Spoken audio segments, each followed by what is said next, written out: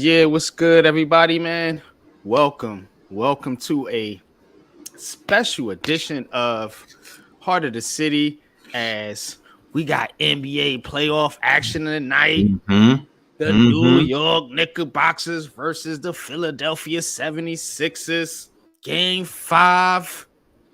Chips on the line. Because it's do or die, man, if you Sixers fans, man. It's do or die, man.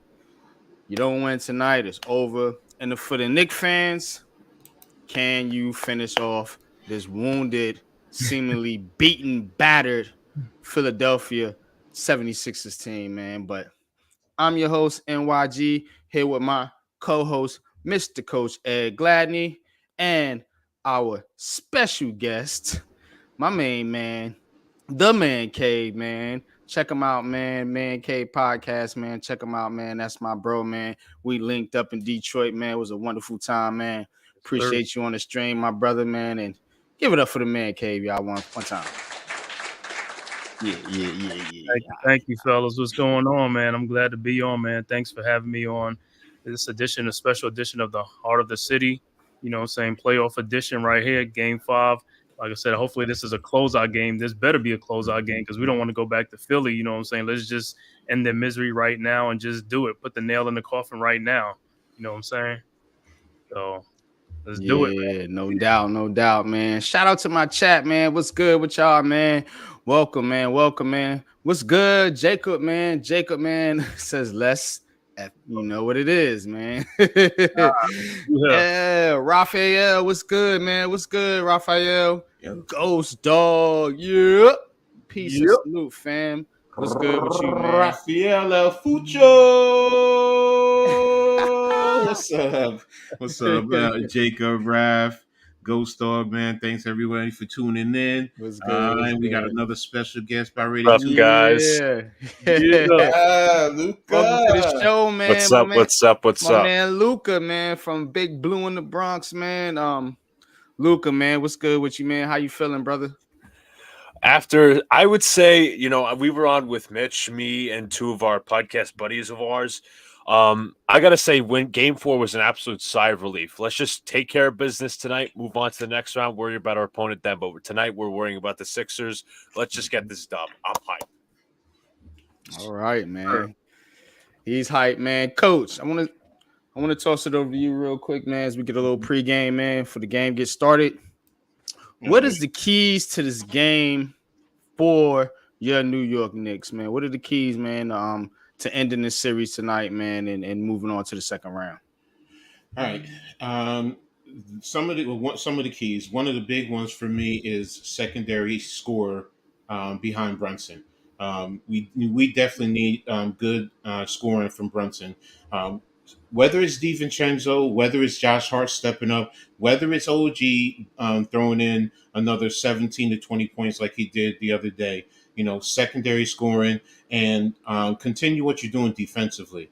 Embiid and Maxey have been doing their thing, but, for the most part, limit the other guys. I mean, Philly fans are really killing a lot of it doesn't matter if it's Oubre, Batum, of course, Tobias Harris. They're killing them, so they're looking for those guys to step up, and that to me is what you really have to do. And then offensively, since Mitch is going to be playing, and that's the other thing, off the bench, we need scoring off the bench, especially with Bogdanovich definitely out. So That's what I think are definitely keys to this game for the Knicks. All right, man. Shout out to Nimar in the chat, man. Jalen Brunson gonna ball out again. Mm-hmm. All right, looks like we're about to tip off here. Mm-hmm. Coach, you got the call? Yeah, I might be behind you guys, but I got it. So, That's but cool. yeah, they're ready to tip off. They're at the circle, and you got Hartenstein and B at the circle, and here we go. And Philly has the ball. Maxi's bringing it up, toss over to Lowry. Lowry's coming up, guarded by Brunson. Down to Oubre, guarded by DiVincenzo to Embiid at the free throw line. And there it is, tap into Harris, tipped away by OG. And Got it. Lowry with the drive and deflect blocked by Hartenstein. Kick out to Brunson to Devo, blocked by, looks like that was Oubre. And here comes Maxi bringing it back up again. And they're trapping Hartenstein into Oubre from Embiid. And there's the rebound to, out of bounds off of DiVincenzo in the corner. So they're definitely trying to attack in the middle, getting into Oubre. Right now, a couple of times, Oubre and Harris right into the paint, so that they're trying to attack them there with Embiid at the high post. So inbound on Embiid to Oubre, and again, like I said, they're trying to set up in the middle. Foul by DiVincenzo on, who's that? On Oubre. Mm-hmm. I'm at the 11-11 mark, guys. You guys let me know where you're at. Luca, don't forget to put your channel in the chat. Inbounds to Harris, Absolutely. down to Embiid. Embiid trying to draw a foul. Over to Harris from three. Harris hits the three. Philly's up 3-0. And usually Philly starts out quickly anyway. It's been like that all series. So, it's not a sprint; it's a marathon. Brunson bringing the ball up now, crossing the half court line, guarded by Oubre to Josh Hart, guarded by Lowry. Right over at the 3-point line, Brunson coming around, and Brunson to Josh Hart. Fake. There he is with the push. He missed the shot, and rebound by him and Embiid. He was short on that shot, and he was open. So, was that Maxi to offensive rebound by Harris, Embiid with the deep three, off. Rebound by Brunson. Brunson bringing it down, bringing it up, shooting, and he's off with the three. Lowry with the rebound, bringing it up. Oubre with the deep three, guarded by That's a Hartenstein. poor Missed. shot by Oubre. Yeah. He's gotta start stepping up. And Joel Embiid cannot do it alone for Philadelphia. Mm-mm. Right. And Brunson missed the shot, rebounded by Oubre. Who's that? No, Embiid. And they're fighting for the rebound, but getting it over to Harris. Harris. Josh Hart called out the play. He's guarded by Maxi. I like the fact that you got Hart now facilitating also. So over to Hart, to Devo. He's driving, picking, blocked by Embiid. Mm. And he fouls him. That's 2 fouls on Devo. Man, that was a dumb foul, man. Yeah, that was dumb. That was dumb. Devo. Getting too aggressive. Need to calm your nerves down. We need this guy, man. We need him. He should have read because you had driving the lane. You had What a OJ. shot by Harris. Okay. Mm-hmm. Yeah, that's another thing, man. We've been getting into a lot of slow starts in this series, man. And there goes Harris with the shot. Yeah, there he goes. 5-0. Oh, I must be ahead of you, Coach. Yeah, you're way ahead of me. I'm at the 9:05 mark now. I thought you were watching it on the broadcast. Yeah, I'm on TNT, but anytime I'm on the TV, it's always late. Really? Yeah, on the stream. I thought the TV was faster. No, I'm always late. The TV should be faster than the stream. Not me. I'm always behind wherever I go. You want me to call it? Go ahead. You can call it. It's fine. All right, we got Maxi coming up. Maxi dribbles. He's looking, flicks it over to Embiid. Joel Embiid passes over into the corner. That's Lowry, misses. Rebound, DiVincenzo. He slows it up. Out to OG. Dribbles. Drives to the lane, puts it up, misses. Tip, rebound, Embiid. 7:55 left in the first. Knicks are just Joel missing. Embiid dribbling. He's backing down Hartenstein. Kicks it out to Maxi. Maxi fakes, dribbles, spots, shoots, misses. Rebound, Hartenstein over to Brunson. Brunson to Hart. Hart dribbles. Back to Hartenstein. Puts it up and looks like it's going to be a foul. I'm trying to see how we can put the scoreboard up on the whatchamacallit on the stream. I forgot what they told me how to do it too.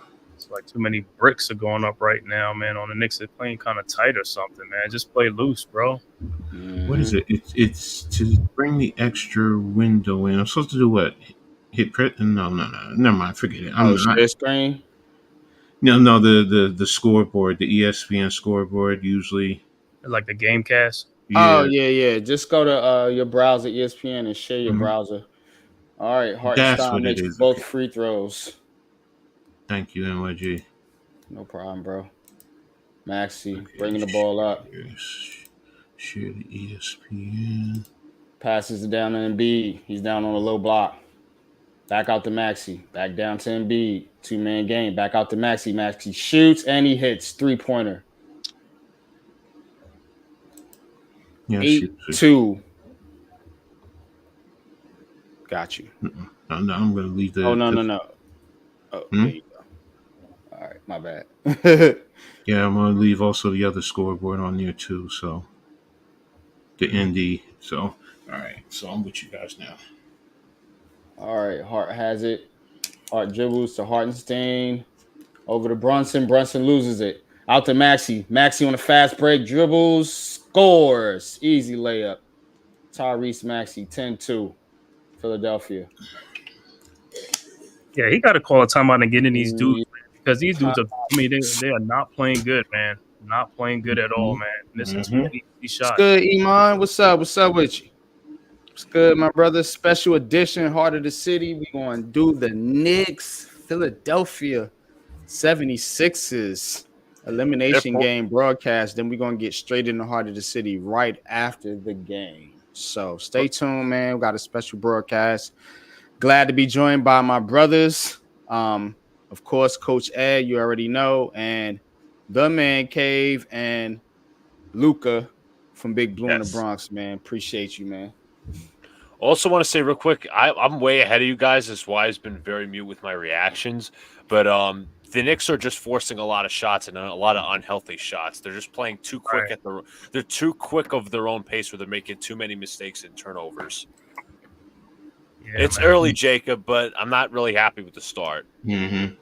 But like I said before, if you really think about it, every game for the most part, that's what's been happening with us. And I think we all know that, and the Knicks know that, and they want to let the Sixers wear themselves down, especially Embiid. You know, because every fourth quarter, I think if over the whole series, he's 3 for 20, something to that effect. Mm-hmm. Yeah, but you figure, man, if we can get out to a fast start, then we can put the Sixers on their heel, man. It's like they got to come out faster, man. They keep coming out slow, man. It's like, just like I guess too much pressure. I mean, not pressure, but it's just like playing tight, man. Exactly. And if you're Philadelphia, you just got to keep the pedal to the metal. Can't let the Knicks get comfortable. You got to keep attacking. Try to get some of the guys in foul trouble, and other guys got to step up. Can't be the Joel Embiid show. Not all the time, So a good start by Philly so far. Jacob, it would be the winner. Go ahead. I'm sorry. I was going to say MSG. They're showing the whole Embiid highlights with him tripping Robinson, him hitting Hartenstein in the corner. Oh man, he's been playing dirty. Yeah, they trying to get that crowd fired up.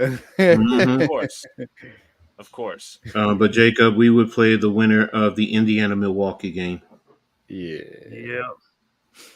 And let's see right now in terms of the box scores. Let's see. Harris is leading up. Harris and Maxey both have 5 points apiece.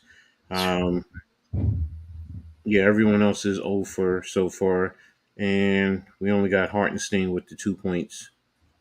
Yeah, Brunson, go ahead. I'm sorry. but Devo got like 2 fouls, man. He gonna have to Yeah. sit down. It's like, bro, we need him. That's a big part of offense, man. You got to be much smarter. We don't know what's the rotation going to be. Is Tibbs going to go 5? Is he going to go dip into and probably bring in Burks? Or is he going to go that deep? Is he going to go 9 with Jericho Sims possibly? I mean, right now it's a 7-man rotation, especially with Bogdanovich out. Yeah, so I mean, I know it's gonna be Precious and McBride. At least those two's gonna come in. But you're right, if it's gonna be Jericho and Alex Burke, he gonna might have to play Alex to see what happens, man. Who knows? He might be the shooter that we need right now. You know what I'm saying? Yeah. What's up, Mosley? Thanks for tapping in, man. Appreciate you. Everyone, if you're in the chat, just make sure you go to each one of the channels, like, subscribe, hit the notification, and also share this episode on all your social media platforms. All right. Tip by Lowry. Hart recovers. Come on, DiVincenzo. Like, all right, to Hartenstein. Dribbling, trying to find Brunson. Maxey's all over him. Pause. Hartenstein pulls up and he hits. Good job by Hartenstein. Recognizing the defense.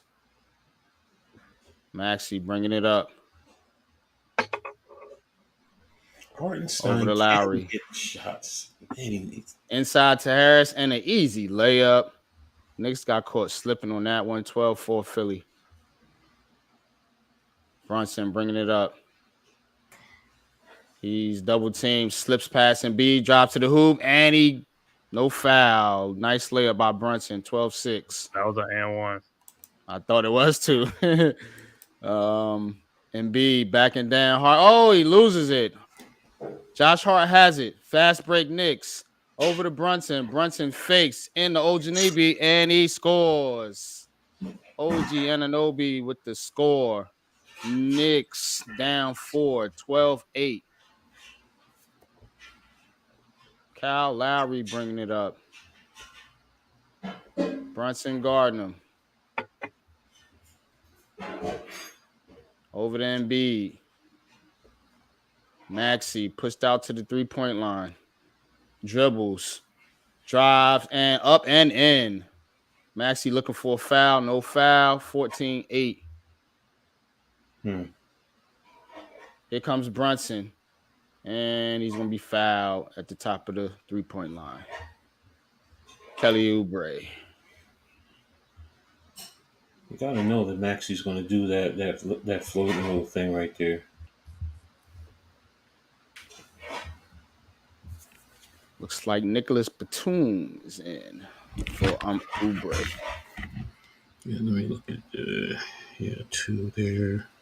No if y'all want to give like the subs and stuff like that, because okay, OG fakes, foul shot jumper, and he got it. That's what we need. You definitely need OG to be consistent with the scoring. So yeah, like I said, I keep saying we need Devo to Maxey wake with up, the dribble. And B back over to Maxey. Maxey dribbling. 10 on the shot clock. Maxey behind the back 10B, 3-pointer, passes it up, dribbles to the hole, and it's blocked by OG Anunoby. Brunson. Oh, he lost it. Traveling. Had the fast break opportunity. And the Knicks cough it up.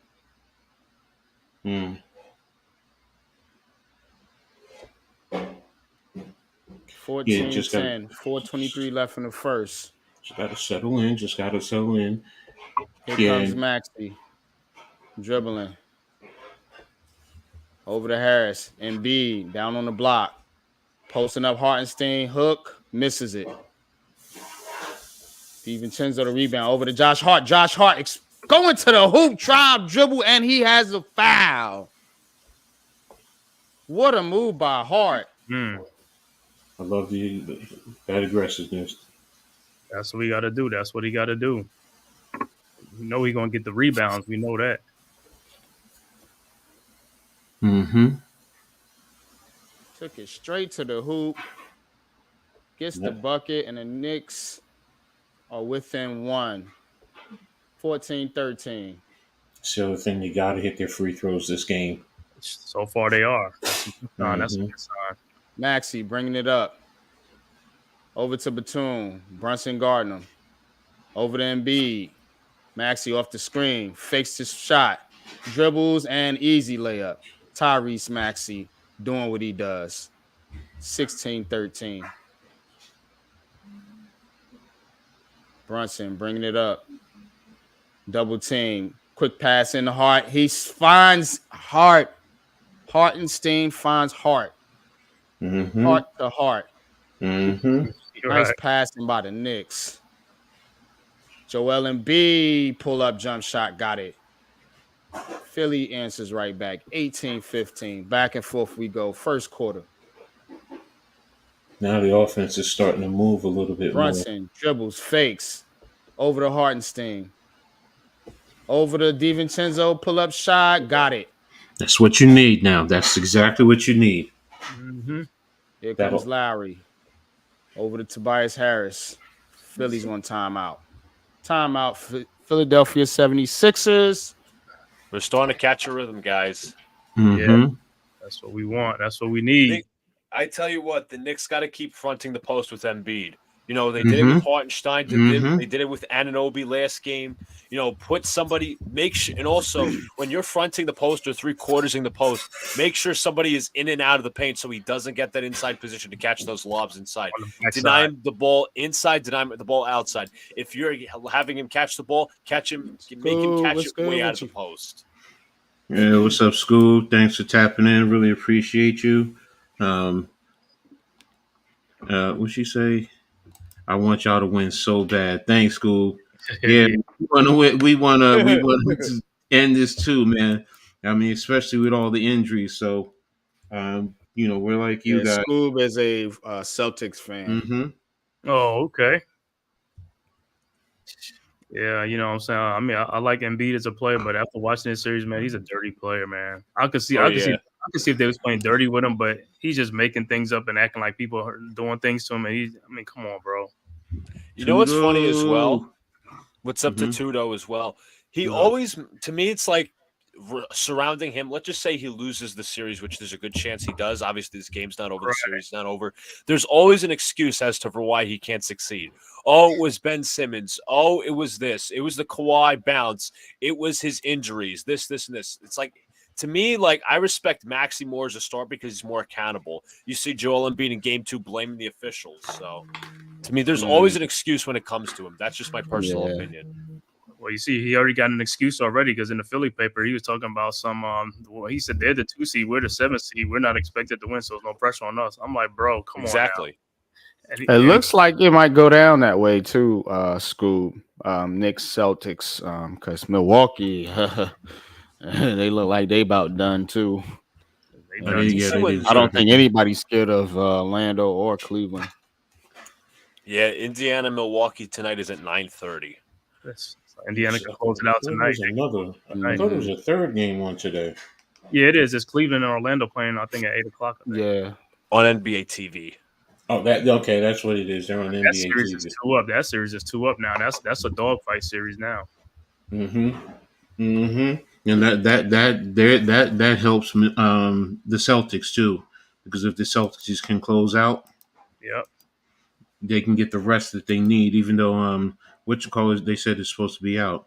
Let's go Knicks all stinky, filthy. Shout out to Tudo. What's good with you, brother? School, that kind of hurts, man, because I did grow up a Lakers fan back in the 70s, so I get it. I'm old, so yeah, the purple and gold. Yeah, I love Magic Johnson. Purple and fold. I love Magic. I can't lie. That's. I used to wish he was going to could get on the Knicks. Magic.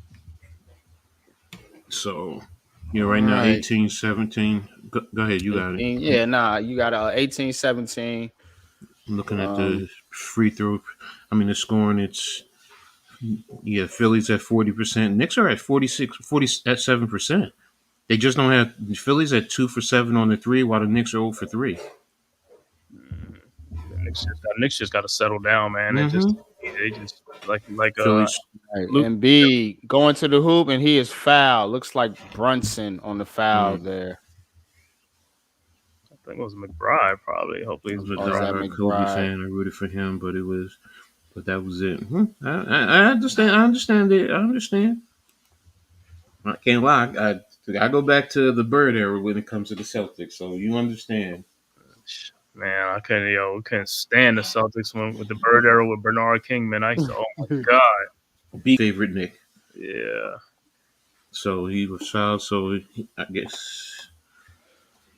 is that the free throw line? Go ahead. All Go ahead. right, I'm and sorry. B at the line.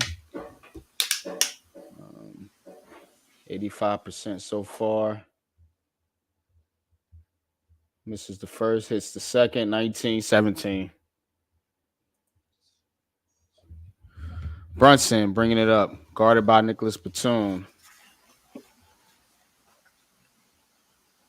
He looks, bunching, dribbling. Maxey picks him up. Brunson to the hole, fadeaway, misses, rebound. Mitchell Robinson puts it up, and he's fouled.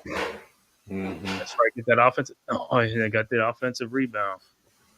The Sixers have got to keep the Knicks off the offensive boards.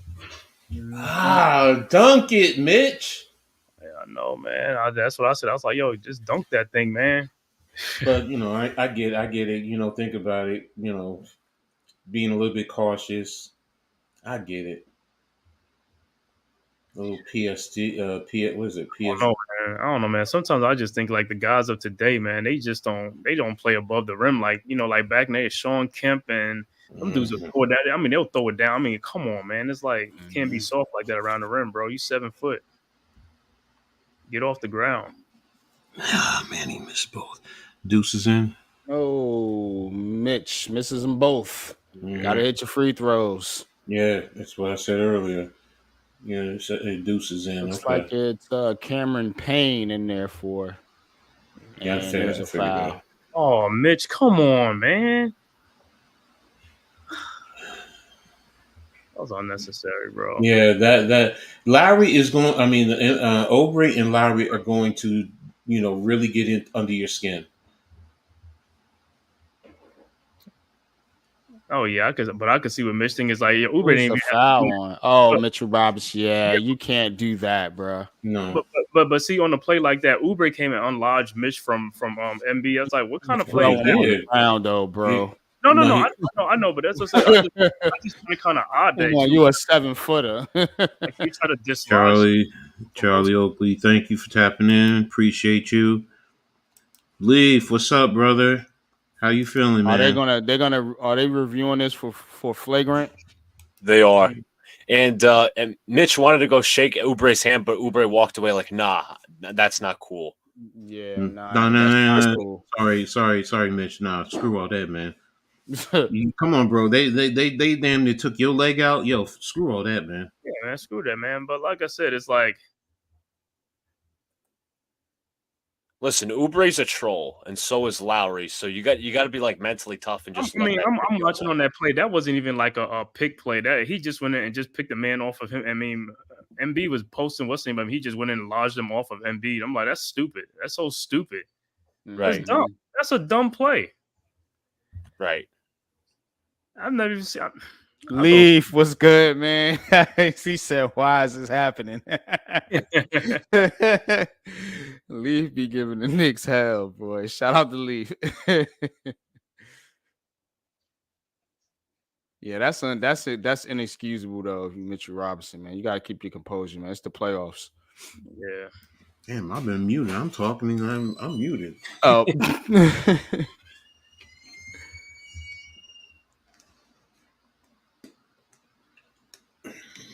Yeah, like I said, Mitch, we need your fouls for MB, not for stuff like that. Fouls. Sixers ball, Embiid. Oh, over the paint. Passes it out to Batum. Wide open 3-point look. Misses it. Rebound, Mitchell Robinson. Josh Hart brings it up. Pass to Robinson. Over to Brunson. Back to Hart.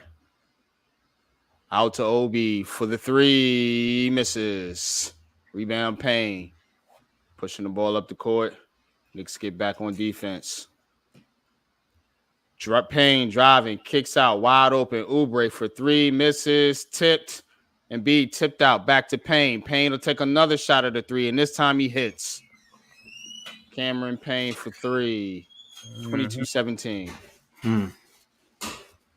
Brunson bringing it up, slowing it down. Sixers pressuring him. Brunson. Nice defense by Batum. Oh, double dribble call on McBride. And Anobi. What was that, OG? Yeah. See, on the play before that, when Brunson got like, he should pass the Mitch for that dunk. I don't know. It's like gotta get that alley oop, man. Gotta get them easy like buckets. Reeds in the game for Embiid. Embiid off the court. Knicks need to take advantage. Yeah. Right.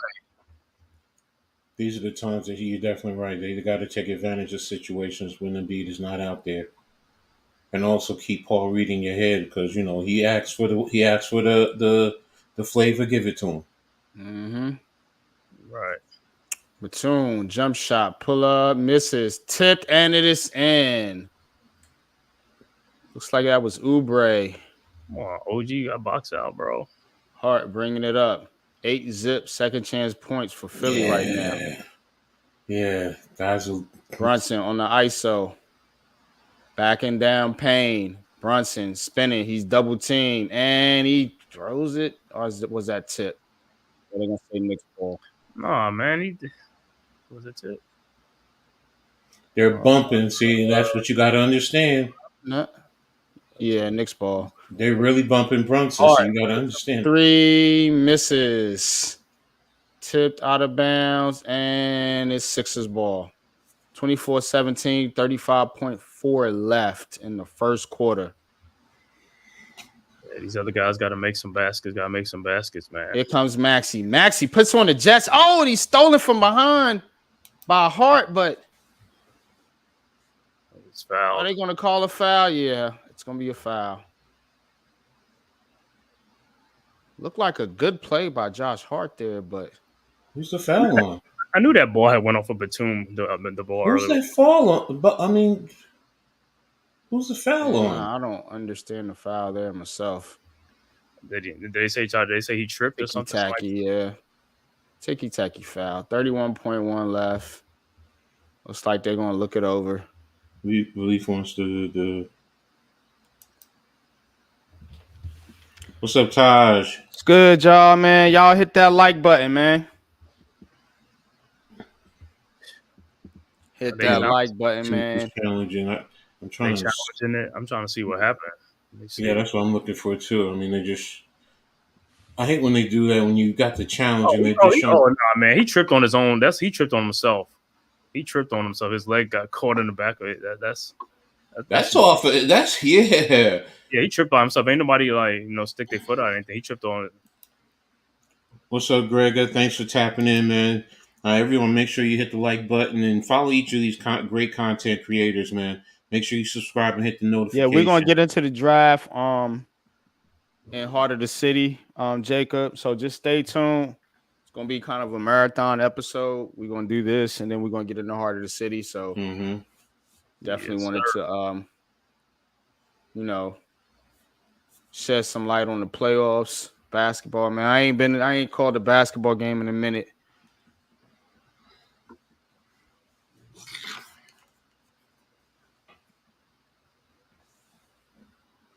It's a good game to do it. The Garden is packed in New York. All right, Jacob. Knicks thanks gonna for get that. to the second round. Man, that's crazy. Get it done? That's crazy. They said it was a foul. Man, the dude tripped over.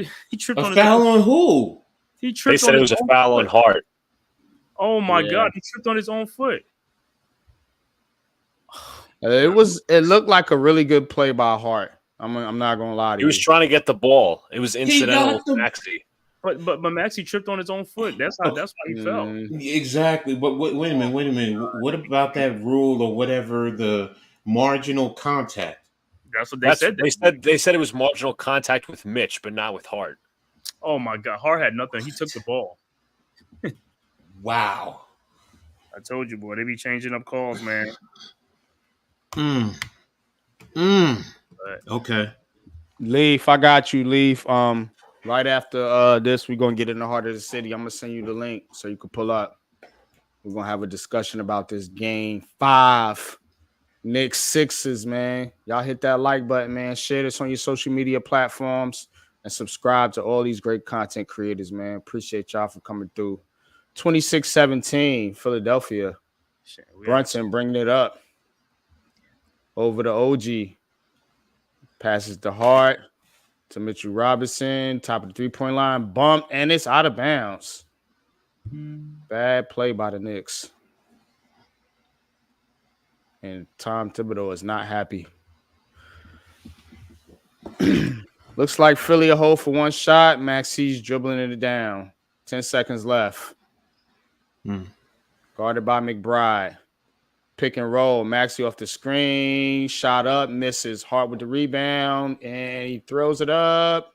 Oh, it went in. Does it count? Nah. Saying too late. These guys gotta start scoring, man. They gotta put the ball in the hole. Yeah. Oh yeah. Jan just missed it. Well, I'll be right back, guys. So far, first quarter, man. Like I said, Knicks gotta get in more in the offensive rhythm, man. It's like need some contributions from these other guys.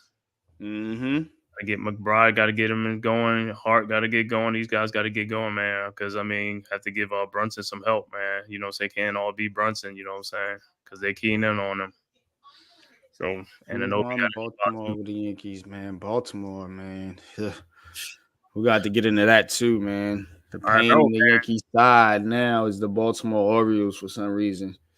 Yeah, who was Baltimore pitching yesterday, man, to blank the Yankees 2-0? Who was Baltimore pitching? I don't know. It seems like whoever they put out there is a problem for the Yankees.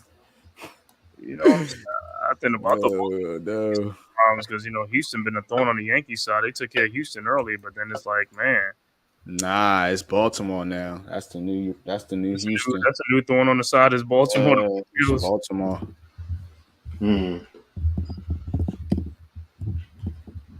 Baltimore's got a lot of young talent, to be fair. And they were favorites for the division. They're pretty much running up behind the Yankees right now. So. Oh yeah, I know. They ain't no scrub team at all. Baltimore's bypassed Toronto, Tampa Bay, I guess, huh? Yeah. In my opinion. All right, so let me go back to the stats. Just let me see. Philly's 10-25 for 40%. Knicks are 7-18 for 39%. Philly is 3 of 11 on 3. Knicks are 0 of 5. Philly is 3 for 4 on the 3 throws. Knicks are 3 for 5. Philly has 16 rebounds. The Knicks have 13. 3-1. Philly on offensive rebounding. 8-13 on assists. Even on steals, 1-1. 3 blocks. Philly has 1 turnover. New York has 4. Points over turnovers, 4-2 in favor of Philly. Too many turnovers. Too many turnovers. In terms of how many bricks? We're shooting a lot of bricks. Yeah. True, too. It's a lot of not a great shot quality. And let me see the game tracker. Yeah, he's right. Their closer did have Tommy John. His name was Batista. Batista. Felix Batista. Yo, they sent him back down, right? Holiday, they sent him back down. Started 2 for 34. Yeah. Yeah. Cat dog.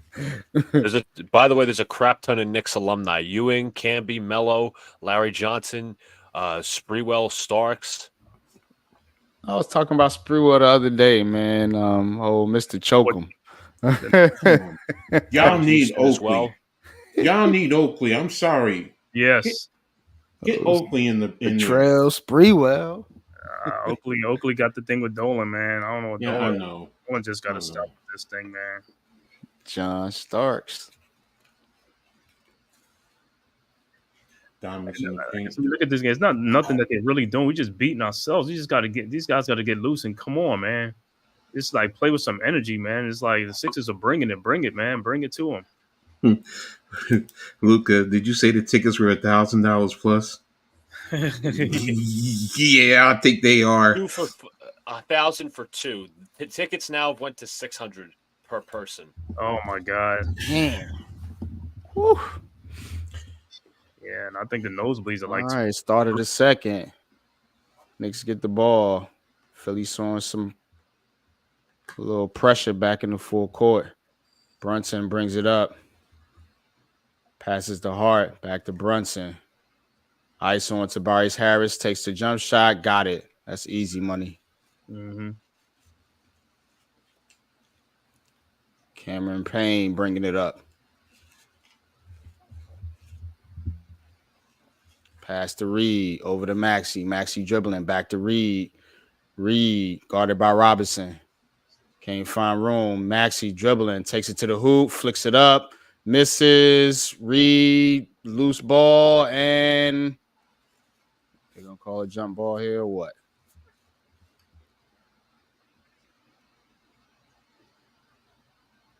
Yeah, Knicks gotta get. It's like, yo, it's like around three dudes. Like, get the ball, bro. Gotta get the ball. Gotta get these loose balls. Get your own situation like that. Get your hands in there too, man, so you can possibly get the jump ball. Right. Need you to jump ball against. Who's this going to be against? Brunson. Tipped. And DiVincenzo gets it on a fast break, puts it up, and he's fouled. Good play by DiVincenzo. Oubre. Yeah, fouls on Kelly Oubre. But DiVincenzo with the tip to create the turnover and then to take it to the hoop. That's what you want to see. That's 2 on Oubre right now. 2 fouls. Yeah, we can get Oubre and foul trouble. That'll be good. He can sit down and I don't care about Tobias Harris too much. You know well, it's more of take away his aggressiveness. That's what you want to do. Course. Yeah. And he knocks down both free throws. 26-21, Philadelphia. Knicks 5 for 7 from the line right now. Harris is going to take a 3. Bad shot. Rebound, DiVincenzo. Brings up the ball. Over to Brunson. Brunson dribbling. Crossover. Step back. He's going to reset. Brunson guarded by Payne. Brunson spins. Puts it up. And he's got it. Jalen Brunson with the move. Yes, sir. Sixers back down the court. And it's Oubre to the hole. Knicks did not get back on defense, and Thibodeau knows it. He is upset. Who fouls? Who's the foul on? Don't tell me it's DiVincenzo. That'd be 3 on him if it's on him. I think it is on Diva. Yeah, it looks like it's probably going to be on DiVincenzo. He should just moved out the way. He's Devo. He got 3. He has to sit for the rest of the. He should have moved out the way, bro. We need you, bro. He sits down. OG Anunoby comes back in. You got to understand, and Oubre misses the free throw. Hart with the rebound.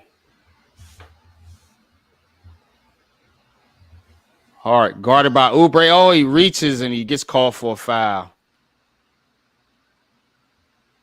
Good. Oubre? That's a foul on Oubre. Yep. That'll be 3. That'll be 3 on him. Good. Go sit down. What happened? Oh no, they got Maxey and Brunson tangled up over there, I believe. Oh, they called that other foul. Yeah. Okay, that's a good foul. McGraw inbounds and Oubre knocks it, and it looks like it's off the Knicks. What a play by Oubre! Wow, this guy's all over the place, man. It's like these out of bound plays, man. They just like they not. Reed drives on Mitch Robinson with the block. And it's Knicks ball. Man, Reed. That's a dude that was Brunson talking. bringing it up. 28-23 Philly. Robinson. Way back, almost near half court. Big Pat. McBride with the 3. Wide open. Missed it. Gotta hit those. Out of bounds. Looks like Knicks are going to keep possession. Oh, I see Luka. Luka happy. Yeah, I can tell. I'm watching. You'll see it. Brunson with the drive and score. Jalen Brunson taking it to the hoop. That should have been another 28-25. Payne, long 3. What was that? Rebound Hart. Hart pushing it up the court. Guarded by Maxey. Hart going to the hoop. Wide open 3. OG Anunoby, and he hits. Tie game. Yeah. New York Knicks. Yes, sir. I think I have that in Coach's Corner. OG Anunoby with the 3.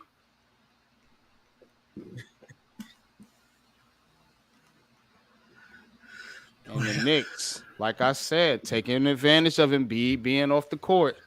Yeah, sit him down. Taking advantage of Embiid being off the court. But see, then that's the thing with Tom. I hope he brings in Precious too, because you know how the Precious and OG was playing defense that other game. I hope he don't like forget about that and just like because Mitch is back.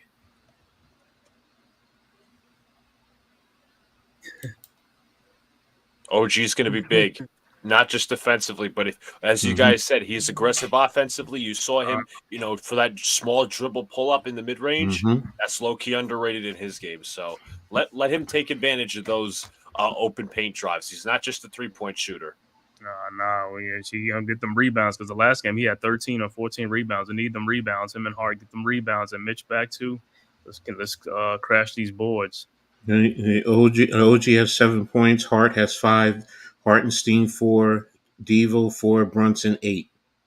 Okay, balance. So good balance for Philly. You have Harris with 7, Embiid with 3, Oubre with 2, Lowry nothing, Maxey with 11, Batum with 2, Payne with 3. If you're Philadelphia, you can't let the Knicks out hustle you. And that's what's starting to happen. Right. You start getting it to the loose balls. You start getting the tips, the rebounds, things like that. That leads to fast break points, easy buckets. That's what you want. If you're the Knicks, you want easy baskets. And if you're Philly, you want to control the pace. You want to run your offense through Embiid and allow, Maxey, Oubre, and some of your other guys, your shooters, to feed off of that. But without Embiid in the game, it's going to be a struggle for Philly to generate offense. Well, right now, Embiid, I expect Embiid to come back right now since the Knicks made the run to tie the game. I definitely expect him to be in. So, because and to be honest, he's gotten a lot of rest right now. He really has. Yeah, he's been out for a minute. Right. Tommy, thanks for tapping in, bro. Really appreciate you, man. So shout out to the 43 in the chat, man. Really appreciate everyone being in here, rocking with us with this game, man. So, hopefully, our Knicks will close it out and, be able to settle in and, prepare for the next round. So, and with 28-28, I got 9:24 on the clock. Yeah, it's kind of crazy because if we win and Indiana win, it's like that series probably gonna start like what's today? Tuesday, probably gonna start Friday. Saturday. That's a classic matchup too, man. Old Knicks Pacers rivalry. Remember those rivalries back in the day? That would be a good matchup to see. A little two different teams, obviously not the rough, rugged teams like the '90s, but nevertheless, should be a good matchup. But Knicks got to take care of business first. Yeah, we got to take care of this first, man. I forgot to put this into Discord. And if you Philly, you're just trying to hang on and extend it to a game 6. All right. Hey, Luka. Payne in the game. Over to Oubre. Embiid, yeah, he's back in. Guarded by Mitchell Robinson. Dribble left side. Over to Maxey. 2-man game. Back to Embiid. He's doubled. Kick over to Payne. Swings it over to Batum. Wide open 3. Missed it. Rebound. Oubre. Embiid with the ball. Face up. Jump shot blocked by Mitchell Robinson. Yeah. Get that Hard. out On of the there. fast break. Kick over to McBride. Wide open 3, and it's good. That's right. Yes, sir. 31-28 Knicks. Maxey dribble. And nowhere to go. Oubre passes it out. Stolen by McBride. Dribble, lays it up and in. No foul.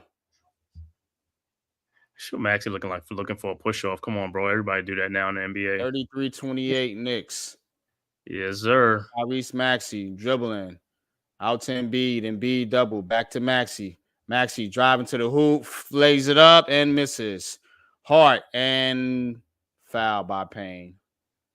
Hart tried to get Hart. Josh Hart has been getting rebounds and initiating fast breaks. That has been a real problem for Philadelphia keeping up with the Knicks right now. Knicks picking up the pace.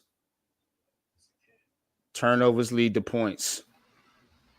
Tommy, I expect McBride to play the rest of the quarter. DiVincenzo has 3 fouls, so I don't expect Divo back in.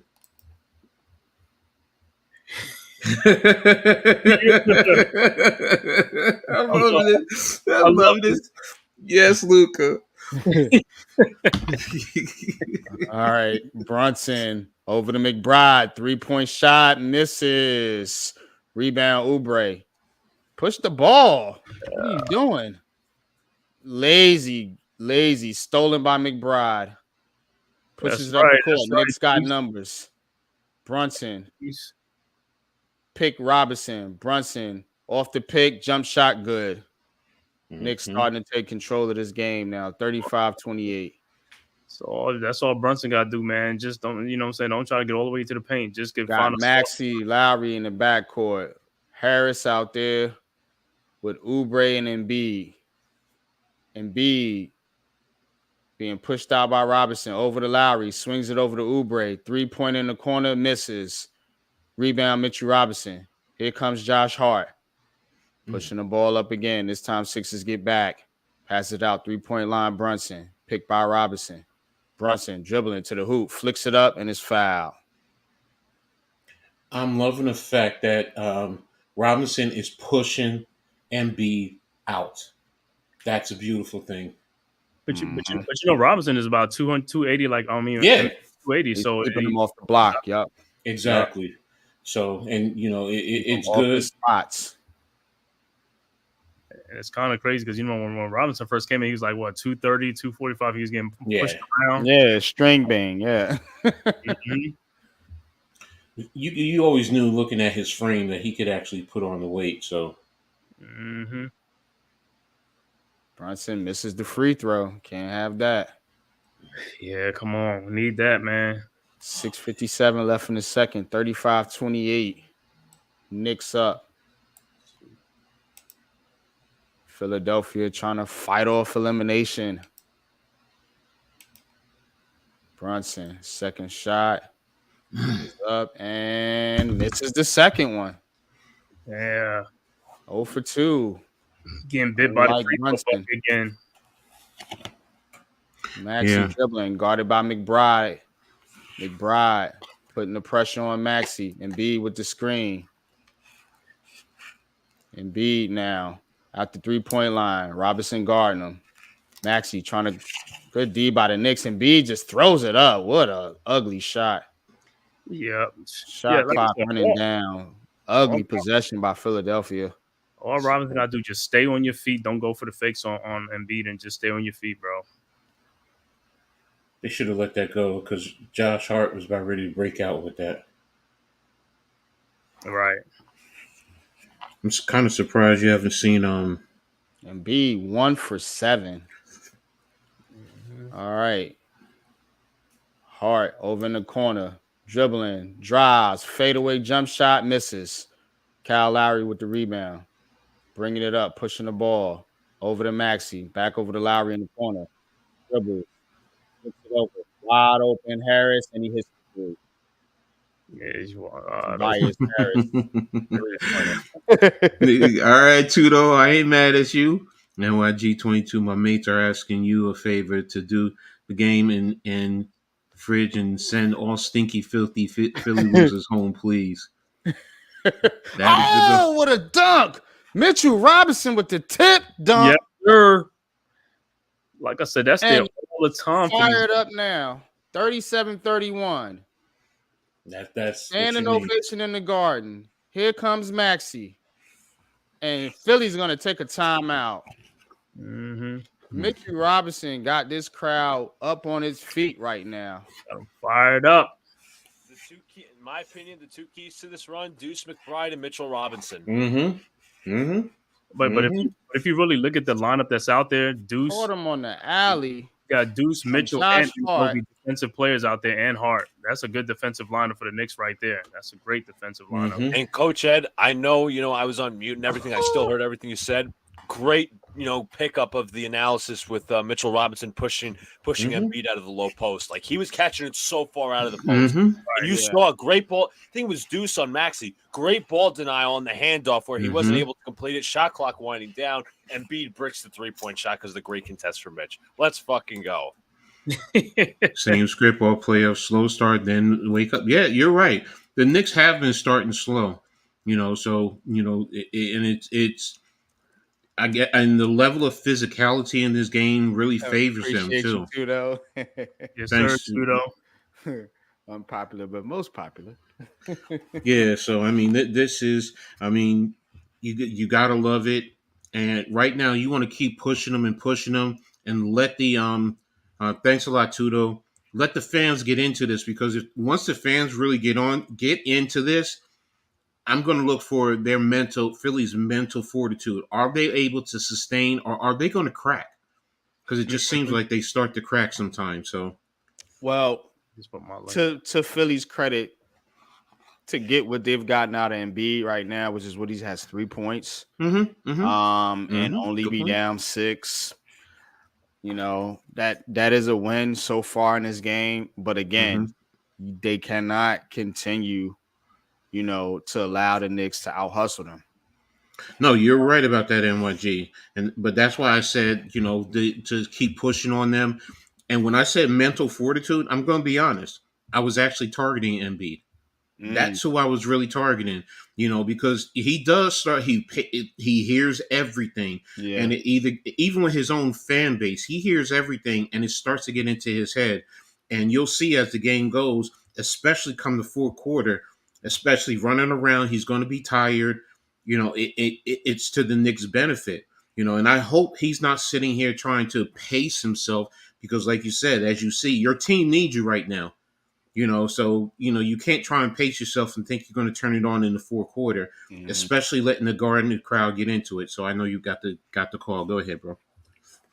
No, I'm still on a commercial break right now. Okay. All I want to say is, like, the way the Knicks fans turned out in Philadelphia was crazy, man. I was watching all those things. That was crazy, man. I was loving it. Exactly. Ghost in the city of stinky Philly. They don't sell that deodorant. Damn. Mitchell Robinson, 2 points, 5 rebounds, 2 blocks in 9 minutes, doing a heck of a job on Joel Embiid. Now, on the same token for the Knicks, they're 5 of 9 from the free throw line. They got to hit those free throws, man. Yeah. Last game was the same thing. You got to sustain that.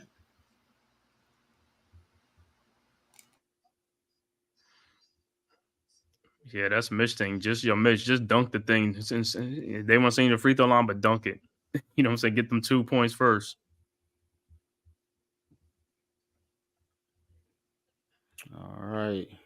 Back in action. Maxey takes it over to Batum. And there's a foul. Oh Like man, Kyle Lowry hit the deck. he does that all the time. Oh my god, Is that gonna be on Robinson? Robinson or Brunson? Oh, it was on Robinson, but he does that all the time, man. All right, Maxey inbound back to Batum. This time, and B got good position down low, and he missed an easy shot. He's holding off the rebound. Batum, Philly swinging it over, gets Tobias Harris wide open 3-pointer, top of the 3, and he missed out of bounds. And B, you gotta make that. All right, Brunson bringing it up. A little over 5 minutes left in the second quarter. Pick and roll action. Brunson pull up, jump shot, got it.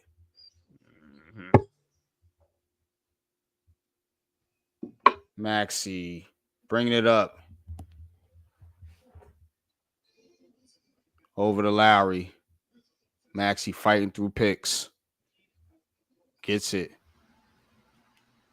Behind the back, dribbles, kicks it out to Embiid for 3, and he got it. That's the thing about Embiid. You got to guard him all over the court. Can't just let him sit out there at the 3-point line. Brunson bringing it up. 3-pointer hard. Missed it. Embiid with the rebound. Mitchell Robinson goes down again, though. Here comes Embiid. Drives. Flicks it up. And are they going to? They're going. That's an offensive foul. Yeah, man. All he does is just barrel into. All he does is just barrel into people, man.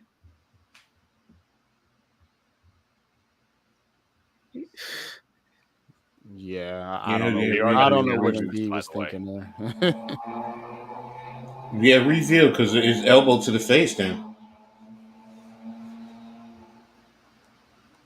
Well, the Sixers want to challenge the play. It's like, the Sixers challenging it. Yes, Sixers are challenging. And they've had the lost decades made. Who's going to develop and build their technique made? Giants haven't had it. Right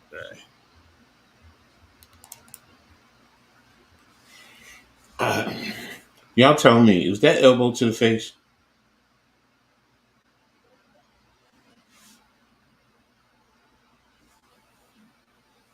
Yeah, he caught him on his chin. You challenge and you might open up the door for something worse. Yes, Luca. Yes, Luca. Yes, Luca. Can we also get a flagrant one? Can we? Am I lucky to ask for a flagrant one?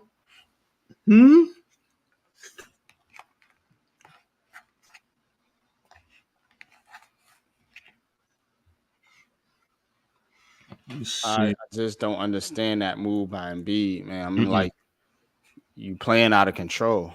Oh, wow. Here it is. Field goals. Philly, 13 of 40 for 32.5%. Knicks are 17 of 32 for 53%. So they're starting to make their baskets. They got to hit the free throws.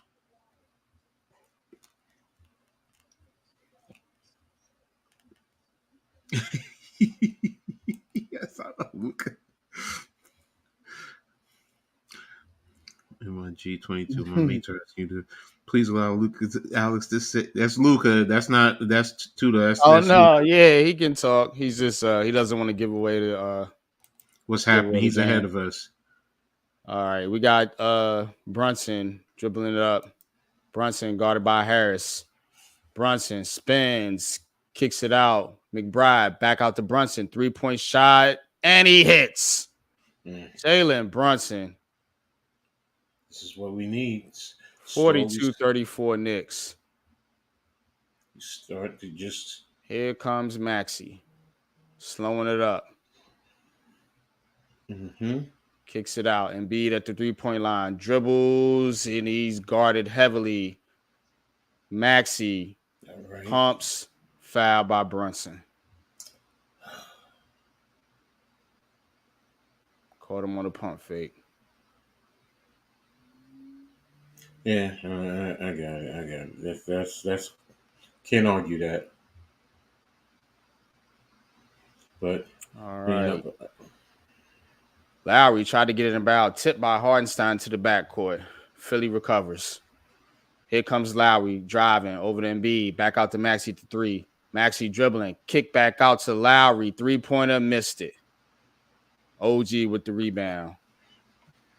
3:13 left in the second. Anunoby dribbling, guarded by Lowry. OG, Lowry falls, back out to Brunson. Into Hart, wide open, lays it up, and he missed it. But he's fouled.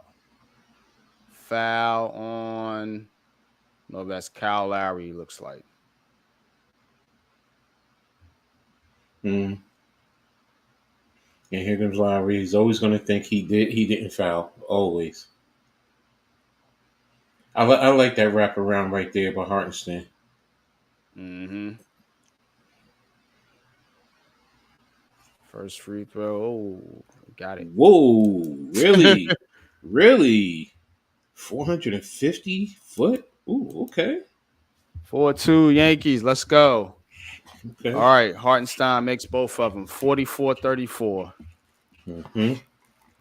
Here comes Kyle Lowry. Embiid trying to get low, making a move, doubled up. Batum, and they call out of bounds. The Knicks are not allowing Joel Embiid to be comfortable on the court at all. Every time he gets the basketball, they're being active and they're being physical. Yes, make him work. Spots. Exactly. That's what you want to do. OG dribbling. He bottled up into Hartenstein. Tried to dunk it. Blocked by Embiid. Here comes Philly. Tobias Harris. Brunson back.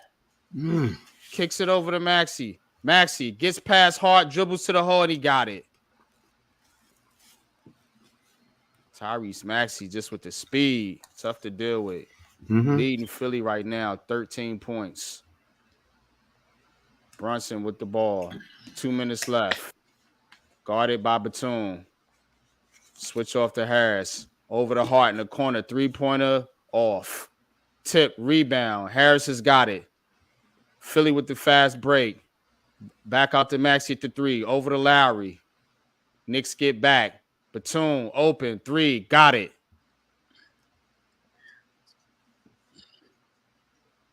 So Philly answering with a little run of their own here. Yeah, got a little run. Here comes Brunson. Slowing it up. Guarded by Maxey. Switch off to Batum.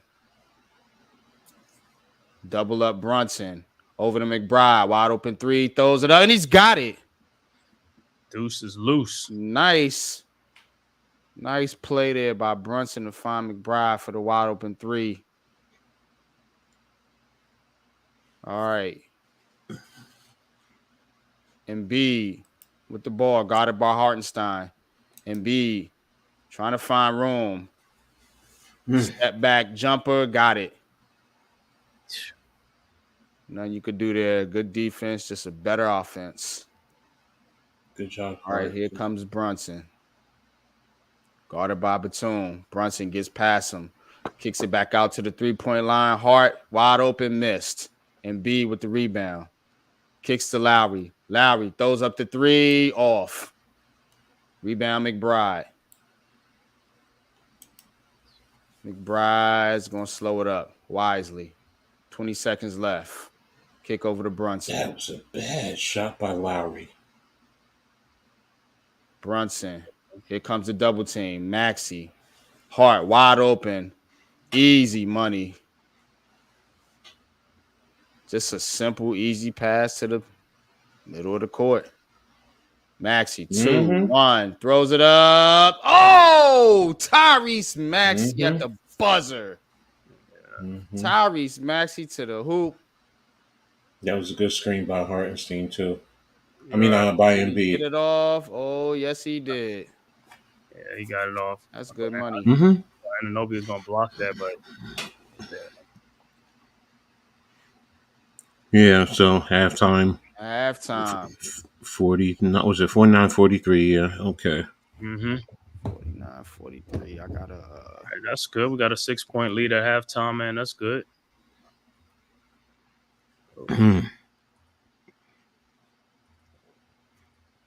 Both are not doing two.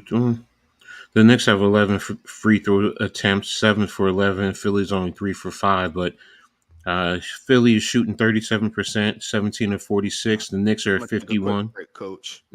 19 of 37 overall. 3-pointers, Philly is 6 of 22 for 27%. The Knicks are 4 of 14 for 29%. Philly is out rebounded by 127 to 26, but they have 6 offensive rebounds to 1 for the Knicks. Assists 12 to 10 in favor of Philly. Knicks have 3 steals. Philly has 1. Knicks have 6 blocks. Philly has 4. Both teams have 5 turnovers. The Knicks have 9 points over turnovers, while Philly has 4. So this is really an evenly matched game, and you know what?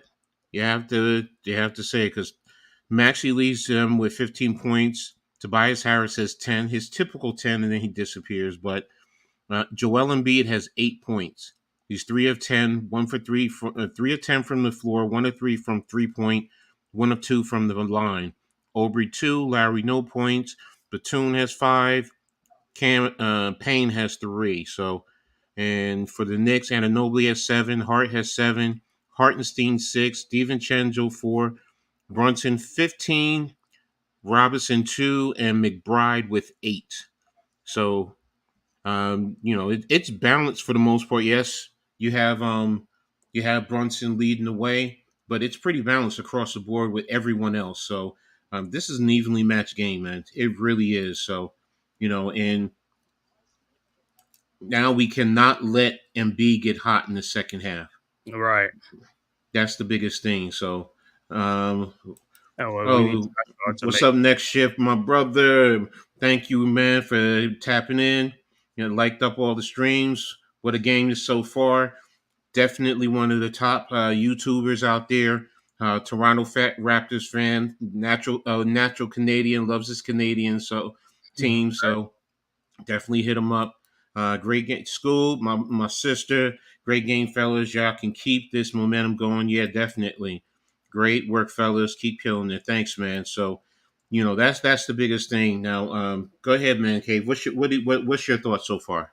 I mean, so far the guys are playing great. Like I said, we just need some more production from from Josh Hart, from open shots.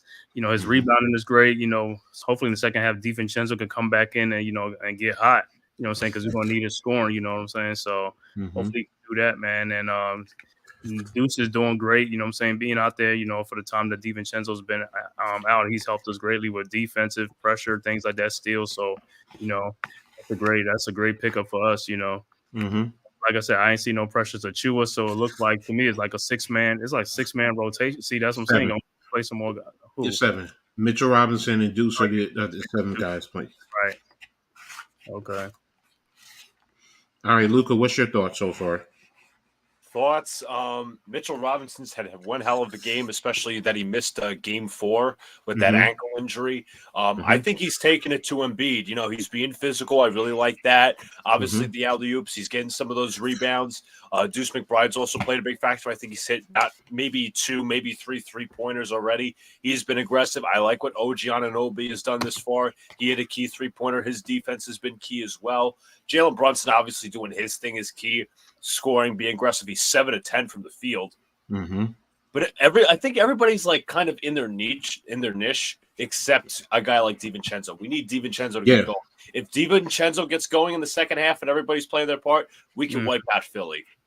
No, I agree with you, and that's a great point. I mean, the last two games, well, 3 if you count today, he really hasn't been as productive. And, I don't know if he's really pressing too hard, and instead of just letting the game come to him. But we definitely need him to step up offensively and be more productive in that regard. So, but yeah, across the board, I mean, Mitchell Robinson has 5 rebounds. Everyone else has either 2 or 3. And Anunoby, Josh Hart, Hartenstein, and DiVincenzo have 3, and Brunson and McBride have 2 rebounds apiece. So, they're balanced across the board. They're making it very difficult defensively for Philly, to really key in. And I think that's also opening it up for Brunson to be able to do his magic. So Kenny busted his face on the floor yesterday. They got Oh body. yeah. Okay. Yeah. So, but I am expecting Philly to come out fighting. I'm expecting them to get the ball to Embiid. Especially against Hartenstein. He's going to try and push him down. Now he's going to see that you really can't do it against Robinson. So what do they do? Are they really going to set screens? The one thing I do want to say, that one shot that Embiid missed in the lane where he was literally wide open. He was wide open because of Lowry. Lowry held his his screen on that. Right. That's an offensive foul on. No, it's not because whatchamacallit was trying to go through him. So it's not on. He has every right to stand there and hold the screen. So Robinson has to go around. It's just that Embiid missed the shot. So my point being is I'm going to expect more of Lowry in that regard. He's not scoring points, but he's being a pest. He's throwing his body around and things of that nature. So that I expect them to do a lot more of in the second half to try and get Embiid open. Yeah. Oh, I see what you. Yeah, Kenny put the what you call it up for Kenny yesterday. Right. Yeah. So hopefully we can bust this guarantee and move on to the next round. So but overall I really like it. I wish I could hear the stadium because I know that energy is really it's really permeating the whole stadium because heck we have it right here. And yes, they're only up by 6, but I'm watching Luka like crazy. I feel that energy. So, right. It's like when I was at game 2. If you guys didn't know, I obviously went to, if you saw my social media, I went to game 2 of the first round against the Sixers. I've got my wristband, my light up wristband, which they do have currently at the Garden because I saw them light up. I also have my towel that we were waving around. New York playoffs 2024, or I should say New York forever. Exactly. So I'm going to be waving this thing around. And I also got the, as I said, the wristband, the light up, but awesome. Well, if you wave it around, then I know we don't hit a 3 or something like that. Fair enough. Yeah, I was very say get it to the chat. So give me your thoughts too. McBride is an X factor, which is true when it comes to energy plays outside of Brunson's amazing play. Yeah, you're right. But OG. I mean, the things he's doing, the little things that you're seeing him doing, digging in towards Embiid at certain point in time, and then hitting those key buckets. Josh Hart pushing, facilitating at times, taking some of that pressure off of Brunson, so they don't always have to, keep, defending him. He can at least work his way up. So this is a good team effort so far. He started. Yes, we started off slow. We did. But, again, look at what we're doing. We've been doing it all series long. So, and if we can do this, even playing with a 7-man rotation, I think we can start to tire them out. Because you're throwing at least 2 bodies onto Embiid, and that's going to wear him out. And then we can still throw a Precious Achiuwa. And if we really need to, because I'm waiting to see if Tibbs does it, he's going to throw OG on him. Because OG that other game did a phenomenal job defending him, especially fronting him. So, so and that definitely tires him out. So, next shift. So, yeah, I covered all those on NYG. I got all those. We're caught up on the chat. All right, cool. Yeah, but it was just one what he says. What's that? Tommy said it. So do you get rid of Randall because of injuries? Continue to pile up and keep him. Well, if you can see in this game, this is part of the reason why the Sixers are putting a longer defender on Brunson is because Randall ain't there. If Randall's there, them dudes is playing Randall. So now you got Maxey and what's his name and Brunson can be giving Maxey the business. So if Randall's there, Aubrey and Kelly Oubre and what's his name Batum and what's the other. Tobias, they got Randall because Randall's a load in the post. Mhm. You see what I'm saying? So it changes the dynamic of the game. So right now Yeah. they're able to do that. NYG, what's your thoughts so far on the game? He's on mute. You on mute. I think the Knicks, to be honest with you, they just got to keep the pedal to the metal. And like I said, if you're Philadelphia, you need to get production from somebody other than Joel Embiid. I mean, they've gotten easy looks. I mean, and Embiid himself is rattled, you know. Mm-hmm. So really, Maxey is the one carrying that team. So I mean, look, man, it's now or never for Philly. So hey, Exactly. go ahead and put it up there, man. Like leave it on the court. You know, I don't. You can't, be hesitant. Mm-hmm. You can't be timid. You got to match the Knicks' energy. Right now, the Knicks just got better energy, man. Mm-hmm. They're just more energetic. You can tell they want it more. They're fighting for loose balls. They're getting to the foul line. They're doing the little things necessary, and you would expect that from a Tom Thibodeau team. So, yeah, we're gonna see how the second half play out, man. But appreciate all y'all for stopping in, man. And of Stopping course, by, man. man, hanging out with the fellas, man. You know what I'm saying? So glad Man. to be here, man. But I as you can see, appreciate I'm you, a Nets fan amongst Knicks fans, but it is what it is. but it's still heart of the city. No matter what he says, it's still Right, heart of the always. city. You already know, always heart of the city. Yeah, exactly. Randall's a baller, but he has been unavailable a lot. It kills the team's fluid play. Have to make too many adjustments when he's out. Maybe get younger at the position cheaper. I get what you're saying, Tommy, but remember when the trade first came in, he was there, and the Ball. team was actually playing very well together. Month of So January. Right it goes. yeah, so I get it. I get the thought that because he hasn't been here for a while, and but if we go back and we really remember when he was here, at the start of the season, I mean, right after the trade, he Mm-hmm. was there, and it helped. I mean, what did we go? We were what, Like, 18-2? yeah, we were somewhere around like that. Yeah, 15-2 or 16 and something like that. But we was real good, man. I mean, And also, we point. and also, real quick with Randall's ability to drive, Brunson takes less 3-point contested jumpers because they're so worried about Randall in the paint. So Mm-hmm. Brunson, Good point. ever since Randall's gotten hurt, has taken a lot more contested 3-point jumpers. Now he does make those shots, but there's times where he doesn't make those shots. So you want to give everybody as much open looks as possible. Randall I think, got better passing out of the double team when it came to this season. So yeah, I think he's the missing element on this team right now. I think he becomes, obviously he's not coming back this year, but next year, I think he's going to be a big element to this team. But in terms of the injury thing, he's had 2 freak injuries, so it's not like he's quote unquote injury prone, in my opinion.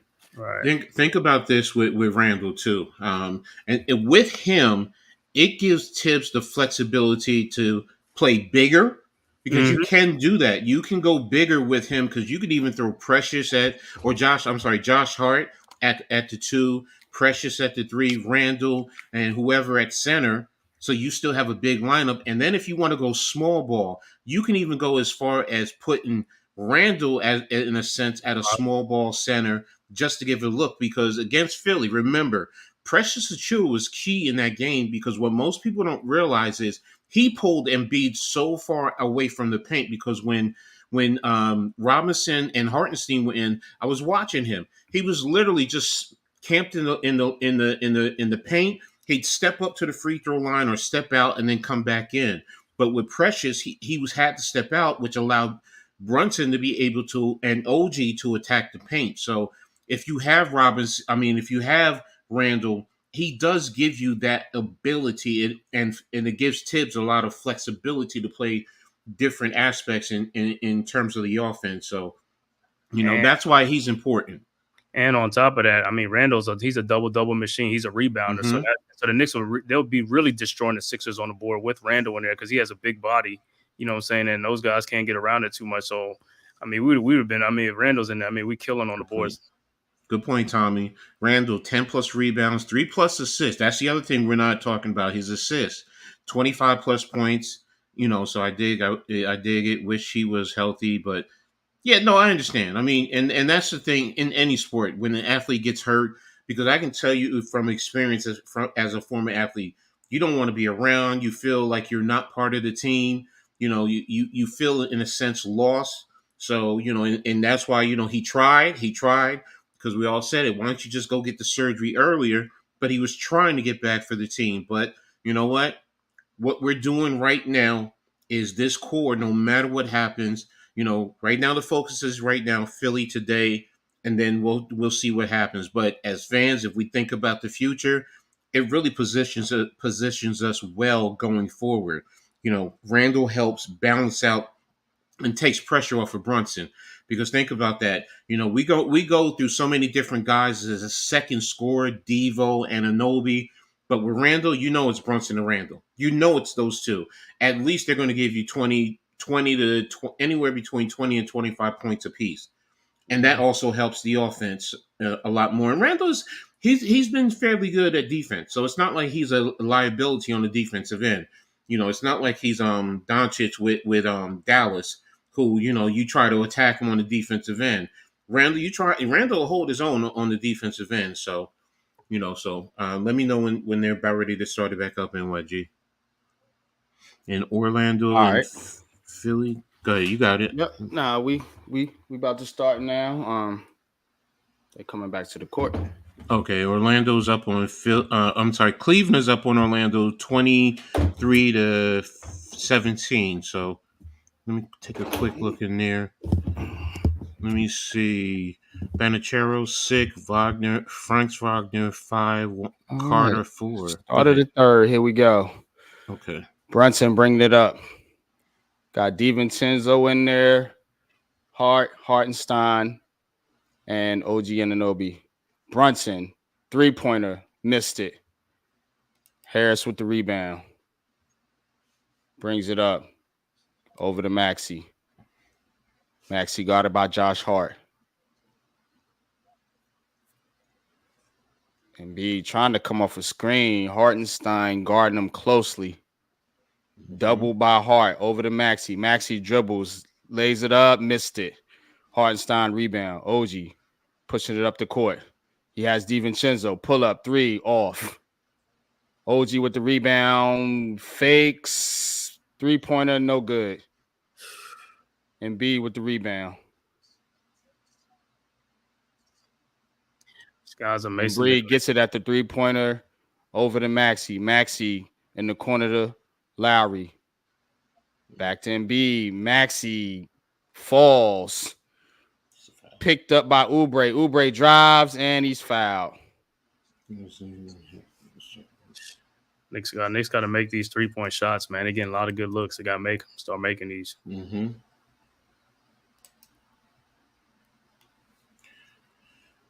He definitely has to make the shots and limit the fouls. I mean, that's the other thing, Right.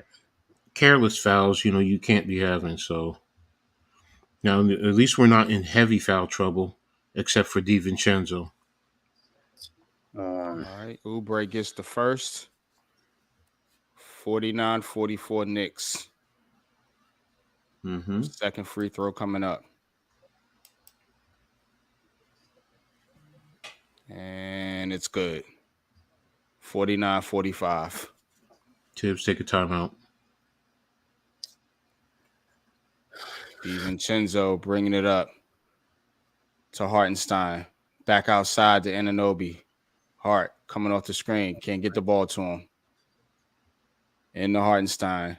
Anunoby drives and is stripped. Tobias Harris. Slows it up. He's going down to the post now. Easy money. Just back down. DiVincenzo offered very little resistance.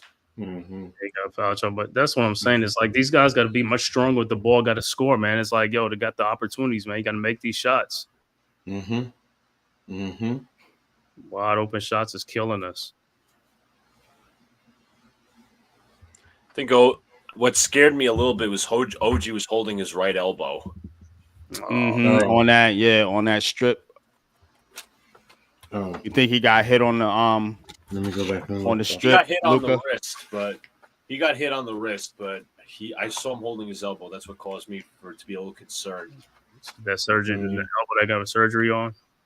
Let me see. Let me see. That's what we don't need, another injury. We need that. I am looking at it now. OG's driving.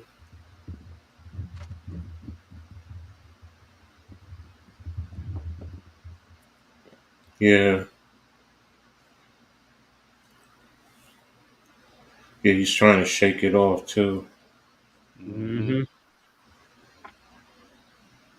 Like I said, we definitely gonna need like DiVincenzo and Hart to like make shots, man. They got it, take it. Okay, go back to live action. All right. Knicks have bigger problems ahead.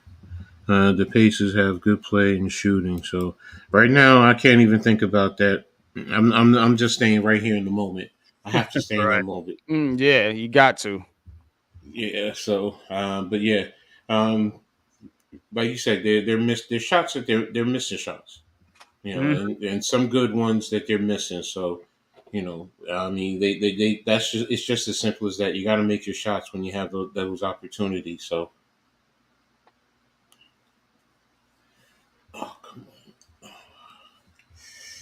Yeah, like I said, sometimes it just seems like in the playoffs they just get tight, man. Because the regular season, man, when you see them playing loose, man, these guys are shooting 3-pointers all over the place, man. It's like putting up 120, 30 points, and it's like playing loose. Now it's like they playing tight. Well, the game slows down in the playoffs. Yeah, yeah. And you have to be ready for the physicality that's gonna, because it's been known in the NBA, the refs swallow the whistle a little bit, pause in the playoffs. So you got to be ready for that physicality, man. And that's why I'm saying the Knicks got to keep bringing that energy. You know what I'm saying? You got to keep bringing that energy. You got to keep the pressure on Embiid, keep the pressure on some of these other guys. You know what I'm saying? Like Tobias Harris, like Kelly Oubre, like put the pressure on those guys to make them beat you. You don't want Embiid, a hobbled Embiid, and Tyrese Maxey to knock you out the playoffs on the three. You know what I'm saying? on. You can't let that be the reason you lose. You know what I'm But saying? I look at it like it's self-inflicted wounds is on our end. We got to do our part too. It's not like they playing like some like lockdown defense. These guys just missing shots. You got to make the shots, bro. Yeah. All you got to do is put the ball in the hole. That's it. Because if this is defense from the '90s, these guys probably score like 60 Oh points. yeah, he did get him on the wrist there, Luca. Oh, he did. Yeah, on that strip. That's why he was holding his wrist. I Hmm. thought he did. The rest missed it. Mm-hmm. Looked like he did get fouled Corner on that one. president of Warner Brothers. Okay. Tracy Morgan, Ben Stiller. Oh, Henrik Lundqvist. Clyde No, look. Smooth. Oh, you see who was in the crowd, man? With Tim Thomas was Wilson Chandler. My God. Man, wow. Man. Wow. Brunson with the ball. Guarded by Tobias Harris. Brunson dribbling. ISO. Brunson dribbling. Brunson spins. Jump shot. Got it. Smooth operator. Jalen Brunson. All right. Maxey with the ball. Ooh, nice height. To Lowry. And B. Pick and roll. Maxey good. Backdoor cut. Nice. Easy Backdoor cut baskets. again. Easy baskets, man. That's what I'm saying. Those backdoor cuts have been killing them. All right. Pick OG. Brunson with the ball, dribbling, and looks like kickball. It's going to be Knicks ball. Out of bounds on Maxey. 9:20 left. 51-49. I see. That's the thing. That's the thing with Hartenstein out there. It's like he stays near the basket. That's why Embiid is always down. They got to bring him out by the three. Brunson takes it out over to DiVincenzo. Back to Brunson. Guarded by Maxey. Kicks over to Hart. Hart dribbles. Bumped. Guarded by Embiid. Back out to OG. Three-pointer. And they're going to call a foul for the shot. Mm.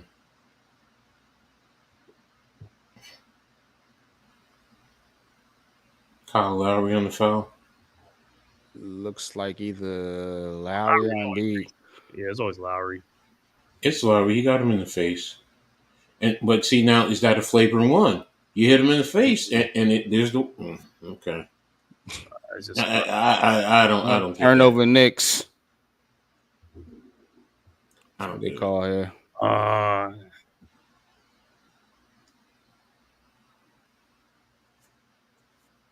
Now the Knicks ain't scoring now. They in a scoring drought. All right, here's Maxey dribbling up over to Harris. Back to Maxey. Top of the three-pointer. Dribbles.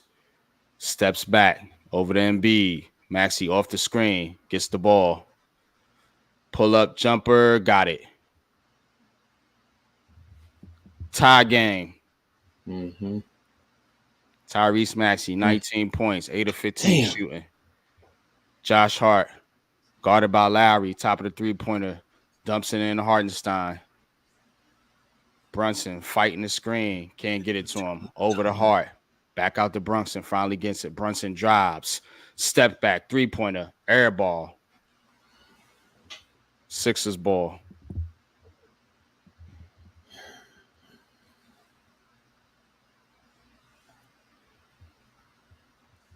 And Knicks out of sort right now. Like I said, they need to take DiVincenzo out and bring McBride back in the game. He's not doing nothing really. Here comes Maxey, dribble, drive, lays it up and in. Tyrese Maxey putting on the Jets. Where's your defense? Where is your defense? All right. I get your offense is out of sorts, but where is your defense? Yeah. You allowed them to come out of half 8-0 run.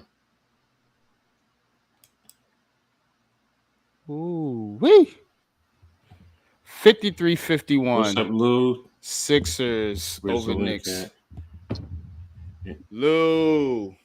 I'll send you the link in the Twitter chat. Robin's going to be back in the game. Well, I mean, and that's kind of crazy because you got three guards out there for the Knicks. When you got three guards, you're supposed to be causing havoc. You know, penetrating, doing all kind of things. You know what I'm saying? With three guards in your lineup.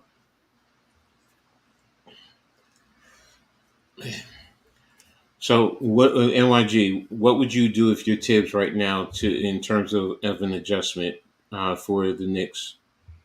I think Man-Cave said it. Put McBride back in there. Okay. That lineup seemed to work a little bit. It's a little bit faster, a little bit of a quicker lineup, and it gives you another shooter out there. You know what I'm saying? Right. So definitely. That'll be able. That way, you'll be able to kind of spread them out a little bit and force them to guard the perimeter, which is going to open up things for Brunson to drive to the hoop to create.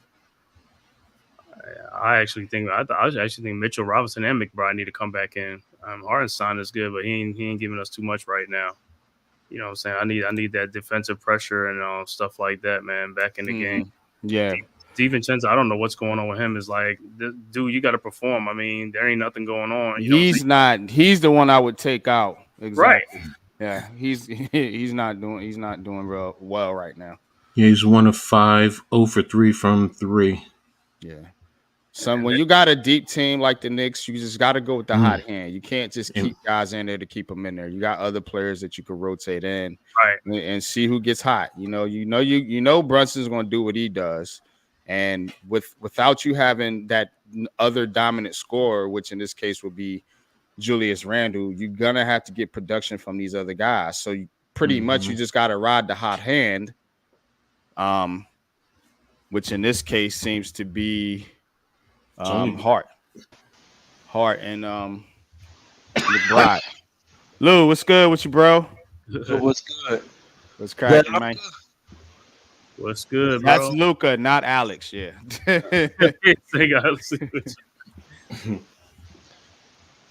Hey, Luca. What's up, Lou? You like that Braylon Allen pick? Yes, I do. He's gonna get him. Nah, they don't want the big body backs. Yeah, let's see. They don't want. They want the quicker backs, the smaller backs. in that regard for some reason. Bradshaws. Yeah, so because they don't believe in the whatchamacallit. Yeah, Bondanovic is out. Yeah, I know. Yeah, I remember Mhm. that. Yeah, Yep. he's having He's gonna be surgery. out for the season. Yeah, he's gonna have surgery. Oh, Rick Pitino out there. Hey, John McEnroe, Oh, yeah, Patino, St. John's. Mm-hmm. JB Smooth, John Stewart. Tracy Morgan, I see. Ben Stiller. God, smooth as the other side of the pillow. And see the thing with this lineup, and they're gonna leave Josh Hart open, so he got to be ready to be shooting this ball. They're gonna leave him open. They leave All him right, open. here we go. Brunson with the ball, dribbles and offensive foul. Philly Another ball. turn. That means we're how many turnovers do we have so far? Just turning the ball over. Hey, you guys do know that the Eight. Nets used Gonna to be be on the Hart. New York Nets before there was the New Jersey Nets, right? Yeah, there was in Long Yep. Island. They're not the New Jersey Nets anymore. I know. I'm saying there was the New York Nets before there was the Jersey Nets because Dr. J played for them in the Sixers. All right, Luca. Yeah, Aaron. Yeah, Luca. Yeah. All right, Maxi. Oh, Maxi with the dribble. Lost DiVincenzo Yo, NYG, and you throws it up. So you cheering for Philly? No, Bro, I'm he's calling the the game, bro. Calm down. You sound a little excited over there when you called the Philly. I'm calling the game, bro. Don't Relax, worry about Lou. you, sir. Come on now. Come on, bro. let me call the game, bro. Lou, All he said right. Oh, Hart and one. Nice gotta be reverse. Josh be like Hart. Mike Breen. He got to be excited. I'm trying to bring excitement. I'm not rooting for either team. You know that. I'm a Nets fan. Boo.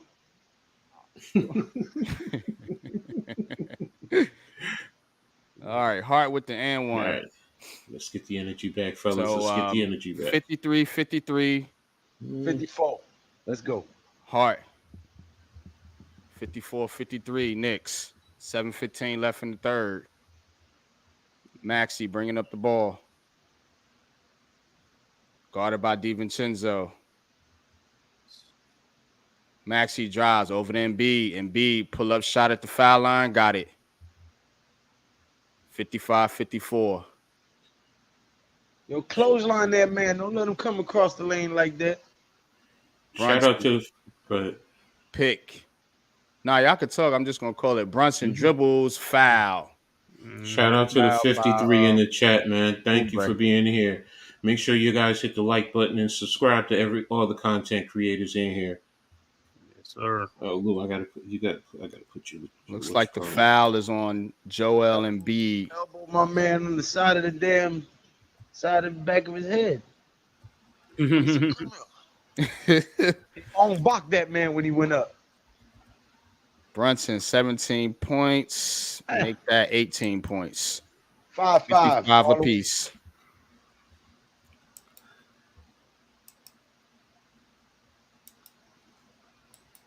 Yeah, man. We need a repeat of the last Heart of the City. Yeah, nah, I'm not trying to make them stay on an hour longer. I'm going to sleep. I just got home.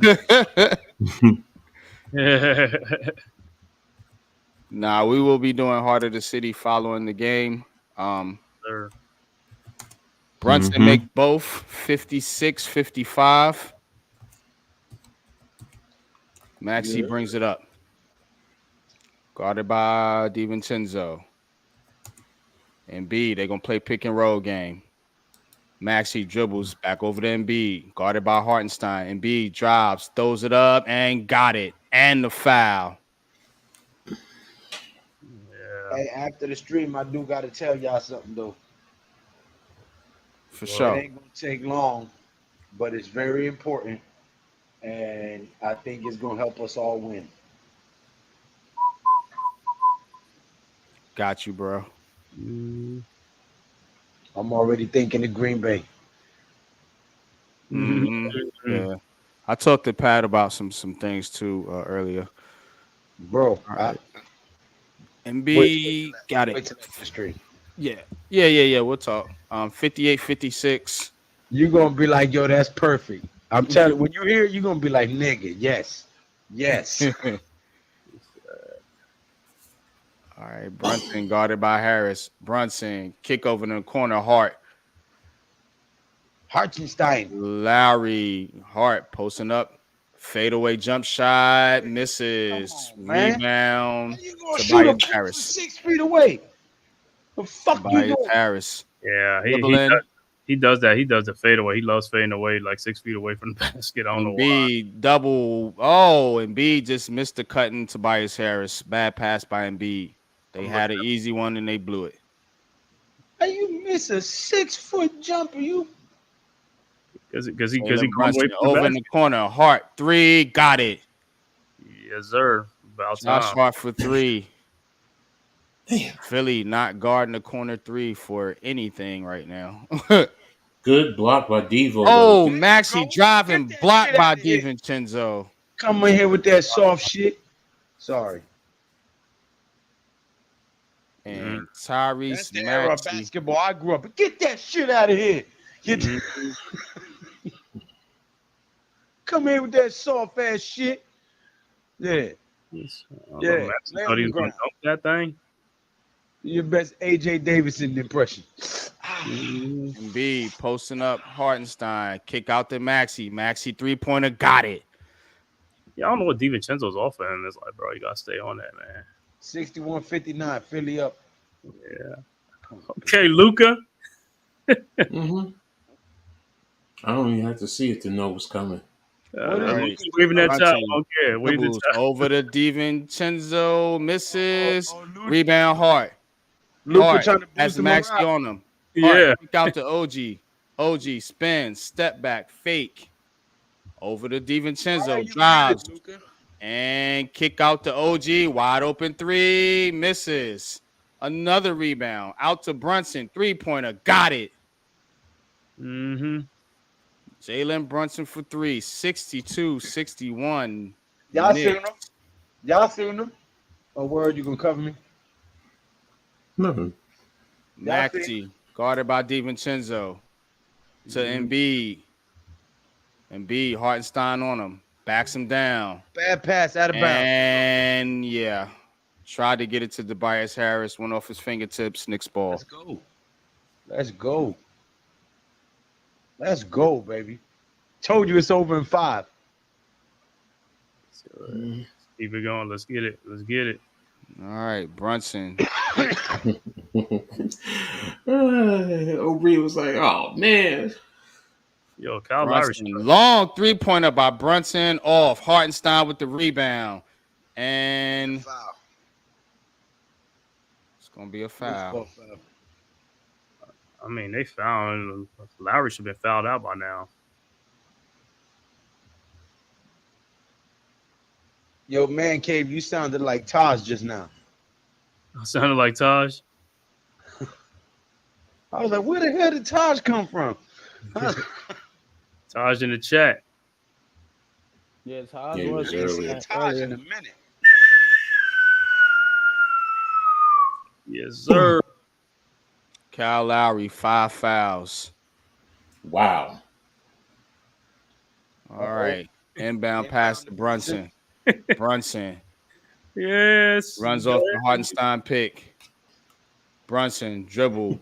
Throws it up off the backboard. Misses. Rebound Philly. Tobias Harris pushing the ball up the court. Knicks get back. Pull up jump shot. Missed. Hartenstein with the rebound. Let's go. DiVincenzo has it. Guarded by Batum. Brunson. Into Brunson. Brunson around Embiid. Brunson dribble back out to the 3. Over the Hart. Over to DiVincenzo. 3-pointer. Got it. Mm. Money. 65-61. Money. 3 left in the third. Orlando's closing in on Cleveland, 41-37. Okay. That's gonna be a dog fight. That's gonna be a dog fight. Playoff action. It's fantastic. For those of you who don't know, that's old school. Yeah. That's old school, man.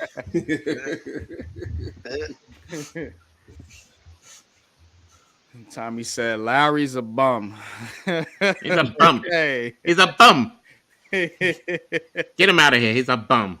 My nigga. All right.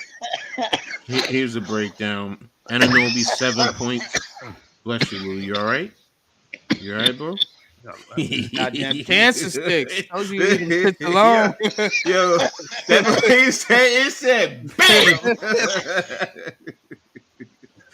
Adenobi was 7, Hart with 13, Hartenstein with 6, DiVincenzo with 7, Brunson with 22, That shit out of here.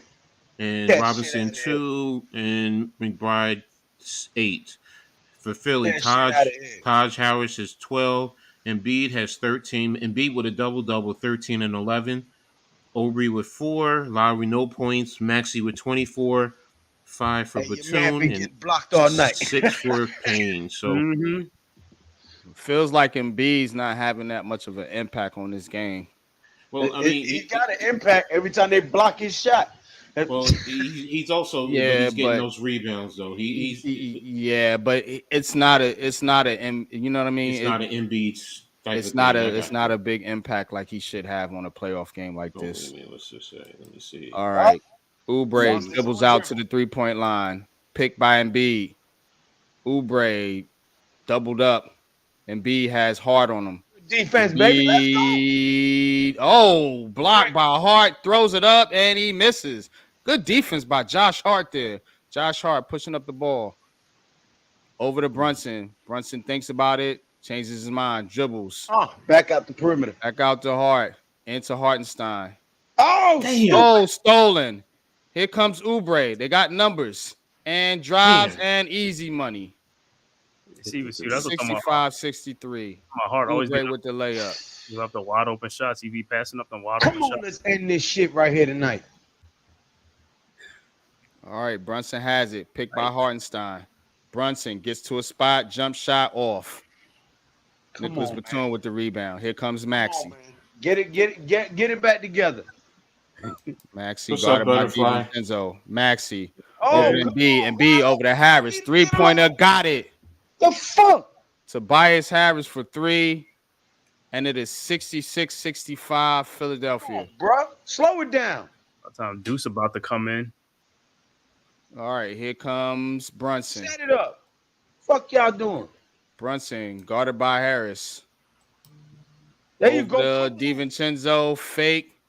Over to Hartenstein, back out to OG, and he got a 3-pointer. OG Anunoby, corner 3. It is 68-66 Knicks. 148 left in the third, or 140 left in the third. Maxey dribbles.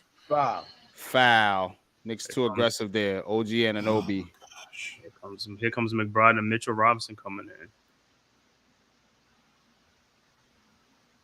Nice move to get him to jump on that one step. Money. Panties. This is like a heavyweight fight, man. It really is. Yeah, because the Sixers Back are and forth. Mm-hmm. Oh, Robinson took one to the nuts. No. So Mitch Robinson Let's in, go. Hartenstein down. Steal the ball. Steal the ball. He too slow. He shouldn't have it. Maxey dribbling. Maxey back out to Payne. 3-pointer. Mm-hmm. Got it. You gotta stay on him. 69-68. You gotta stay on Payne. You can't give him those open shots, man. He had about 8 feet of clearance, man. Yeah, I know ain't Yeah. nobody out there. I know he's like, yeah, I gotta. Come on. Hart dribbles, puts it up and in. Josh Hart. 70 to 60. Hart's playing great, man. Hart's playing great. Game, Knicks on top. Less than a minute in the third remaining. We got back to scoring Hart now. All right, Maxey dribbles. Maxey off the Block pick. that Maxey shit, goes man. around, throws it out to Payne. Payne with Right. another 3 off this Damn, time. where's the Tobias rebound Harris at? rebound. Payne Put your kick hands out in to his Maxey. Maxey wide open 3 off. Rebound, Boom, New York. tip. Here comes McBride. McBride out to Hart. Hart Brunson back out for to 3. McBride. McBride 3-pointer off. Embiid rebound. 30 seconds left in the third. Here comes Joel Embiid. Mitchell Robinson guarding him. Double by Brunson. Over to Batum. Back to Maxey. Back to Batum. Embiid. Back out to Batum. Batum Great. for 3. Missed. New York ball. Here comes Good Hart. rebound. 8. Slow it down. 7. You Hard dribbles. Hard. Almost lost it. Back out to Brunson. Good pass, 2 Brunson. seconds. Back out to Hart for You did 3. nothing Air with it, ball. dumbass. Air ball. I thought. Oh, 70-68. End of the third quarter. wait a minute. I thought the Yankees were up on You know, the Yankees. Orioles. Yeah, Jacob made a error early on. Oh, That's damn. Gonna lose to the Orioles. Damn. Yeah, Oh, Payne do got an God. awkward shot, Tommy. I was thinking that earlier too. I was like, yeah, homie shot kind of funky.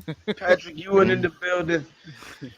Yeah, thanks to everyone in the chat, man. Really appreciate you all. Make sure you guys hit the like button. Let's get those likes up. But also make sure you subscribe. Ninja Watchers. Subscribe to Coach Ed Gladney's Amazing World of Sports. I'm gonna pull up to your city and play bouncer in your own house.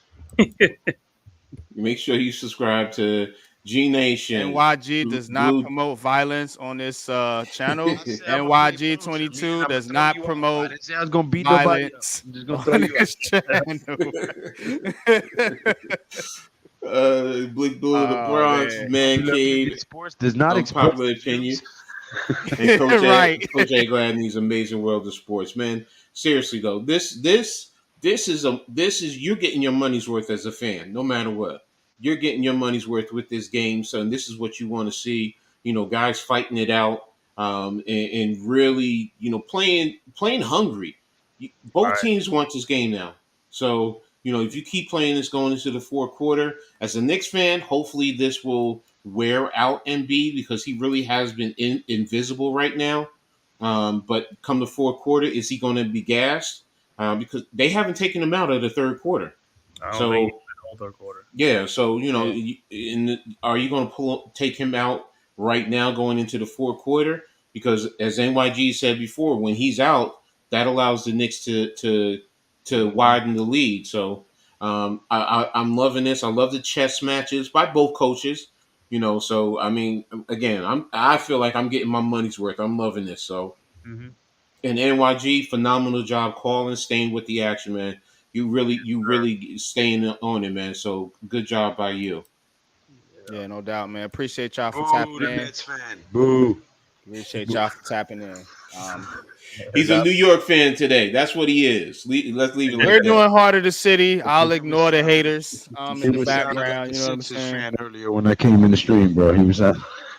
I'm not a fan of either team, man. I'm calling it like I see it, man. Yeah. That's what you want. Nah, this is Can't a good have no bias play calling. You know what I mean? Mm-hmm. Yeah, you can. This called grease in the palm. Just pause. Oubre, Harris, Maxey have to be more aggressive on offense. Knicks have to limit second chance points. Shit, that was definitely a pause.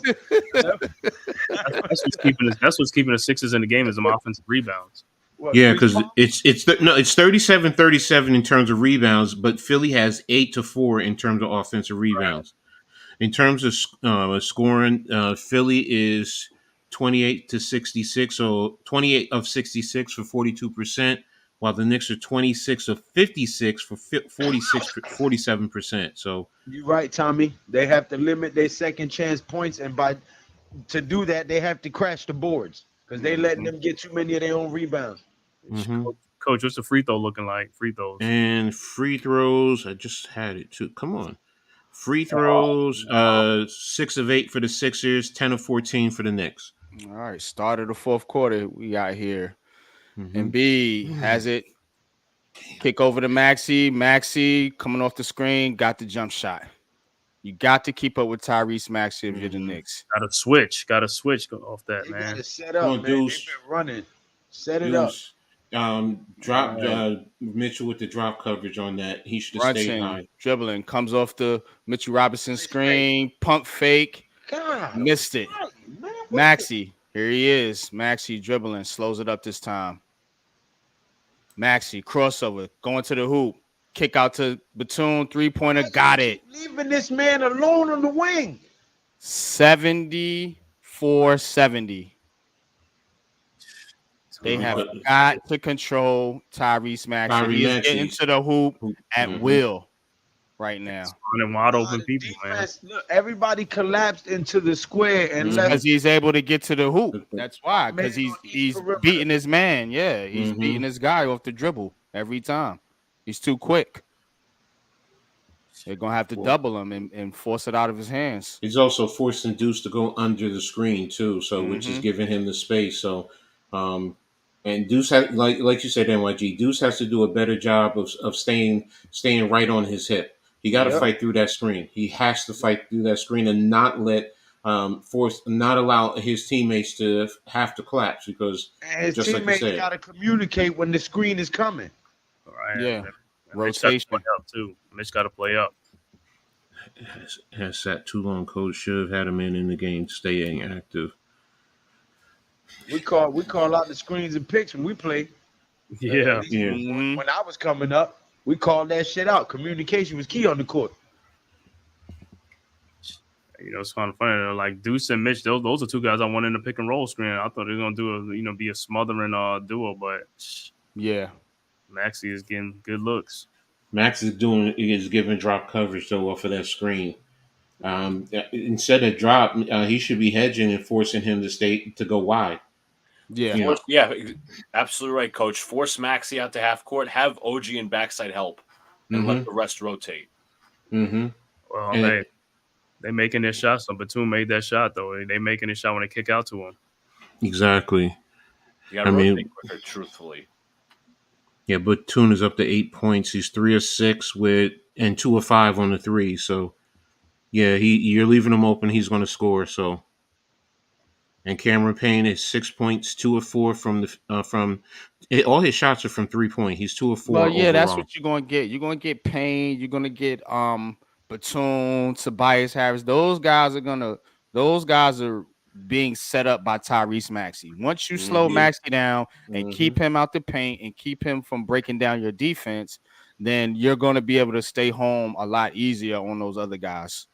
Scoob, no, I've never coached any type of basketball, period. I've only coached football in my life.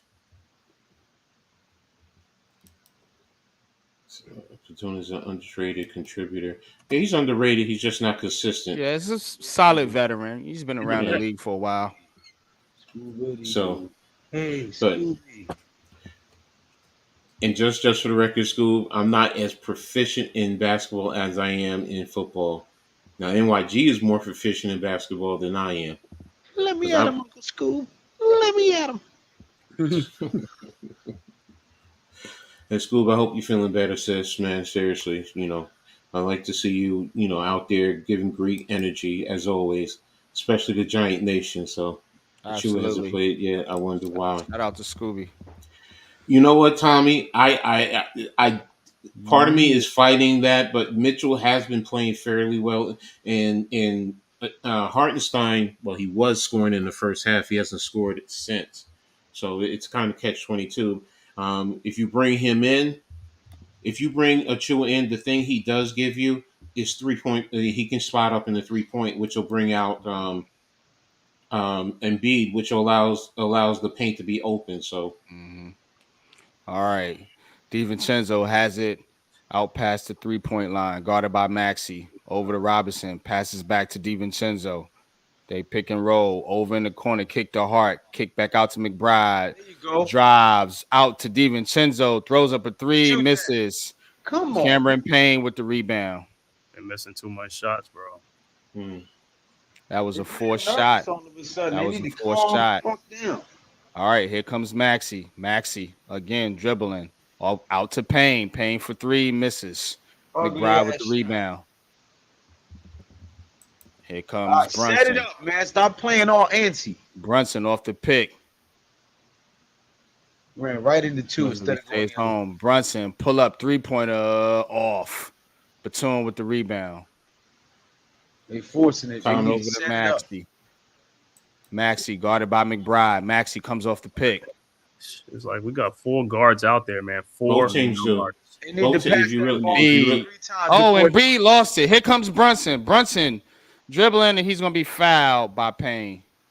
if you really look at it, I think both teams have 4 guards. They don't. They got Batum and Harris. They ain't go. They go forwards. The Knicks got 4 guards out there. But that's what I say. You got Yeah. 4 guards. You're supposed to be quicker, faster, and to do. I mean, Oh, wait a minute. Who's the Knicks line? You got. Oh yeah, you do. you got 4 guards for the Knicks, and they got forwards out there. It's only Payne and Maxey out there, you know. But the Knicks got to be much quicker. And it's like, man, we got to cause some havoc. 74-70, 10:03 left in the fourth. I haven't scored yet. Yeah, they're playing with size against the Knicks. Robinson gets it out to OG. OG driving back out to McBride. McBride pull up 3 off. Rebound, fight for the ball, loose ball, and Brunson is out. we're going to give it to the Knicks.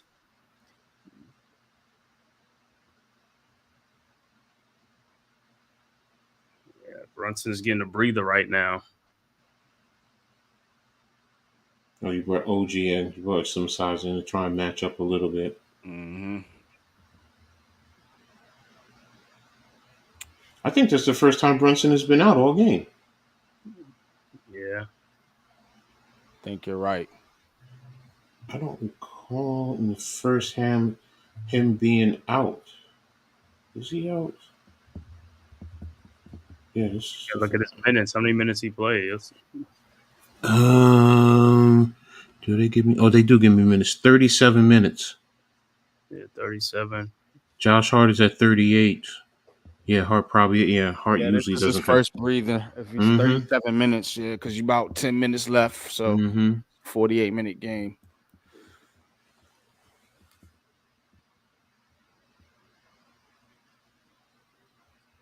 All right, looks like they sorting through something here. Nobody was out off of that. I don't know what's going on here. All right. Anyway, Knicks ball. All right, DiVincenzo gets it. Reverse layup, easy money. Really fell asleep on that one. Inbound to Embiid. Back out to Payne. Payne's going to bring it up. Embiid gets it over to Maxey. Maxey. Followed by McBride. Come on, let's get this steal. Steal the ball. Maxey. Kick out to Embiid. Pull up. Nope. Hart with the rebound. Slow it down. Hart to DiVincenzo. DiVincenzo. Cool it down. Cut the slow. Over to Obi. DiVincenzo. Pull up 3. Missed. Embiid. Knicks look like they rushing their shots. Yeah, bro. That's why I keep saying they need to stop playing antsy. Crossover. Maxey. Oh, what a move. He. Woo. You just breaking, man. Broke him down. Dang.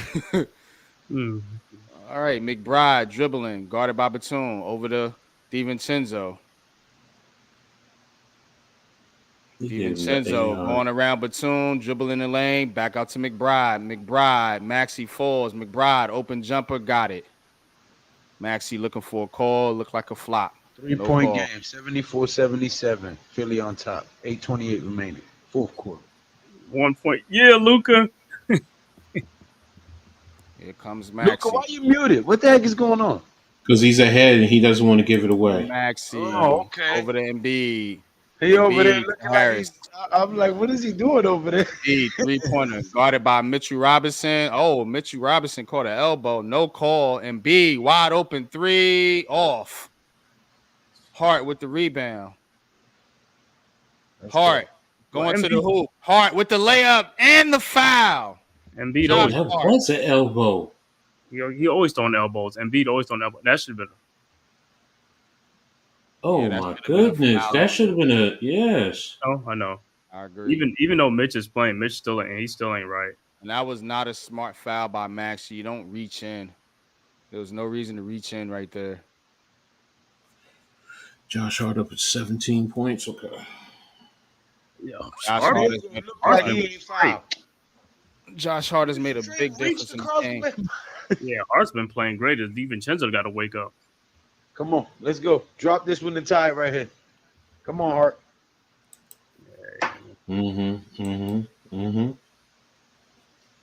Shout out to the 57 in the chat, man. You guys are amazing. Hart misses the free throw. Batum with the rebound. Again.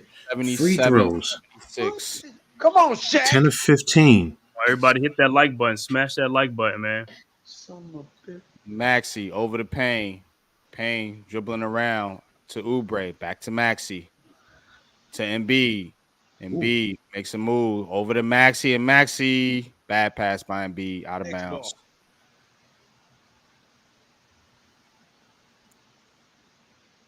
Philly playing hot potato with the basketball. Not gonna cut it. 10 turnovers for the Sixers. 9 for New York. Philly, a lot of Philly fans said MB cracks under the pressure because that pass, was bad. Brunson guarded by Batum. Brunson dribble. Brunson spinning.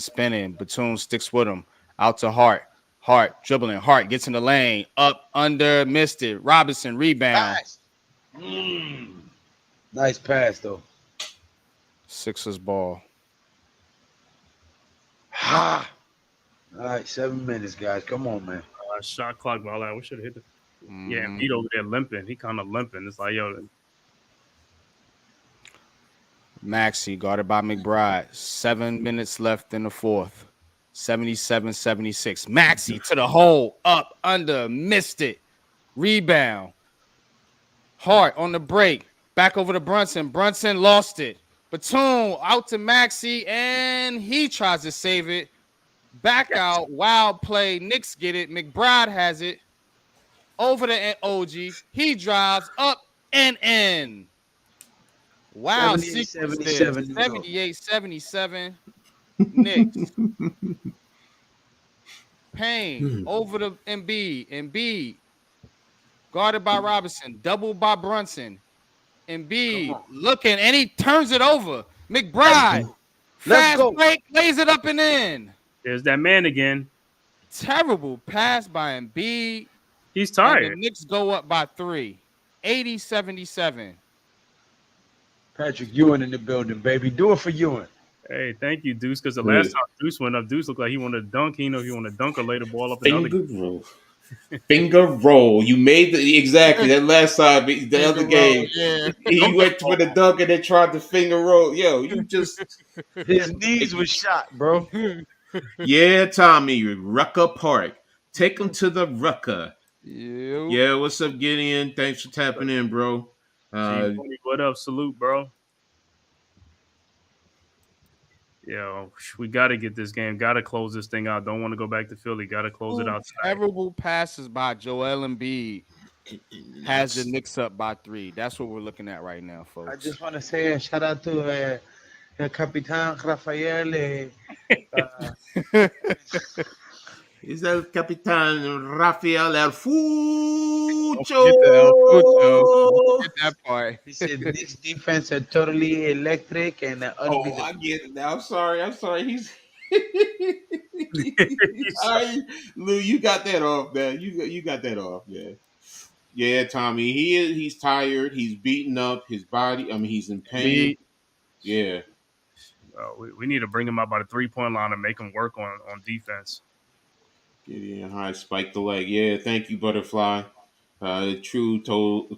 You think the Knicks are on this run now without Brunson in the lineup, so Deuce is doing good. Yeah, he needed a breather. He was forcing shots. I did too. Mm-hmm. I did predict the Knicks in 7 too, but once they got game 3, I changed. I'm not gonna lie. I said, now it's going 5. Knicks in 5. Knicks in 5. I said Knicks in 5, but out of respect for Embiid, I said 6. Yeah, I told y'all the other day when I was watching y'all Sunday that the game this series was over. No, exactly. So, but I'm also, I'm old school. I'm superstitious, man. Mm-hmm. I get it. I mean, hell, man. When I played, I told you I wore the same damn the exact same socks. If we won the next game, I was wearing the same next. Cuban dude on Major League. Yeah, that was me when I played. Yeah, Serrano. Yeah, exactly. I'm very. I was altar in his locker. Oh, I didn't go that far. I mean, No, I'm talking about the dude. He had yeah. And then they gave him the marbles, the kahunas. Oh, flashback to Sprewell and Allen Houston. I remember those Knicks. Yeah, choke the coach Knicks. Yeah. That's pretty well. Well, he didn't choke the Knicks coach. He choked the Golden State Warriors coach. No, that's what I said. Choke the coach Knicks. Yeah, he Pretty well, PJ yeah. Carlissimo, Yeah. former Seton Hall head coach. Marcus Camby, Chris Dudley. Wow. Damn, Chris Dudley. Yeah. Damn, Just Chris everybody in the Dudley. house. Chris Mister. Dudley couldn't hit a shot for shit. He was Everybody worse. in the house. But He's the, worse than Mitchell Robinson. That's how bad he was. everybody in the house but Oak. Oak is not allowed in the house. Yeah, man, and that's my. Yeah, that's bullshit. Yeah. He said, "I don't sound like this, Tommy." All right, Maxi has it. Maxi to the hoop again, and he's fouled. Maxi is just getting to the rim at will. They cannot guard this dude. And just you do sound just like this, El Capitan. Tyrese Maxey having himself a game. OG going for the fake. Man. Oh yes, you switched it when you guys switched it. Stay with him. Yeah, 29 points, 6 assists, 41 minutes for Maxey. Carrying the Sixers. And he misses the free throw. Wow. Let's go. We'll take that. We'll take that. We'll take that. Even Embiid go is back in the game. Mitchell no Robinson out. Embiid. Okay, no Embiid. Now it's So it's no Hardenstein or Mitchell Robinson in the game for the Knicks. So no big guy. They're going small here. See, the thing you see on the other end when the Knicks is OG, if he got that, And he missed both of them. Wow. You can, yo, man. You got to hit those. okay. Wait, All right. Still 3-point game. Here comes Brunson. Guarded by Batum. Pick. They switch. Harris is on him. Brunson. Oh damn! Backing him down. Harris knocks it away. OG Anunoby at the 3-point line, dribbling. Tobias Harris switch on him. OG pull up, jump shot, got it. Yes, sir. All right, let's go. 5-point game. Here comes Maxey. Neither team has any sense. Okay. Switched over Hart. Okay. Hart. Wave that, Luca. Wave it. Tobias Harris with OG Anunoby on him. Harris jump shot, got it. Tough shot by Tobias Harris. This the game. 3-point game. Brunson slowing it down. Guarded by Batum. Switched over to Harris. Brunson puts a move on him and he's fouled. Who would have imagined in a game like this, Tobias Harris would be outscoring Joel Embiid? He's playing pretty well. He's playing exactly. So Detroit is going to love him when he ends up there next year. Listen, right. That's what I'm about to say. He's playing, but this is it. This is it for him with the Sixers. This is it. Yeah. Was he on the Nets before too? Nope. I thought he was on Tobias. No, Okay. He's been Detroit. I know the Clippers. I know he's on the Clippers. And Philly. I think that's it. Joel Embiid back in the game, but he looks. Well, he got a breather. He got a breather. Yeah. That man needs an IV. Looks hobbled. Brunson makes 2 free throws. Needed that. Maxey has. Oh damn. 85-79. Harris with it. Maxey has it. 3-pointer. Picked by Embiid. Maxey lost the basketball. Hart. Let's go. Oh, he missed Fast break. LG Oh, Anunoby on the fast break. See, Easy through the opportunity ball, man. missed. God almighty, man. Can't do that. Got to every 12 point. turnovers for the Point Knicks now. counts. Here comes 6-3 Maxey. lead. We got to put it away here. Maxey looking for Embiid. Embiid catches it. Okay. Embiid back out to Maxey. 3-pointer. Maxey got it. Mm-hmm. That's it, right? That's the game. This is 4 minutes left to go in this game. That's it. 4.5. Tyrese Maxey keeping Philly in it. It's coming. Here comes Brunson. Brunson. Picked by Robinson. Brunson goes right around Embiid. Nice with the left. Layup. Damn. Come on. Going back and forth. We need some Maxey. defensive stops. Dribbling. Looking for Embiid. Knocked away by Robinson. Sixers ball.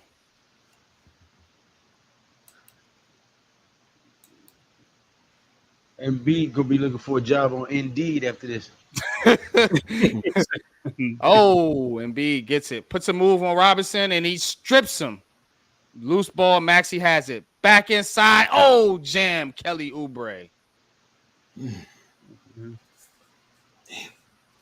Nice pass by Tyrese Maxey. Thanks, Tudo. Thanks for putting everybody in there. Anunoby drives, and he's fouled. God dang, man. I got a fun fact for y'all. Go ahead, bro. Embiid has more turnovers than field goals made. Ooh. That sounds about right from what I've seen. It does. He's not playing well. He's not playing well at all. Embiid is gonna be looking for a job on Indeed after these playoffs. He's clearly hobbled, though. You can tell. The dude's clearly hurt. He's clearly playing injured. What are they doing? Challenging this? No, it's just going to call time out. Okay. I'm out to get Embiid some rest. Yeah, I mean, this is the money time. I mean, what, 344, 334? Yeah, this is it. Shots got to be made. This is when everybody got to step up. The intensity is going to step up. You know, will the Knicks and Brunson be able to put them away now? Can they step up the defensive intensity and really put the clamps on them and really run them out of the court? Or can Tyrese Maxey continue to carry them, because Joel Embiid, he just doesn't have it today. He really doesn't. Yeah. So right now, this game is honestly looks like it's going to fall onto the shoulders of Maxey. It's not going to be Embiid. Yeah, Maxey and Harris and the supporting cast. Yeah, for that matter, they're trying to carry Embiid. Yep. Which is what a team is supposed to do. When your superstar just doesn't have it, everyone else has to step their game up. So give me the other one, because I know Orlando closed in on Cleveland.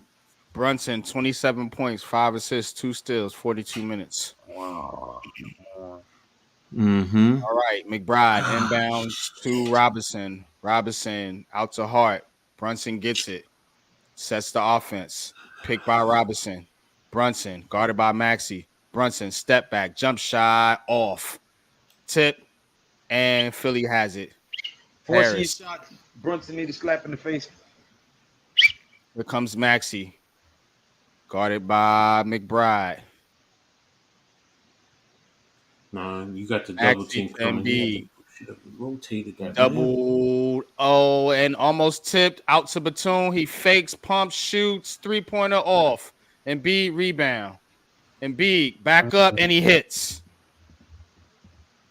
Embiid with the offensive rebound and put back score. 87-86. 15 for Embiid. Slow it down. Stop with these turnovers, man. Here comes Brunson. Brunson over to OG in the corner. OG drives, has Maxey on him.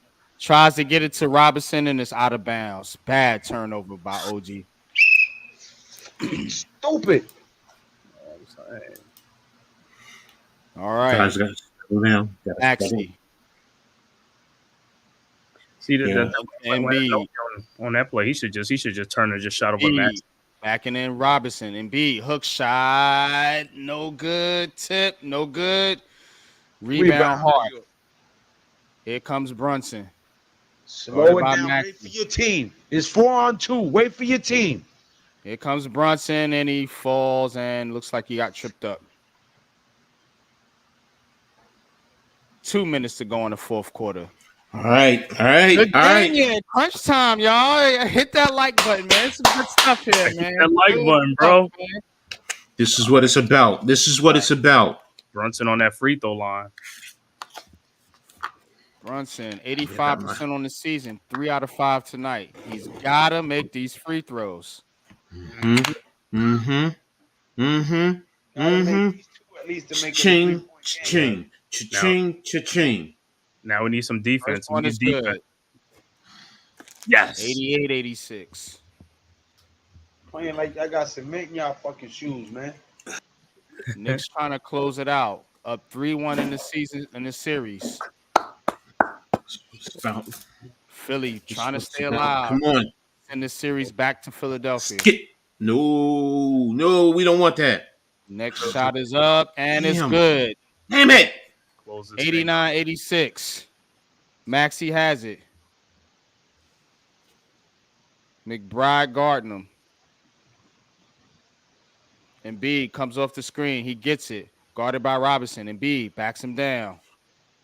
Embiid tipped away by Robinson. Here comes OG Anunoby to the hole and he dunks it.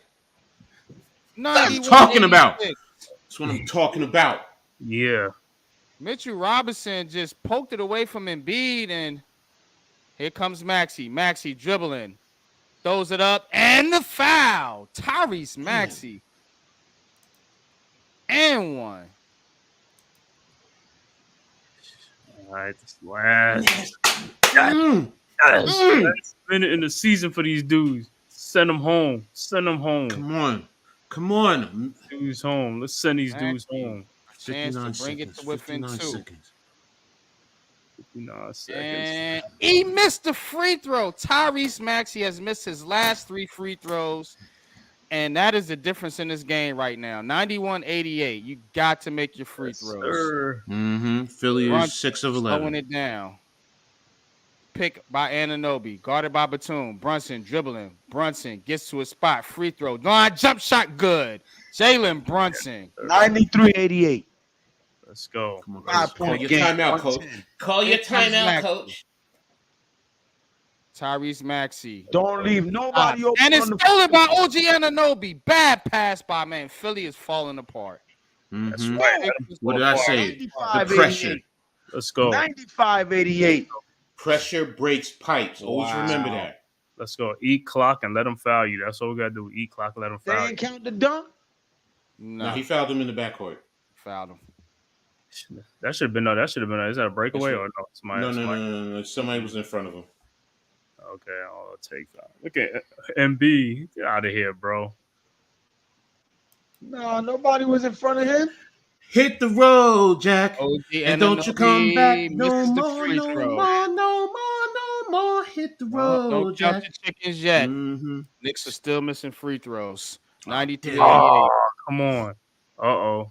We All All right, we got to right. do now is make free throws. Just got to make free throws. It's like Pretty much. so you got to Damn, bring. Star Wars. Come on, baby. Don't do that to me. Don't do that to me. Don't do that to me. And he gets the second. 94-88. 6-point game. Oh, Still yo. a minute Oh, shit. left. Oh, shit. Yeah. These dudes are going home. They going Still a home. minute left. Send them Max back to the turnpike. over to Oubre. Oubre throws it up and in. Kelly Oubre with the shot. 90 to Brunson 94. in the backcourt. Guarded by Batum. Batum on Brunson. Brunson trying to shake free. Brunson spinning.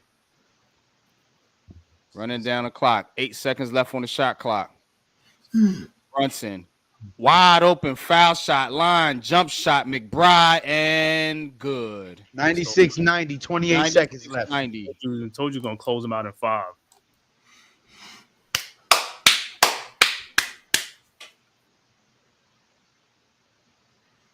Deuce. See, Deuce got a nice shot. Deuce. Calm down, Ed. Madison Square I'm too is much. rocking right now. I'm too much. Yo, coach, that other game was tight, boy. Cleveland. Yeah. Well, Embiid is not right. He's just They not are right. going to kill him in Philly. It doesn't matter. They're going to kill him in Philly.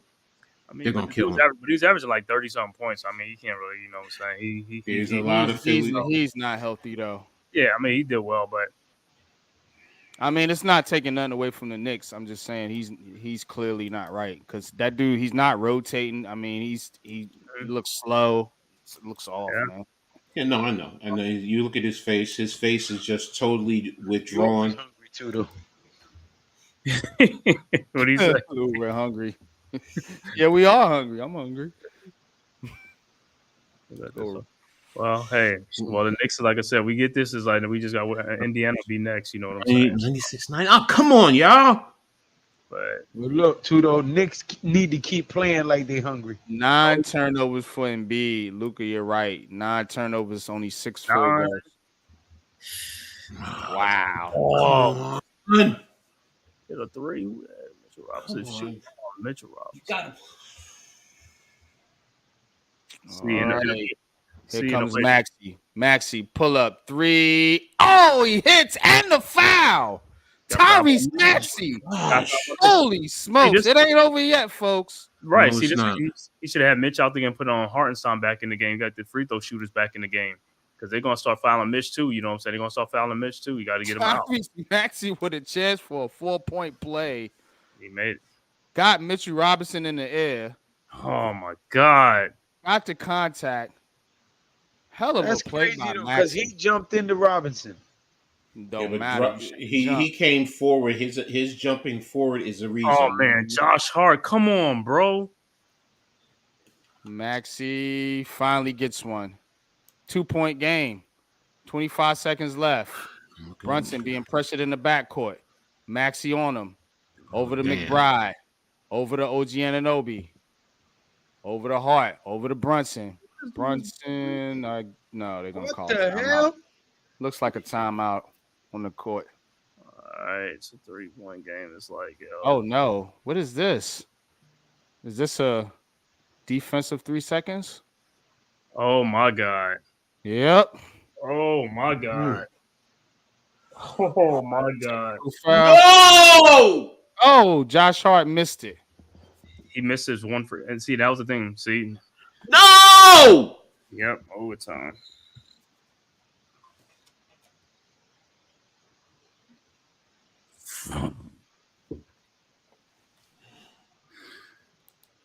It's free throws. I told you the free throws come back to bite All right. you. Free throws. 3-point game. How to make them free Here throws. comes 15 Max. to 22. Go ahead. Maxey. 3-pointer. Oh! Tyrese Maxey. Yeah. Damn near from half court. Game tied. Here comes Brunson. Brunson puts it up. Out of bounds. Overtime. Overtime. Holy smokes. Damn. Tyrese Maxey putting on a show. Yeah, because what's name missed that free throw, man. If he Oh, made that was a foul, though. That was a freaking foul. But they're No. not going to call it at the end. They're not going to call it. So I can't say anything. should have made them free throws. Yo. Make them free Did throws. y'all just see that? Was I on the right planet? Did y'all just see that? Yeah. It was. I mean, the Knicks was up by 6 points with like Wow, yes. 30 some That's seconds. what I It's like, said, don't Just count like your game chickens. 2. Yeah, you're right. That's You're right. that. You're right. You're right. Say You're that. right. I was wrong. I admit it. I'll take the egg on my face right now. He said Luca's reaction is the best part of the stream. Oh my gosh. And the other game is also tied. Oh Jesus! But basketball fans, you love this. 72 in the chat, man. Let's get 72 and we only got 10 Overtime, likes. baby. Come on, y'all. it. Overtime. Get them likes up. Nick Shaky is fuck 16. Coach, you think they should have intentionally fouled? foul who? Good question. Now, if you're talking about in the backcourt, This is This is really about to end in an overtime period. Wow. So now you're giving Embiid. Well, you're putting it in Maxey's hand. Maxey right now has 41 points. Yeah. 41 points, 3 rebounds, 8 assists. Maxey doing that damn thing, boy. He's carrying that team. Yes, he is. I mean, Brunson has 31 points. But other than that, Josh Hart, 18 points. Free throws, like you said, to close out the game. That's the money time. You know, and that's what did I just say earlier? Pressure breaks pipe. Both teams are Yeah, Leaf. They ain't got no business being in. I'm with you, bro. This game should be over. It should be. Yes, you're right. Miz, what's good with you, man? Appreciate you tapping in. I'll tell you, Mitchell Robinson should have never left his feet on that 3-point attempt. Yes. Exactly, True. Luca. You That's don't do that, bro. On the Like, I and know- at I the know end the- of a game, that's basketball, bro. That's basketball 101. At the end of a game, on a 3-point shot, you never leave your fucking feet. Just put your hands up. That's all you gotta do. Put your hands Hands up. up. Man, I don't even believe this crap, man. Josh Hart misses a free throw. I was like, it's always the free throw, one free throw. Mm-hmm. Oh, yeah. Well, hey, You left them in the game. now you get another 5 more minutes. Mm-hmm. Maxie's hitting shots. It's almost like they're not even like he's getting some good looks too. It's like you got to send somebody over. Yo, overtime. Okay. Tyrese Maxey. Okay. 97 apiece. Here we Good. go. Good way to start. Doing with it. Embiid over the Batum. Back to Embiid. Maxey comes off the pick. Maxey for 3. Missed that time. Hart with the rebound. Over to Brunson. All right, Deuce, I like your defense. All right, now set it up Brunson. and play your game. Dribbling. Stop fucking rushing Picked by yourself. Robinson. Brunson for 3. Got it. Jalen Yes. Brunson for 3. Yes. But we got to just play good Tyrese defense. Maxey. These guys Dribbling. Throws it in to Embiid. Embiid, guarded by Robinson. Double. Maxey gets into the lane. Flicks it up. No good. Out of bounds. Knicks ball. In the No game, foul. fellas. Good no Let's call. stay in the Ref. game. Shut up. Stop Let's stay in crying. the game. Shut up. All Good right. rotation. Good rotation. Here comes Brunson. What you crying for? You clothesline my man in midair on the last shot in regulation. I don't want to hit nothing. Guarded by Batum. Brunson drives past Embiid. Lays it up and in. Yes, Jalen sir. Brunson. Just too much speed. 102.97. 5-point game. Yeah, Jalen Brunson putting the Knicks on his back right now. we got foul ball. We got pushed. Oh, and these is Mm-hmm. Tell me, yeah, everything has to wait. I yeah. know better than that. Well, like I said, most of it, like I said, man, these guys, like I said, you got to make these free throws and box out. And Mitchell Robinson, that 4-point play, that's really killed us. The 4-point play. Mhm. Yeah. God. Just gotta be smart, man. Just walk out. You don't even gotta walk out there. Just put your hands out there, man. Tyrese Maxey and Jalen Brunson putting on a show at the Garden, boy. Brunson Boy, got them 30, guards doing their thing, man. I like this kind of basketball. Maxie must have like what, 36, something. 41. Yep. Mhm. 41. Maxey 41, Brunson 36. Yep. And then supporting cast, OG has 17.6 rebounds. Josh Hart 18 points, 9 rebounds, 4 assists. Hartenstein 6, 7, and 4. DiVincenzo 9, 4, and 1. Brunson 36, 3 and 6. McBride 14, 4. Oh. Okay, game's back on. I'm sorry. Nah, you good. 102.97, 3:56 left in overtime. Why am I worried? Here comes Maxey. Pass the baton. Out to Embiid. Maxey. Step back. 3-pointer. Got it. Tyrese Maxey. Maxie's killing, bro. 102-100. 44 for Maxey. Brunson. That drop Trying to coverage answer. for Mitchell. I told you. Brunson, Batum on him. Batum on him. Brunson trying to Mitchell's answer with his own 3. Missed it. Maxey with the rebound. Maxey pushing it up court. Brunson trailing him. Maxey stops. Over to Embiid. Back to Maxey. Guarded by Robinson. Switch. Doubled up. Embiid. Open 3. Fakes. Drives. So Mitchell Inside to Oubre. Missed it. Embiid gets it back. Up. And he's fouled. Out of bounds. Oh, what's his name? Yo, Mitchell Robinson even healthy himself. I mean, He's still jumping. Mm-hmm. Got him on a pump fake right there. You too tall to be jumping up in the air like that. Just put your hands up, bro. That wasn't no damn foul neither.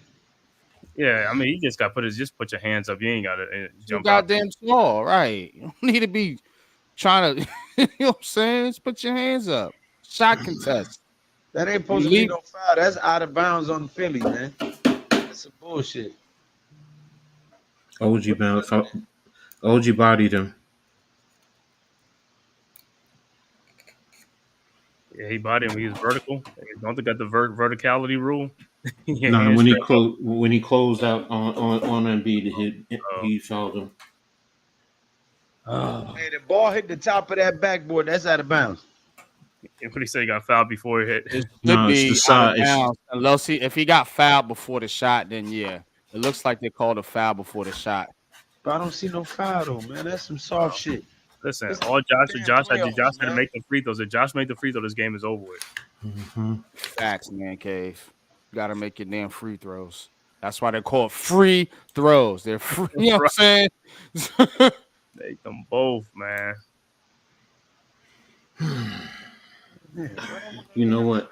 I'm about ready to center myself. I need to center myself.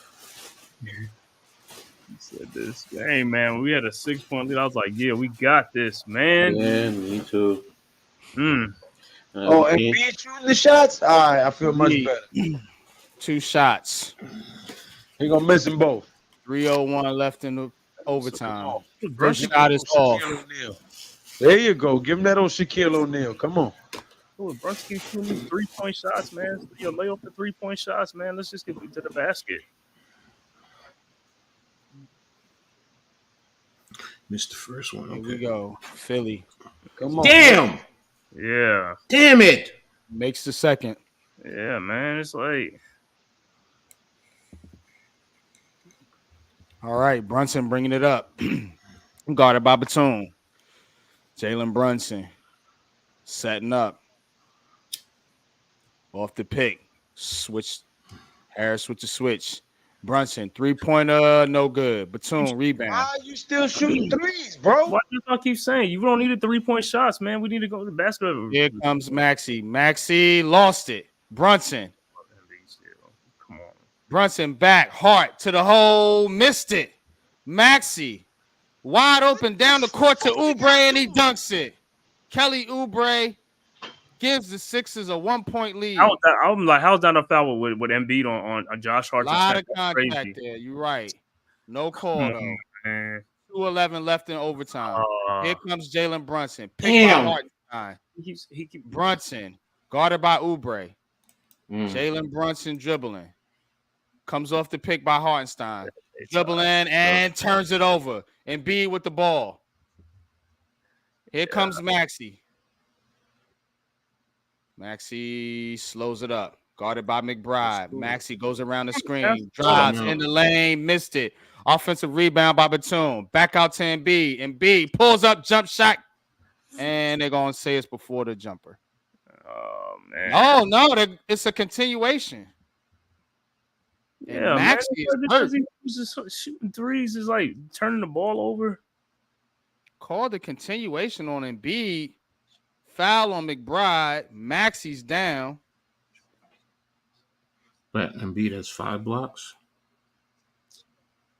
Get the fuck out of here.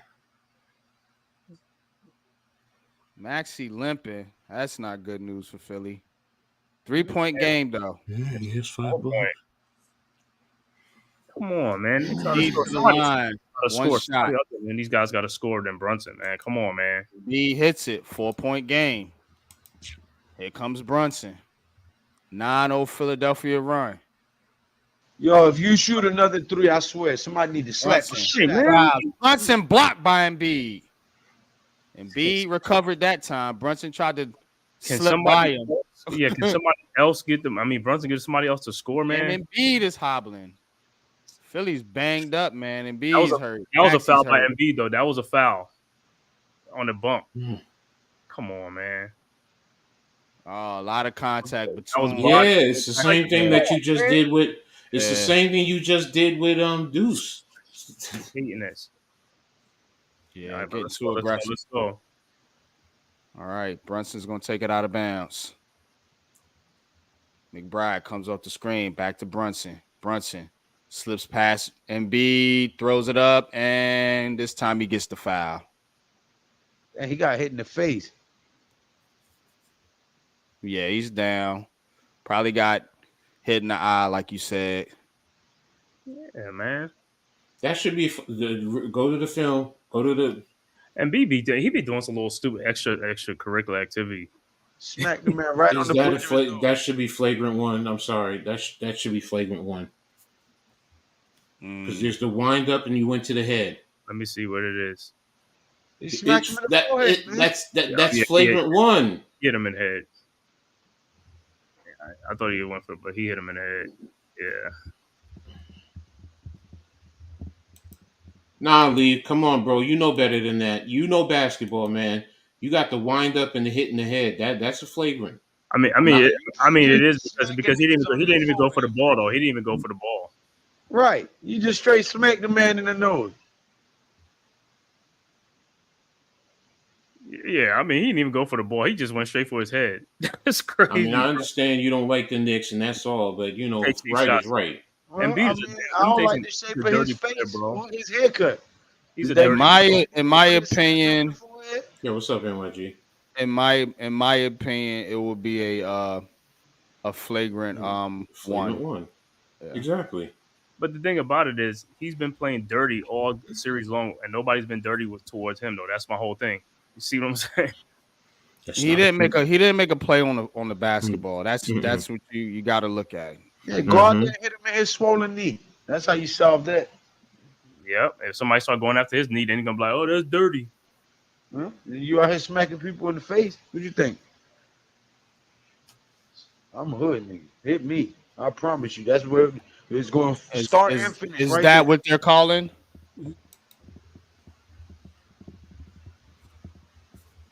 Can't tell.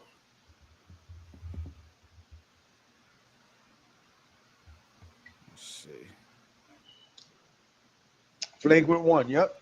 Yeah, flagrant one. That's what I thought. So 2 shots in the ball. Yeah. Look, the referee just demonstrated it to him. Like, man, you can't be smacking people in the face. Yeah.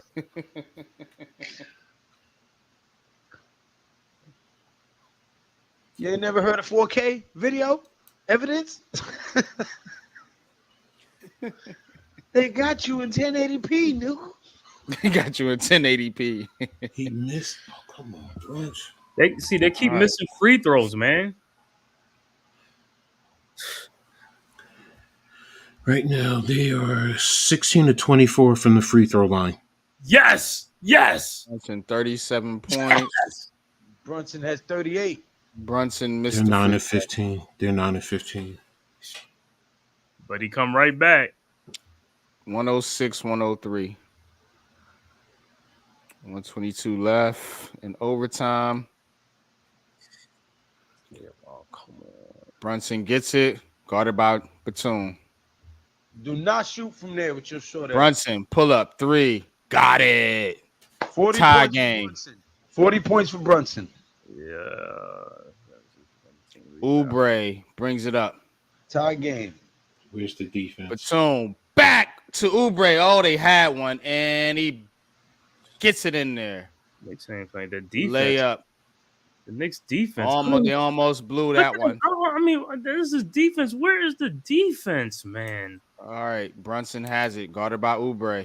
Oh my God. Brunson crossover. Brunson dribbling. 8 on the shot clock. Brunson. Floater, no good. Rebound. Gonna be Sixers ball. See,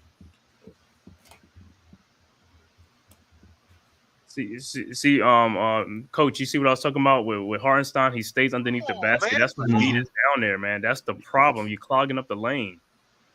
All right. Oh, Hart tipped it, and it's gonna be Knicks basketball. 6 Philly just playing sloppy with the basketball. Just wow. Come on. All right, here we go. Brunson has it. 23 seconds left in the overtime. Brunson fakes the 3, and he just throws it out of bounds. It looks like he was looking.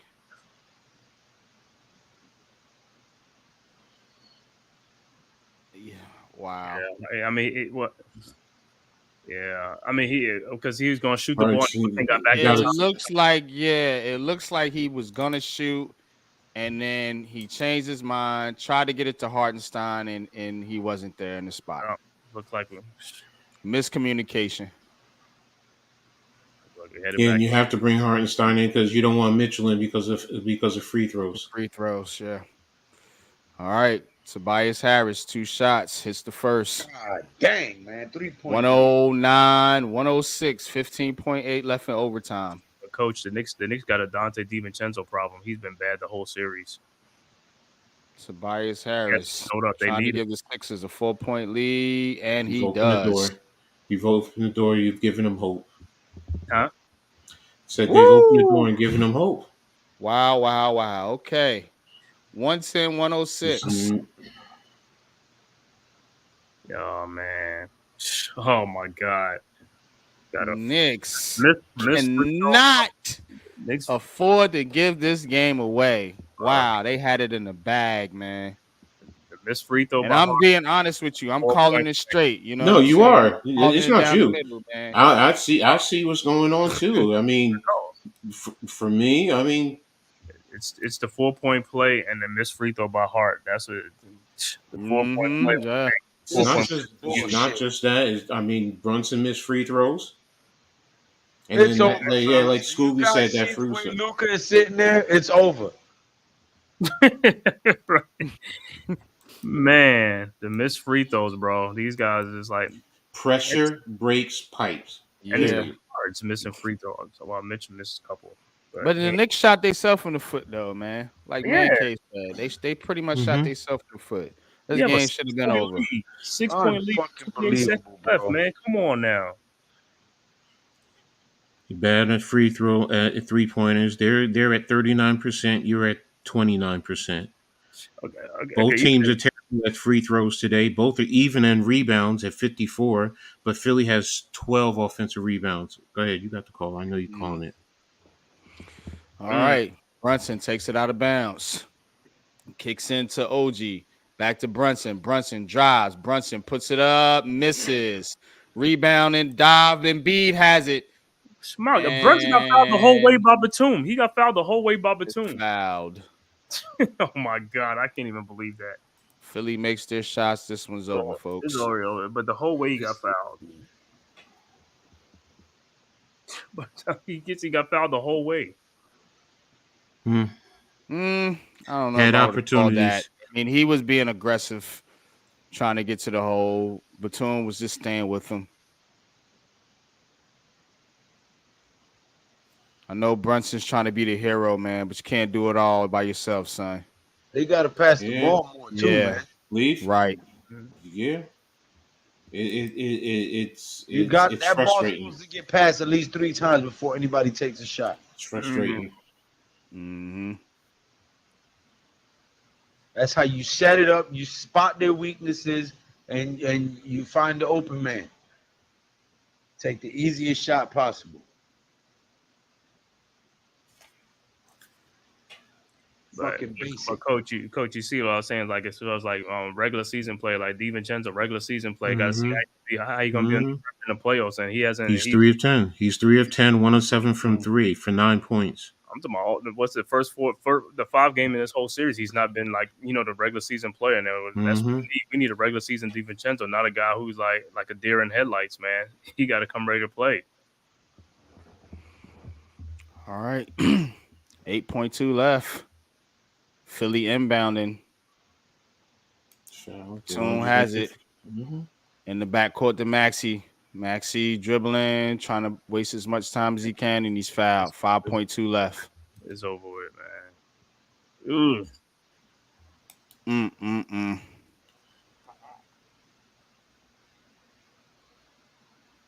Well, I mean, I know y'all Knicks fans, but you got to give credit to Tyrese Maxey and Philly, bro. Yes. They brought it, man. Oh no, they brought it, man. Tyrese Maxey did his that thing. Little dude played his ass off, man, for real. I mean, Maxey and Brunson, You they You're not tuned into the greatest fumbling ass team in the history of basketball.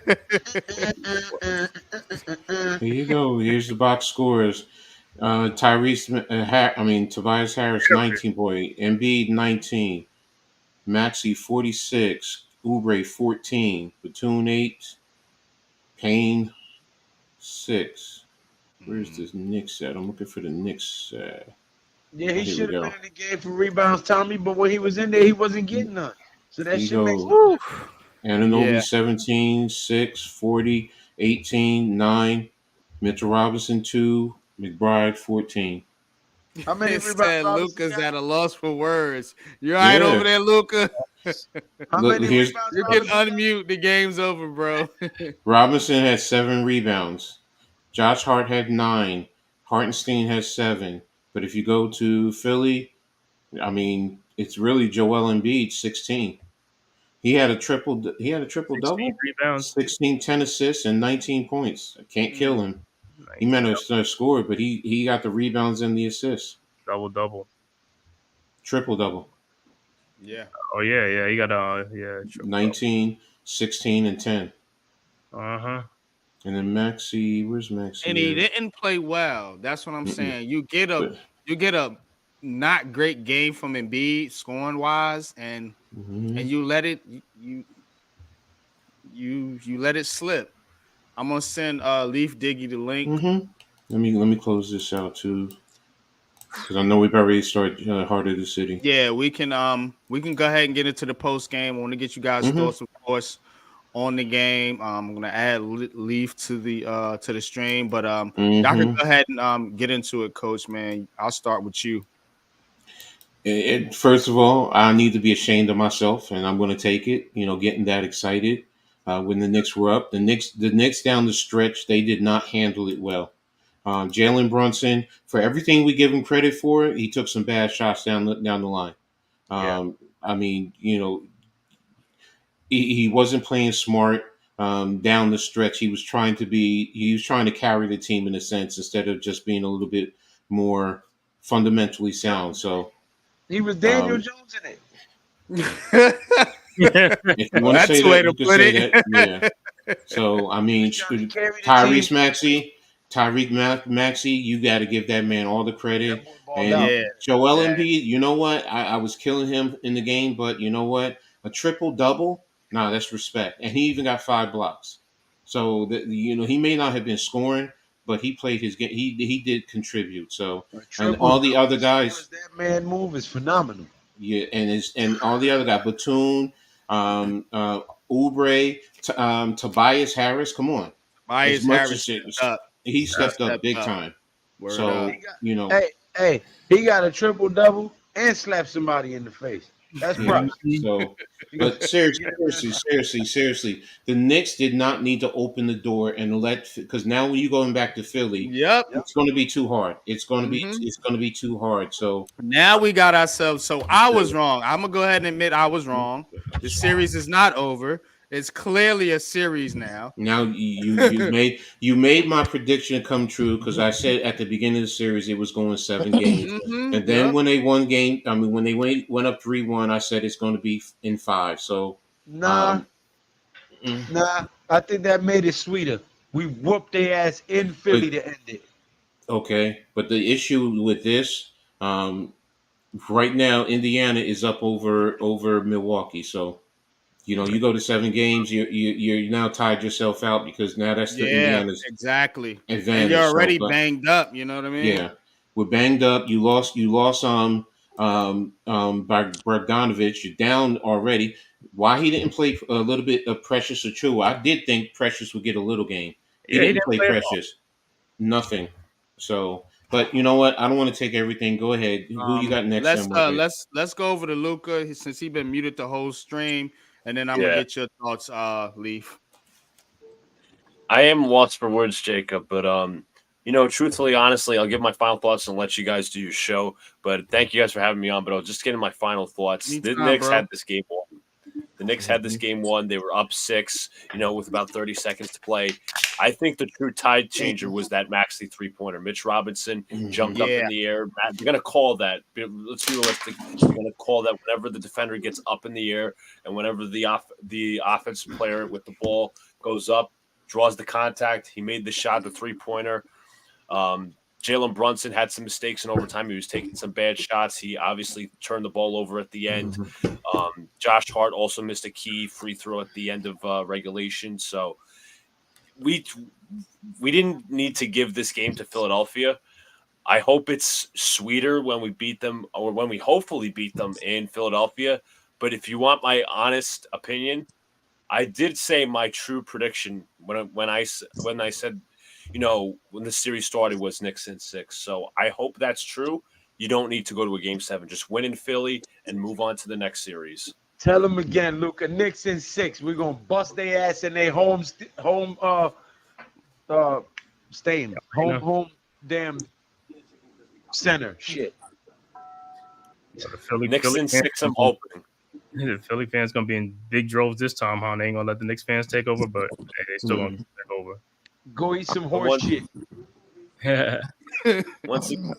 Once again, I'd like to thank you guys. Really appreciate it. Let's go Knicks. Let's win game 6. Definitely, man. Appreciate you, Luca. Hold up. Always. I told everybody Malik neighbors. You're right. You're right. All right, Luca. Man, y'all Pleasure. really calling that a road game, bro? They was outside of Wells Fargo screaming F and B. Like, are y'all kidding me, man? Like they done like half of Madison Square Garden that couldn't afford the tickets here. They went to Philly to go see the game. They go pay for them tickets. So realistically, though, like if you really want to be technical, the Sixers got to win 2 more road games. They ain't playing no home games in this series, man. Come on, man. Y'all got to stop this. Yeah. The Knicks, the Philadelphia 76ers had no business winning this game tonight at all. No business winning this game. No. Like the Knicks had that game in the bag. There was nothing else. There's nothing to discuss it. Yeah. This is just an absolute sacrilege, bro. You said we choked. We choked. Fumbling right at the 1 yard line like they always do, bro. It happened 30 years ago, and it's happening again. It's the same shit, different toilet, bro. This team has been disappointing childhoods for decades, and I'm tired of it. I'm sick of it, bro. And it ain't gonna stop now, because the thing is, I've said it before. I've said it while the series was going on. How long is the Knicks gonna get away with Josh Hart at the 4? How long is the Knicks gonna get away with running heavy ISO in the fourth quarter with Brunson? How long is the Knicks gonna get away with all of this with this physical play and all of this offensive rebounding and all of this stuff that they've been getting away with? It ain't gonna last that long. But I digress, because the Knicks are gonna win this series anyway, bro. Because they going back to game 6. They going back to Philly to play another home game, like I said. I'm gonna tell you like this: they need to bench DiVincenzo. They need to put McBride in the starting lineup and get Diva off the and come off the bench. Because I mean, the dude has been struggling the whole damn series, and that's the thing with Tom Thibodeau. He sticks with people too damn long. You know what I'm saying? Instead of just doing what's right. You know what I'm saying? Put him on the bench and see if he could do something off the bench. Put McBride in there, let him start, so we could get off to a faster start, and let's see what happens, man. You got to shake things up. And then today, you only going with a 7-man lineup. Sounds like good old Tom Thibodeau shit to me. Right. What is the deal with Precious Achua not playing? That's Tom. Explain that's Tom. No, maybe he don't think he play already. Because Mitch is back. When Mitch is back, that's what he does. That's what Tom does. It's like he gives back to his boys again. It's like, bro. I understand shortening your rotation in the playoffs. That's been going on in basketball for years. That's nothing new. Nice. But when you see a lineup adjustment that you need to make it. You don't need to say, okay, this is what I'm thinking, and I'm just gonna stick with it. You got to make those in-game adjustments. You know what I'm saying? So you might have originally had the plan to play Mitch and Hartenstein, but when you see what's happening here, and you see that, you know, you're kind of struggling a little bit, you know, with Hartenstein on the court, you need to switch it up. Hartenstein did not play a good game. He didn't at all. and there was no reason for him to be out there over Achua. But that's just my thoughts on it from an outside. I mean, with all of that being said, that still is not the reason why the New York Knicks lost. The New York Oh, Knicks they lost because they goddamn fucking fouled Maxey. They Like they lost because they decided not to get the ball out of Tyrese Maxey's hands. They decided to go hunt Joel every time he got the ball. Joel on one leg can't beat y'all, bro. Like, when are y'all gonna figure that out? Here's the thing. They got to make free throws. We got to make free throws. We make free throws. This game is over. That's what I'm saying. We got to make free throws. Excuse me. Sorry. Yeah, they missed 10 free throws. But here's the thing. To Precious Achua, Game 4 when he was in, Man-Cave, we talked about it. I said that he's not right. Precious Achua will help open the lane. So no matter what, because that Brunson was shooting threes and shooting middies, but instead of attacking the lane, but that allowed with Hartenstein and with Mitchell in there, that brings Embiid no matter what into the lane. He had 5 blocks. Right. So now if you have Precious Achua, who at least will give you a 3 here and there, he gives you an outside shot. That brings Embiid out. That still opens up the lane. That forces them to collapse, and now our guys can hit open threes, or Brunson can take it to the rim and possibly get fouled. So to NYG's point in terms of the adjustments and questioning why Precious Achua didn't play, you already lost Bogdanovich when you were going 8-man. So now just replace it. He's not going to be a prolific scorer, but he still gives you other intangibles. So that's a bad adjustment by Tibbs right there. Well, listen, the Knicks got another home game coming up in Philly. I mean, they should be able to close it. I had the Knicks to win in 6 any damn way, man. So they should be able to close it out. I don't really think the Sixers. I don't really think the Sixers got another rabbit out the hat trick to pull.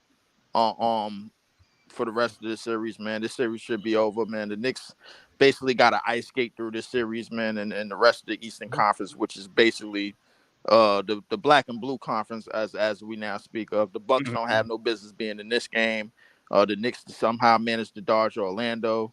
I mean, it is what it is, man. The Knicks should win that shit, man. Easy, man. This Eastern Conference ain't really nothing to speak of. I thought the same thing today, and look what happened. And right now, what did you say? No, it ain't over until the fat lady sings. Period. Case closed. You're not gonna get me twice. You're not gonna get me at least. You're not gonna get me twice. No, I love my Knicks, but you're not gonna get me. I'm looking for the adjustments. I hope you guys are right. But my thing is this: all the Philly fans that I've talked to since Sunday have all said that people are going to go back and get tickets, or they're not going to sell their tickets, whatever the case, and they're going to flood that and make it a true Sixers home game. Will it be? Who knows? But man, I hope you're right, Leaf. I hope you're right, Leaf. I hope you're right. Oh, go ahead. I'm sorry, bro. My whole thing is like, listen, them flooding the spots and selling the tickets or whatever the case may be, they too little too late, because the Knicks fans have found out ways to get cheaper seats. You think them Madison Square Madison Square Garden tickets is cheap, man? No. This is why they they're $600. Yeah, this is why they show up to other stadiums, man, in other cities. You know what I'm saying? Because it's cheaper, and they probably live there and they reside there any damn way. We see it all over the league. When the Knicks is doing good, here come Knicks fans that look familiar to you. But like, yo, I've seen this motherfucker before. Hold up. Hell, yo, I've seen dude before. How he get in there? He in the Suns game with a Knicks jersey on, a whole plot of them. You know what I'm saying? So it is what it is, man. Everybody know the Knicks is one of those quote unquote feel good stories, man. But I mean, once the losses start piling up, man, they gonna go back to being pouty again, and that's what it's gonna be. Islanders losing tonight. The Islanders, yeah, ain't they down? What's the score in that? 5-3. I got it on the I got it on what's the series score? 3-1. This is it for them. Yeah, they down. Oh, this is it. Oh, yeah, they asked. Rangers took care of their series. They beat the Caps 4-0. Oh, here, let me. We already closed out the what you call it. Yankees lost. 4-2. Mets won 4-2. Now, see, now you know what? I usually go back and forth with a lot of the Giants fans, but now I got smoked with Philly fans, man, because they done took our cornerback. They don't even draft from Iowa, bro, but they took our corner anyway, man. Oh, Like I Cooper, don't know what that's Cooper about. DeJean? Yeah. Oh, Dijon. Yeah, Cooper DeJean was our corner. We are the only team known from picking from Iowa, bro. And then here they come. What are you Come talking on, about? man. The Giants have players from Iowa. Yeah, but we're the only team known for consistently picking from Iowa. Oh, Like that's consistently. Okay. yeah. Okay. Okay. That's the like we've been doing that for many years. So And it's kind of Orlando is down 2 actually. I'm actually very interested in that series. Oh, that's a dog fight. That series is a dog fight. That's gonna Mm-hmm. fight of the game. NBA TV. I think Orlando had just a short stint on them. I think they've kind of figured out. What y'all think about Donovan Mitchell? I think Donovan Mitchell, he's the You same think he's player that overrated? he's the same player that he's always been. I don't see anything changing with his game to where if he's not scoring, what is he affecting? How's he What is affected? he? Exactly what I'm How is thinking. he affecting games? Whoa! He missed the open layup. You know what I'm saying? How is he affecting Mhm. games without scoring? So as far as the Nets needing him, man, I veto that just like I veto Trey Young. I don't. Yeah, We don't need none of that shit right now. They need to figure out what they we do. need is a front line. That's what we need. What the hell they doing with this damn roster, man? Well, I say a good start for this roster would to develop a front line, develop an effective front line that's capable of doing things defensively, doing things on the rebounds, man. Because if you look around the league, the plight of the front courts is a thing. You got Denver, you got Minnesota. Those are two teams that you're looking at. You got Orlando with the Wagner brothers and Dan Caro. I'm gonna make a unpopular opinion before I lose this train of thought. And it don't got nothing to do with New York. So just bear with me, a little off topic. I think Anthony Edwards is going to be the best player in the NBA within 2 to 3 years. Yeah, we know that. I would agree. I'm inclined to agree with that. But that dude is nice, bro. That nigga, he nasty, son. Yes, he is. Like, yes, he is. I'm inclined to he agree has with that. He has the mentality to be great. You could see it, yo.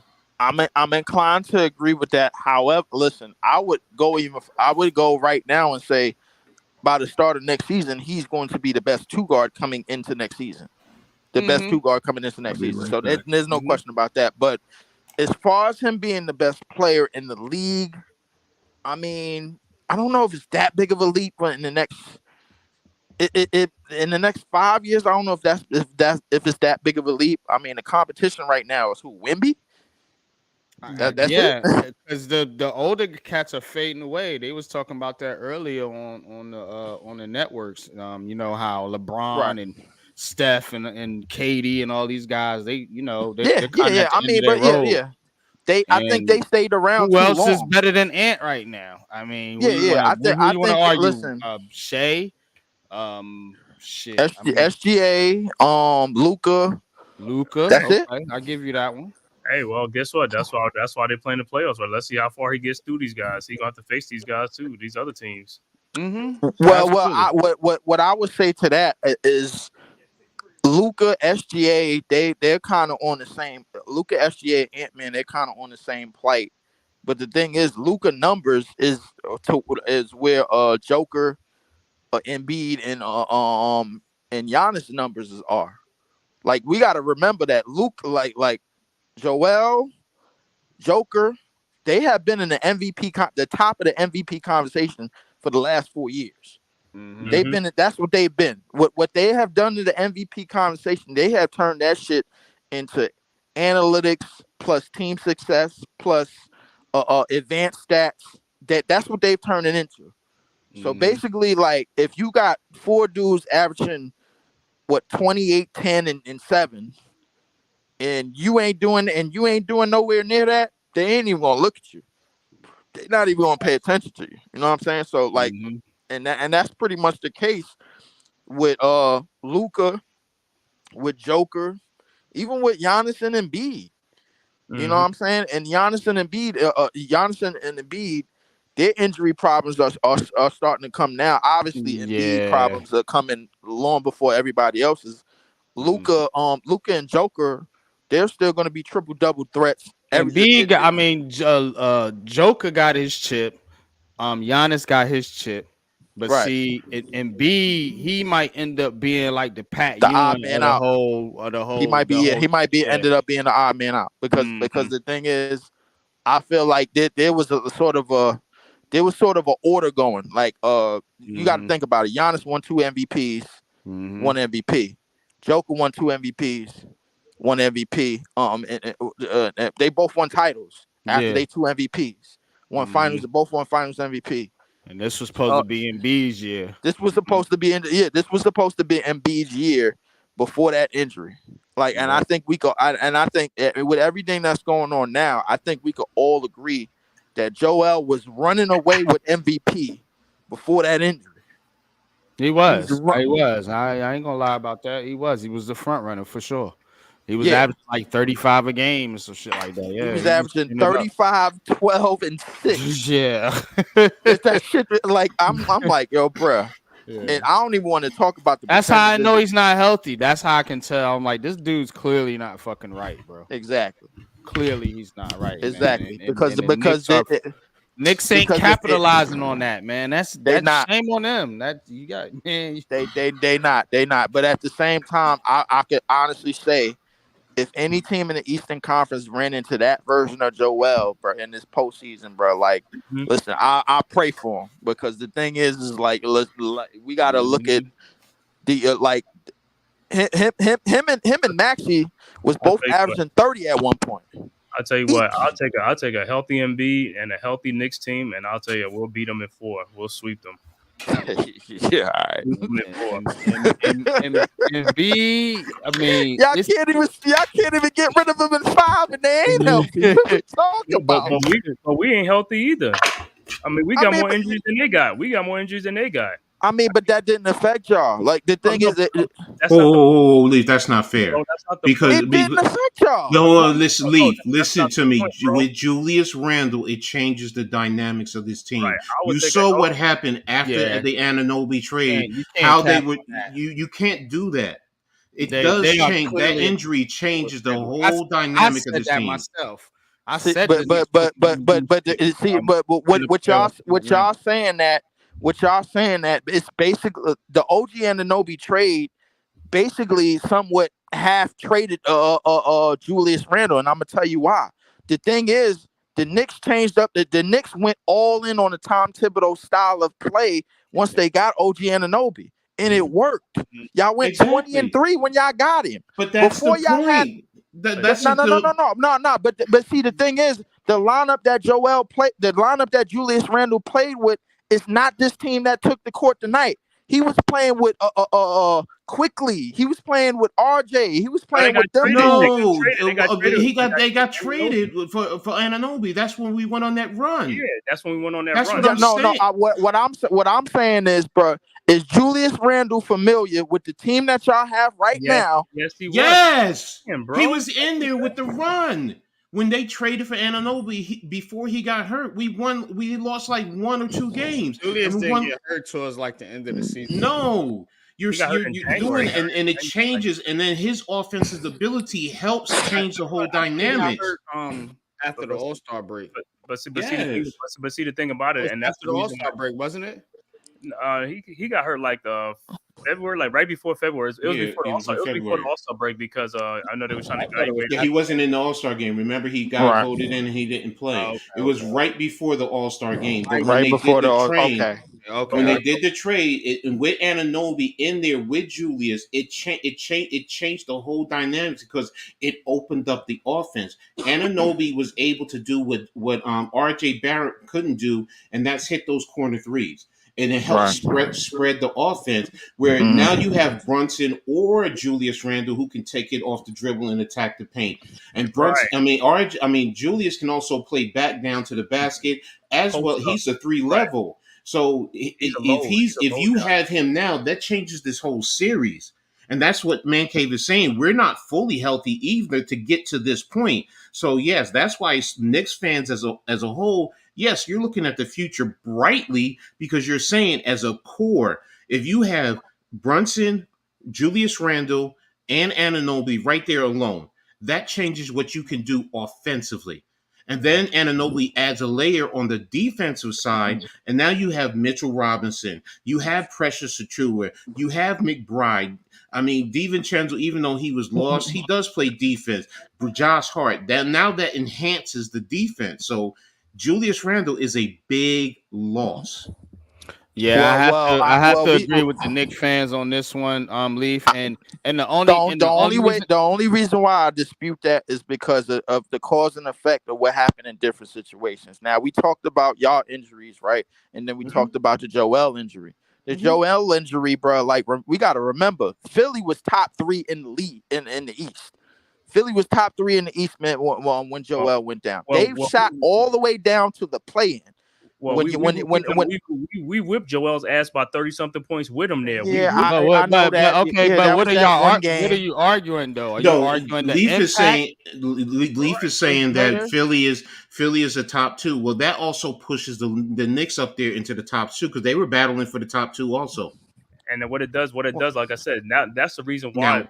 That's the defense. The reason why Kelly Oubre and these guys are able to defend Jalen because Randle ain't there. Randall's there. You have to put big bodies on him. He takes bodies, bro, and he's a double machine. He gets rebound. He's gonna be working them boards, and you know that. And I thought about that. I think we can sum it up real quick. I'm going back to the game. I was wondering why Nicholas Batum was constantly guarding Jalen Brunson. Right. Until Man-Cave's point, if Randall's in the game, that matchup is different. It has to be. Exactly. And that's the thing. It's like that's why Knicks fans say losing Randall is a big. Now, I'm not saying factor. If you guys got Randall, you going to the championship. That's not what I'm saying. I'm saying that it is an impactful injury. I can't. Right. I'm just saying. Embiid ain't getting that. He ain't getting that much rebounds. He's not really jumping. If Randall's in there, we getting them all them rebounds right around there, bro. We getting them rebounds. I'll be honest with you, bro. Like in a perfect world, like if none of these injuries happen on both sides, y'all really wouldn't even be playing the Sixers. Y'all wouldn't even be playing the Sixers in the first round. Like let's be honest. No, either one would be 1 or 2. One would be 2. One would be 3. I mean, to be honest with you, Boston would have been 1. One of the 2 would have been 2. So, for argument's sake, so and it pushes everybody else down: Cleveland, Orlando, Indiana. So, yes, into that respect, yes, Joel and the injuries impact this whole league. I mean, look at LA. I mean, you can make the argument with Kawhi. I mean, that's injuries. Injuries are sports, so you just have to adjust. Now, we in some respects tonight. Bad adjustments in terms of the coaching, bad performance, bad play by players, including Jalen Brunson. And he'll probably say it in his presser. Free throws, they miss 8 free throws. I mean, you go down the line. Man-Cave said you hit your free throws, you don't even go to overtime. Yeah. So and bottom line, kudos to Philadelphia. Game 2. They had the game 1, and we ended up taking it in the last few seconds. Well, guess what? This is payback. Yep. They ended up taking it back from us. So now we have in a sense, we have a 2-game series. You got a dog fight is what you got. Yes. And I'm gonna tell you why you got a dog fight right now, because them dudes are gonna be pumped up going back to Philadelphia. I don't give a damn what fans are there. Yes. Them players on that court, they smell you know what I'm saying, blood in the water, so to speak, man. You know what I'm saying? And if they could get this team into a game 7, it's house money. Guess what? Because Philly ain't supposed to be here. They not supposed to be in this spot. They lost a superstar. The pressure intensifies on the Knicks. It's on the Knicks. It's all on the Knicks. It is on the Knicks. the problem is on the Knicks is on DiVincenzo. That's what the problem is. This dude has Yes. got It's on the whole team. No, no. it's I'm just saying, And it's he's especially Brunson, on what he Jalen gotta do. Brunson because Jalen down the Brunson is a stretch. superstar. Down the stretch. Okay, But what he's saying is DiVincenzo the past few games has Oh, disappeared. this game, yeah. No, I the agree past with few games, the last 3-4 games, I he's mean, the whole, disappeared. I mean, So the whole series, bro. yeah. I mean, Mm. he played lights out during the year. We all know that, we've seen it. But now in the playoffs, when the it's time for you to step up. That's when you really earn your money. And he's What not. time is the game Thursday? Let me see if I can pull That it game up. Thursday will I probably think be it's like it'll probably be 7 o'clock. It'll probably be the be same time, yeah. I Probably would be think. 7 o'clock if I had to guess a little. It's Yeah, they probably. didn't. I haven't set. They haven't set a time as yet. I guess. Haven't announced Because it. tonight was Yeah. Well, tonight yeah, was because supposed to be tonight was supposed to be the elimination. finish. Thursday for Yeah. game 6, Saturday for game 7 if necessary, but it ain't saying Mhm. no time. Yeah, no times as yet. You have to wait and see. It might be other games. What happens. Indiana tonight. What's happening there. I mean, Orlando, 40 Cleveland are points, tied. 6 assists, 3 steals, 4 from 11 for 3 points, 15 for 32 from the field goals. Jalen Brunson, he played 51 minutes. Well, That's crazy. if Indiana wins tonight, then the Knicks are the only game on Thursday night. That's the only one game. Now it's 2 games. If Milwaukee wins, then it's 2. And Indiana's playing right now, right? Yeah. Right. Yeah, Indiana Okay. playing right now. I think I they think just they're called up. it. I think they just called the tech on Obi. So if Indy wins, then is the Knicks the Uh-oh. only game. Thursday's probably gonna be an 8 o'clock game. Yeah, Bobby Porter's going back to the locker room. I think he might be done for. He might be done for the game. Yeah, Lee, another injury. If No, the no. Pacers He don't can. win this game, I think he came back because he was ejected last game, but Yeah, Bobby Portis again. Is Bobby Portis again? He got because ejected last game. Oh, he ain't- threw punches. Oh, he throwing punches. Giannis well, and Damon Lillard's out, right? Yeah. yeah. Well, Damon's Wow. out with Achilles, and they saying Giannis out with a calf. Yeah, They Portis both out got with ejected again. Oh my God, Portis. Yeah. Oh my Lou, God. you wanted to say something though, bro?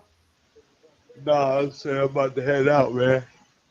Oh, all right. All right, Lou. All right, Lou. I know. Fumbling like that definitely makes me tired. Sure. Take the boys to school in the morning. Oh yeah, Yeah, facts, bro. facts, definitely. Yeah, shout out But to you though, bro. it's Appreciate you easy coming for through, somebody man. like me. Hey, Lou. Yo, Sunday, bro. We're gonna get up, man. We're gonna have a conversation, man, after the stream. Yeah. So yeah, All right. just whatever thoughts you got, you know what I'm saying? Just that ain't going nowhere. That's a master plan. got you. Yeah, that ain't going nowhere. Definitely. You can't smoke that out of my brain. I'm guessing this is New York Giants related. Nah, it's Nah, we doing something, business related. All right, cool, man. Shout out. Bobby Poison wasn't in this altercation. Did you catch us at the draft, man? We seen some of your Packers fans out there, man. They was getting be booed. secretive about it if it was some Giant shit. He said, It's about this much. Hey, Leaf. Yeah. Next what's year, up? man. The draft is in Green Bay. I don't know if you're interested, but that's your team. So I'm trying to cause it was like a Twitter crew that was trying to get me into the get me in the fold or whatever, man. And then there was like a couple of people from out in the east, a couple of people from Jersey, a couple of people from Delaware was trying to go to Milwaukee, and they was going to try to get that ride to Green Bay, and to go to that draft. But I see what's happening. I got a whole year to prepare. no doubt, man. Obviously, we'll be at the draft, man. Yeah, obviously we're still a young team. We making strides in the right direction, man. I have told every Bears fan from the night of the first round and all the way to the end of the draft, the Bears are who we thought they were. And listen, our problems are not in the NFC North. When it comes to the NFC North, there's only one outcome, and that outcome is the Green Bay Packers. That's it. Man, The problems that we have. The Bears about to whip y'all's ass, man. You co-signing the Bears. That's your first mistake. You co-signing the Bears. That's your first mistake, bro. Like, listen, Nah, I can't we co-sign all for no know team over there. All right, let's just look back at the history real quick. Only team I co-sign for is the Giants. The Megatron era. We all seen how that went. We all seen how the Lovie Smith, Brian Urlacher era went. Listen, the Bears ain't gonna be shit until next year. It'll be the 40th anniversary of the '85 Bears. That's when they gonna do something.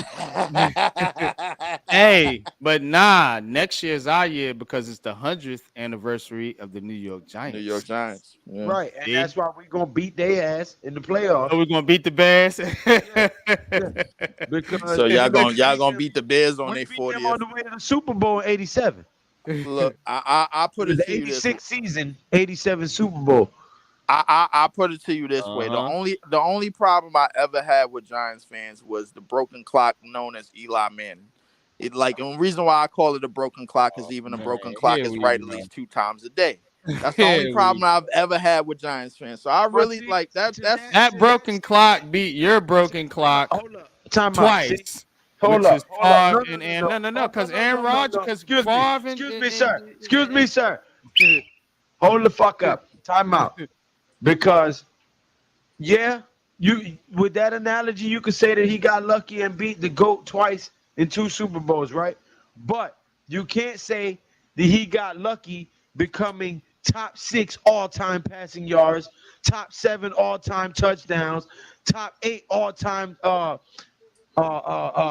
pass attempts. So you don't get lucky 5 times. Like, come on, man. Stop that shit, bro. You're just mad because he beat your 2 greatest quarterbacks right in the playoffs, which is Favre championship games and Rodgers. I mean, on his way to here's the thing. Everybody still think they said y'all think I'm still mad at that. That's the thing. I'm not. I just it was funny to me. Well, you mad at something? It was funny to me how it happened. First ballot Hall of Famer. The Giants did him dirty by not replenishing the offensive line his last 5 seasons. It was not his fault that this team looked that goddamn bad his last 5 years. It was poor drafting.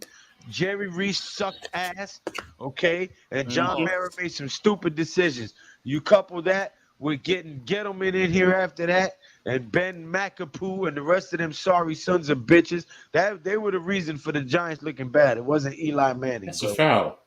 I give you that. I definitely give you that, Lou. Man, that's all facts. I mean, ever since Tom Coughlin basically took his bag and went home. I mean that organization basically it ain't really been the same since. You know what I'm saying? But I mean, y'all on the up and up. It's gonna be interesting to see how much better than the New York Jets y'all are. I mean, we'll because see y'all in the playoffs. It's always playoffs. Playoffs. Playoffs. Yes, I better tell this. Playoffs. My name consists of 3 numbers, 11 and 6. Lou, please stop this. Y'all gonna fall and bust y'all lip. The last time y'all met us in the playoffs, who was it? Odell was on a boat trying not catching fish coke on a suspect trip. Yeah, I know exactly. Yeah, Odell was on a boat. Odell was on a boat trying to learn how to swim. He fell, and that was the end of. Fell into Justin Bieber's mouth. I know. Yeah, I know. Yeah. Oh no! Why? Y'all some fools. But but listen, we not worried about the Giants in the playoffs. We damn sure ain't worried about the Bears in the playoffs, man. Like the only reason why we lost in the playoffs to begin with is because the NFL had to stick to their main character syndrome with the San Francisco 49ers, who ain't done shit since 1995 anyway. They stay losing Super Bowls, so we don't worry about them neither. But we gonna get back at it, man. I'm gonna try to make that trip to Milwaukee. Yeah, man. If you could make the draft, man, let me know, man. You know, Green Bay is in Wisconsin, not Milwaukee, right? Wisconsin is in Milwaukee. Wisconsin. Milwaukee is in Wisconsin. Yeah, that's what I meant to say. All right. Wisconsin is not Milwaukee. I know. I know that. I'll find it. Same thing, same difference. Don't worry. No, Don't but he worry. was saying, I'm gonna go to Milwaukee. I'm like, bro, we going to Green Bay. I'm gonna get to Milwaukee first, then I'm gonna get to Green Bay. I'm pretty sure that's what's gonna happen. He gonna Oh, call man. me. That's Like, a where three. you That's a at? three. We in Green Bay. Yeah, Where you we gonna at? be in Green I'm Bay, in man. Milwaukee. Yeah. How you gonna miss that shot? Oh man. Yo, what's going on in that Okay. Orlando game? Hold Well, on. it's down to the last seconds. It's tied. It's a 2-point I get up game. with y'all Sunday. Oh, All right, Lou. what a block! Ooh, woo. All right, let's get into this. Let's get into this draft. Mm-hmm. Recap. I'm gonna tune into the last of these games, man. Y'all, yeah, listen, appreciate y'all. Always pop. Cause Always coach. you already know, man. Yeah, I'm listen. gonna try to do some more game broadcasts. You know what I'm saying? Would love to have you join the stream for some of those. You know what I'm saying? You my bro, man. Shout out to you, man. Shout out to your stream, man. Tell the people where they can find you at, Lee, for you dip. Got 80 people in the chat, man. Go ahead and shout your channel out. It's Leaf4788 on Twitter, YouTube, and on playback.tv. Playback.tv. I will be doing games soon. I'm gonna have all the stuff to do it on playback.tv, man. I just gotta get me an off season right, man. Get myself back in good shape. You know what I'm saying? And we gotta get this thing together, man. I'm looking very forward to Zach Edey coming to our team. And you man think in we're the gonna paint, get man. him in the draft? We might have to trade for him because we don't have no picks. But I We got think, a second round pick, right? Nope, you have no, no we draft don't have pick. no picks at all. So draft pick? I think the thing is now we're focusing on picks because Real quick for you, Dip. How you feel about the Juwan Howard hire? great hire. I think it was a pretty good hire in terms of an assistant. I'm hoping that we would have kept. We are trying to keep Kevin Ali because Kevin Ali, he was the one that put the battery in the backs of the young players by putting them out there. He tried some things at the tail end of the season, man. With some lineups. Wofford was getting some runs at the lead guard. Clowney, who is basically like the golden They child. finally started playing him. Yeah, I noticed that. Clowney is the future 4-man for our team. Claxton, of course we gotta sell some contract business with him in the offseason. That we I'm hearing 4 years 90. Think he's signing? I'm hearing 4 years 90 mil if he do resign, but I mean, I'm not. I don't know. Is man. he I'm worth not, that money though? I don't know, man. I'm gonna be honest with you. I was thinking 4 years 75. You know, I mean, I wasn't too crazy. Coach, what's Mr. Robinson's contract? I think it was always 4 years, 60 mil, if I'm not mistaken. Yeah, that's what it is. I give him 4 years 75. I give agree. him 4 years. He deserves around what Mitch Mitch Robinson is getting. I agree. I definitely give him 4 years 75. End of the fourth quarter. Yep. Cleveland won that game. Yep. Yeah, they won by 1. 103. Wow, that's gonna be a close series the whole way. Damn, I was looking for Orlando. Orlando wanted that too. They could have had it. Orlando. I think Orlando did want that. This Bucks game is not. The Indiana. Come on, man. Why y'all playing around? They sleepwalking, taking them Indy. boys for granted. The NBA want to make more money. Tell them like, hey, y'all keep it going. Taking them boys for granted. I mean, well, you got to think about it. LeBron and KD got packed up, man. So they got to figure out a way to promote talent that they never promoted before. You know what I'm saying? Like Anthony Edwards, that's you got to promote talent that they got to promote talent that they not accustomed to promoting, because when you have a Mr. Mackey head ass commissioner, like this is what happens. He said Mr. Mackey. Yeah, when you got Mr. Mackey as your commissioner, this is what happens. When you keep pouring dollars into Golden State and LeBron. You look like Yoda. That's what all ESPN know. You know, Golden State and LeBron. What they gonna keep talking about? They're not gonna talk about Minnesota because they don't watch Minnesota games. They're not gonna talk about Denver because they ain't tuned into Denver like that. Denver is not fun enough. Denver is not flashy enough. Denver is not appealing enough. to the casuals that work at ESPN and that work in the mainstream sports media. So the reality is that all of the fans and all of the viewers that watch Breezy, them, what's good with you, bro? yeah, all of the fans and all of the viewers that watch them, they go off of what they words say. They go on ESPN, they go on FS1, and they listen to them. You know what I'm Mm-hmm. saying? And then they get all of their stuff from them. I'm You know what giving I'm my saying? vote to Ant-Man though, man. That's Man, the player, man, that I'm looking forward to watching the most, man, in the future years in the NBA, man. I watched that game where he was busting Kevin Durant's ass, pause, and it was fun to me, bro. I love Man, it, man. I ain't gonna lie, That's bro. my guy, Listen, bro.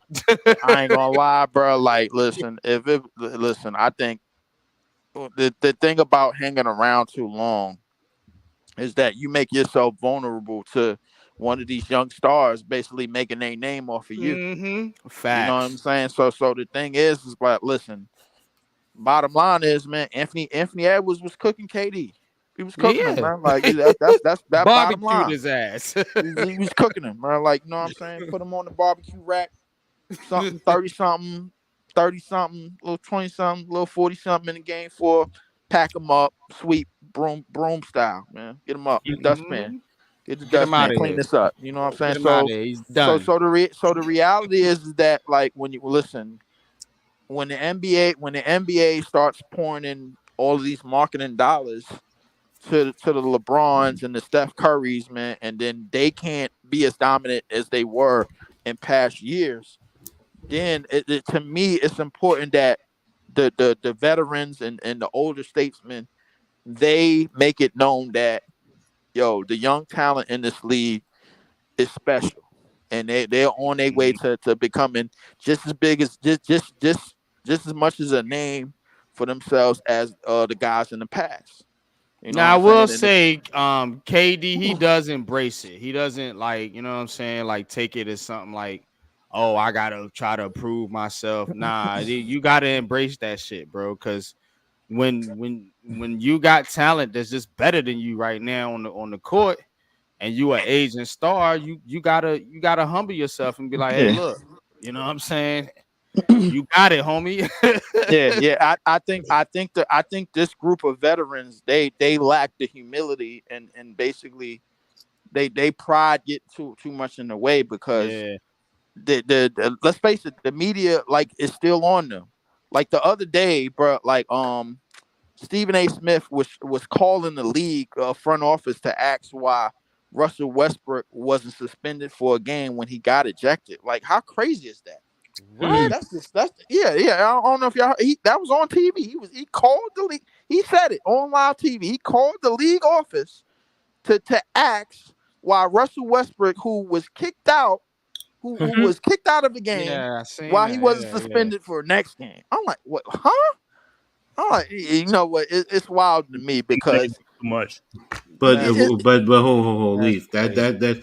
what that is he's being a journalist, and that's all he's doing, because he has people that he has people that follow him, and as a journalist, those are questions, whether he's in a press room, but he has the inside access to be able to call the league and ask questions like that, and because that's all it is. If the commissioner was at his podium and having a presser, if Stephen A was in there as a journalist, he would still ask those questions. So I don't have an issue with that. It's just that he's asking because also there are fans that ask those same questions.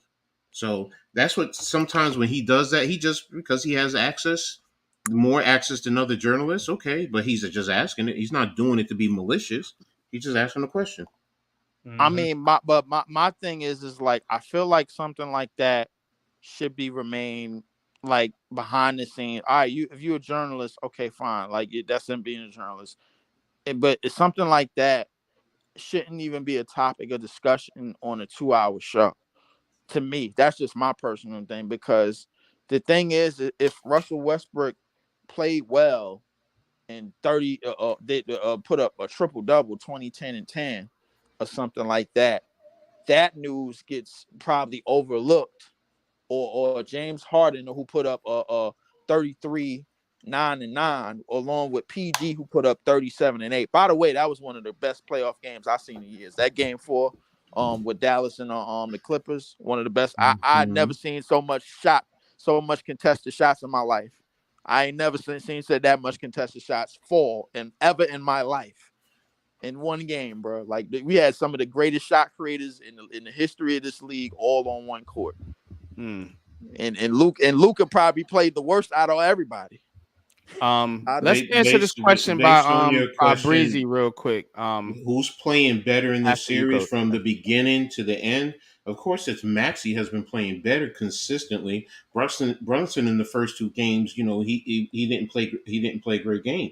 But I mean, it's not like it's and I don't think you're saying that. But to anyone who might think he's asking, is it a big wide margin? No, it's very small. They're both playing very well. Nah, they It's both just playing well. I agree. Brunson just didn't play well to start.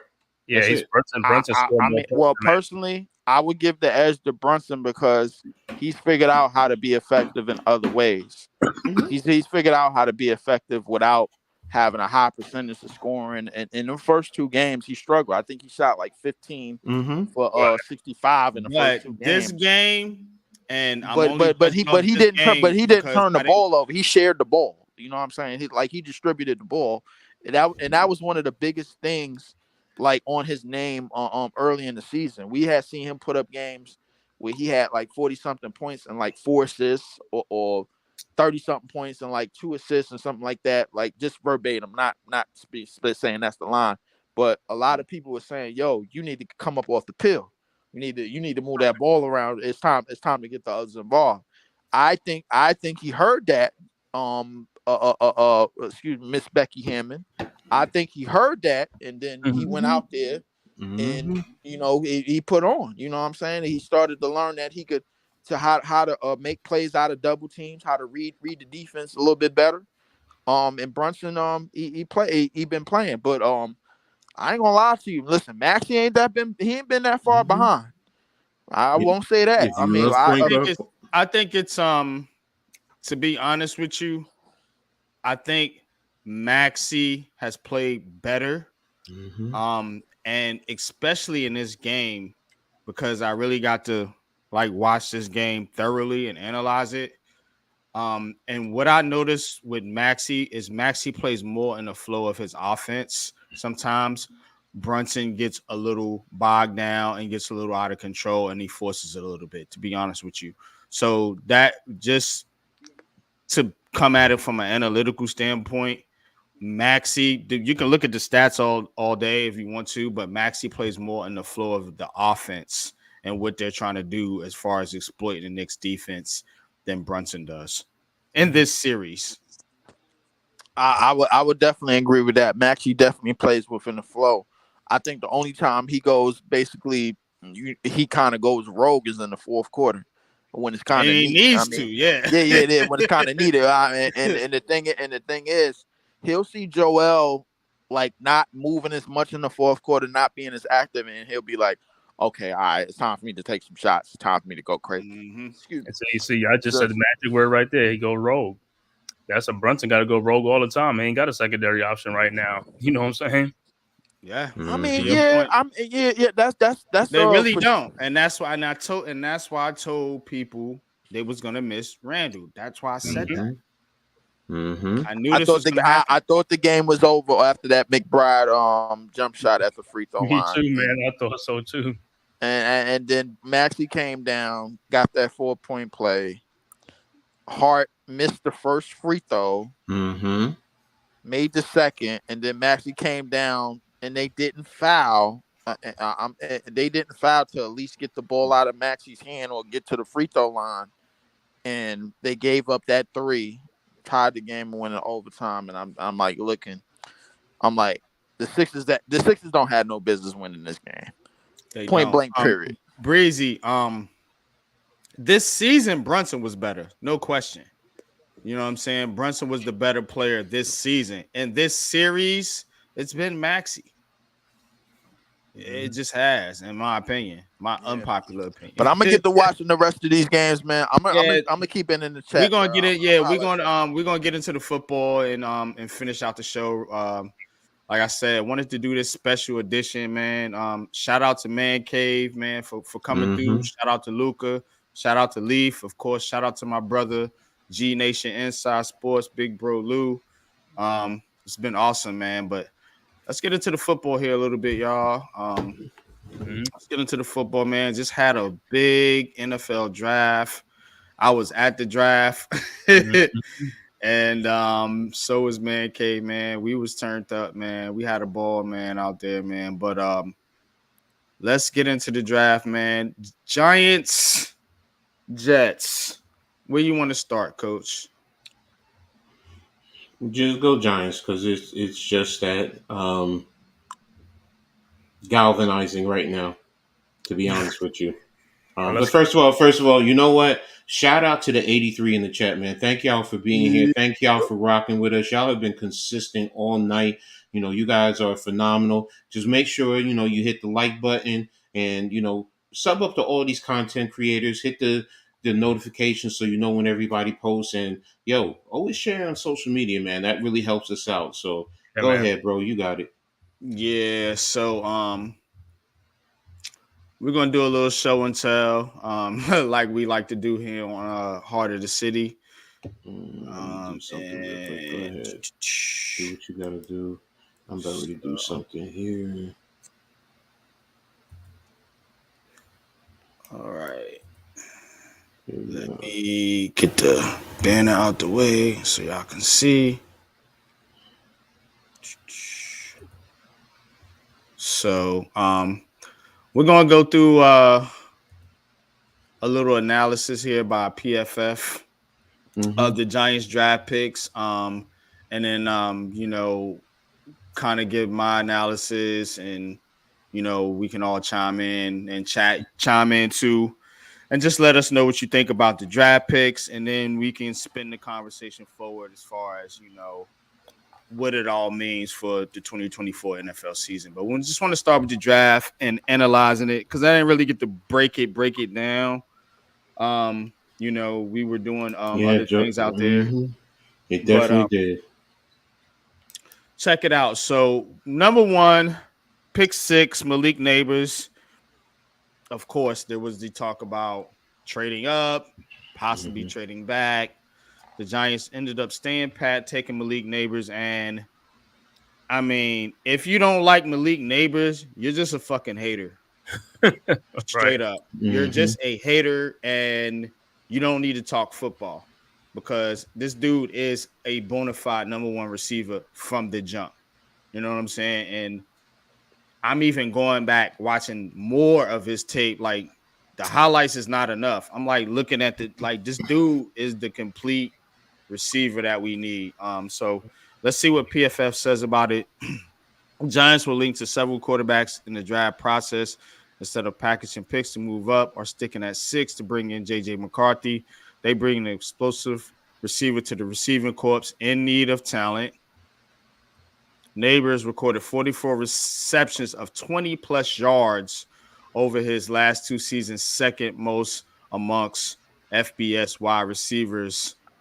And the only one that was above him was Marvin Harrison Jr. I actually looked that stat up. So 44 receptions of 20-plus yards over his last 2 seasons. Now, what can you say about the pick?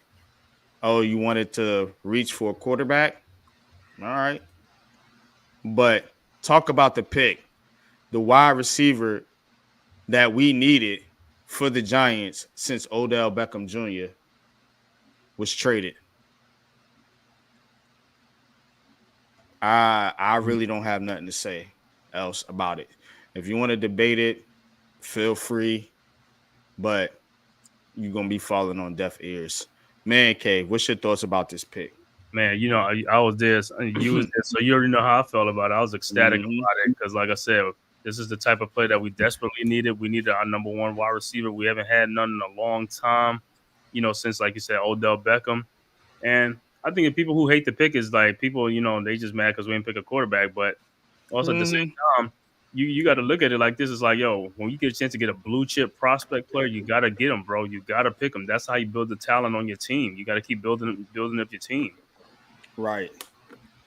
So I was happy to pick Malik Neighbors. You know what I'm saying? I know Roma Dunze was there and the other guys, but hey, Malik Neighbors, he's a great route runner. Everything. I watched his tapes too and stuff like that. You know what I'm saying? Watching some LSU games and stuff like that. And to me, that was always going to be a pick for me. You know what I'm saying? Was Malik Neighbors. You know what I'm saying? Regardless of what happened. You know what I'm saying? But I was happy with the pick, so I'm good with it. Yeah, Ghost Dog. That's the question. Who's going to throw him the ball?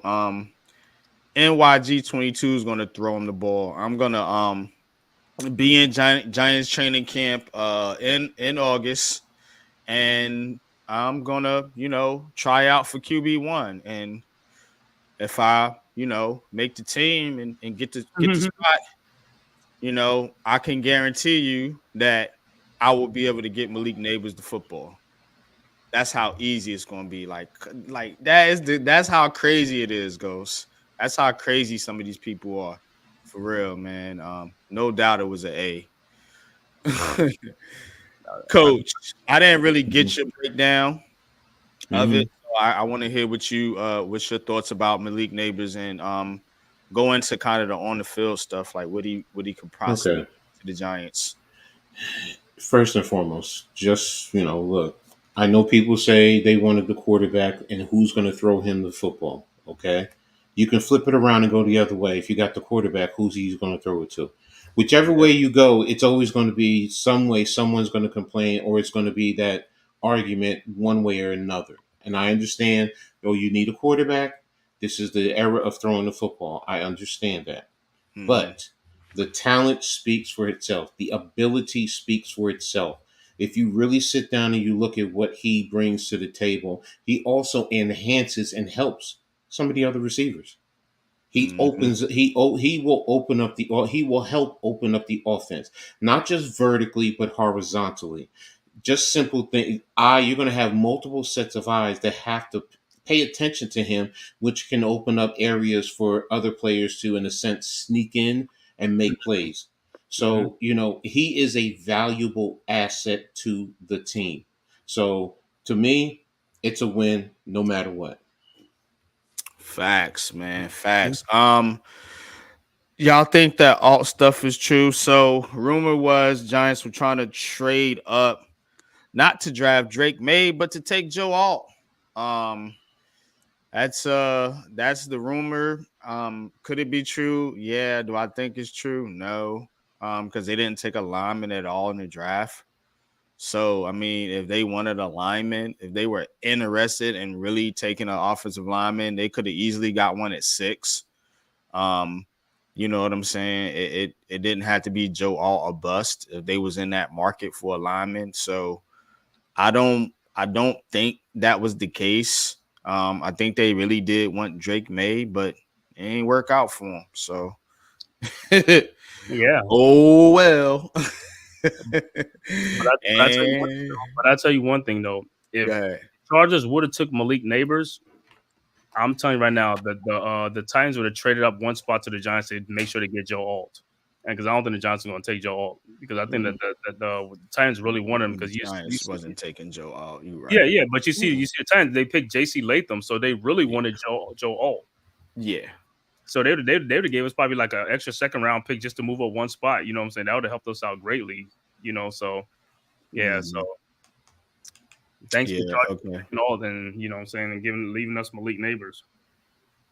Facts. So second round pick, Tyler Nubin, top ranked safety prospect. Nubin is versatile and impactful. He can be moved all over the secondary, handle the role as he possesses a high football IQ, can stop the run with his instincts to cover on the back end. Nubin sported a career best 90.1 coverage grade in 2023, first amongst Power 5 safeties, and allowed a 33 passer rating and coverage from 2021 to 2023. So Tyler Nubin is definitely a steal here in the second round. And the Giants are they're known for this. They got Landon Collins, second round pick. McKinney, second round pick. And now here again, Tyler Nubin. And all three of those were considered the top prospects in their draft. And they just happened to slip to the second round because safety's not a primary position. You know what I mean? So Giants get the top safety here. Second round. And he can do everything Xavier McKinney can do. And people that I trust that know football say can be better than McKinney. Actually, his skill set. You know what I'm saying? So, I really want to hear what Coach has to say on this. Because I didn't really do a lot of scouting on Tyler Nubin. I did watch some film and a couple highlights of him. So I'm impressed so far. So, Coach, talk to me. How Tyler Nubin fits. Nubin is a very good safety. He really is, and he can develop. If you really develop him, he can develop to be one of the top safeties, or if you want to say between top 15 to top 10, there's that possibility. If you properly develop him, he can play split field. He can play single high. He can play down in the. Let me go back. He can play two high. So if you want to play like cover two, he can play deep. He can play single, so if you want to cover three or man free, he can do that. He can be the box safety. He can come up and support and run. He can ride the seams. So and he can cover. He's played top competition, playing in the Big Ten. He's going up against Marvin Harrison Jr. and many different receivers that have come out of the Big Ten. So he's played against top talent. He's not afraid of it. So. He's definitely one that, if you develop him right, it's going to be a very good safety for a long time for the Giants. I agree. Ghost says A+ pick for me. I agree. Man-Cave, what's your thoughts on Tyler Nubin? Tyler Nubin. That was the pick that I had in my mock draft too when I did a lot of mock drafts. But I think this is the one part of the draft that I think the Giants probably should have traded back to try to get an additional third round pick. That's okay. I think this is the only part of the draft where I thought like, okay, this is what we probably got to try to get back in, because we got two third round picks and the second, that would have helped us out even more. But I like the Tyler Nubin pick. You know what I'm saying? And if we would have traded back, we probably could have just got TJ Tampa and then additional third round pick or something like that. But I think he has a good chance of, what I'm saying, it's like but this was a position that we desperately did need though, with McKinney leaving, and I know we signed Jalen Mills and stuff like that, but he was the highest rated safety out there, so it was a great pick, and I wouldn't be mad with it. Facts, man. I agree with you, man. Tommy says Nubin is amazing. Awareness, instinctive, aggressive, a missile, shooting the A gap 20 yards away, finds the ball. Yeah. He's also a ball hawk. I forgot about that too. Yeah. Yeah, he had quite a few interceptions in college. So definitely, man. Tyler Nubin, man, coming to the Giants, man. Giants are building a defense, y'all. Ooh, look out. What I kind of like remind me, I think, because of Shane Bowen's defense, I think I remember Kevin Byers. Yeah, that's what a lot of people was comparing them to, man. But I think he can be better than Kevin Byers, man. Right. I mean, for real. So let's set a reasonable expectation, man. But for real, Jerome Henderson, when he gets these defensive backs in this system, he'll maximize his talent. I feel comfortable. Speaking of defensive backs, Andrew Phillips, third round pick. Giants drafted Deontay Banks in the first round of last year's draft, and now add more youth to that group early in the third round this year. His career best 23 defensive stops, led all SEC cornerbacks in 2023, and his 72.9 PFF coverage grade was also the best mark of his career. Now, Andrew Phillips, this pick, not gonna lie, I was a little confused by it at first. Looked at some things, talked to Pat, Lou, the crew, and I'm okay with it. But I still think we have a void on the outside at cornerback.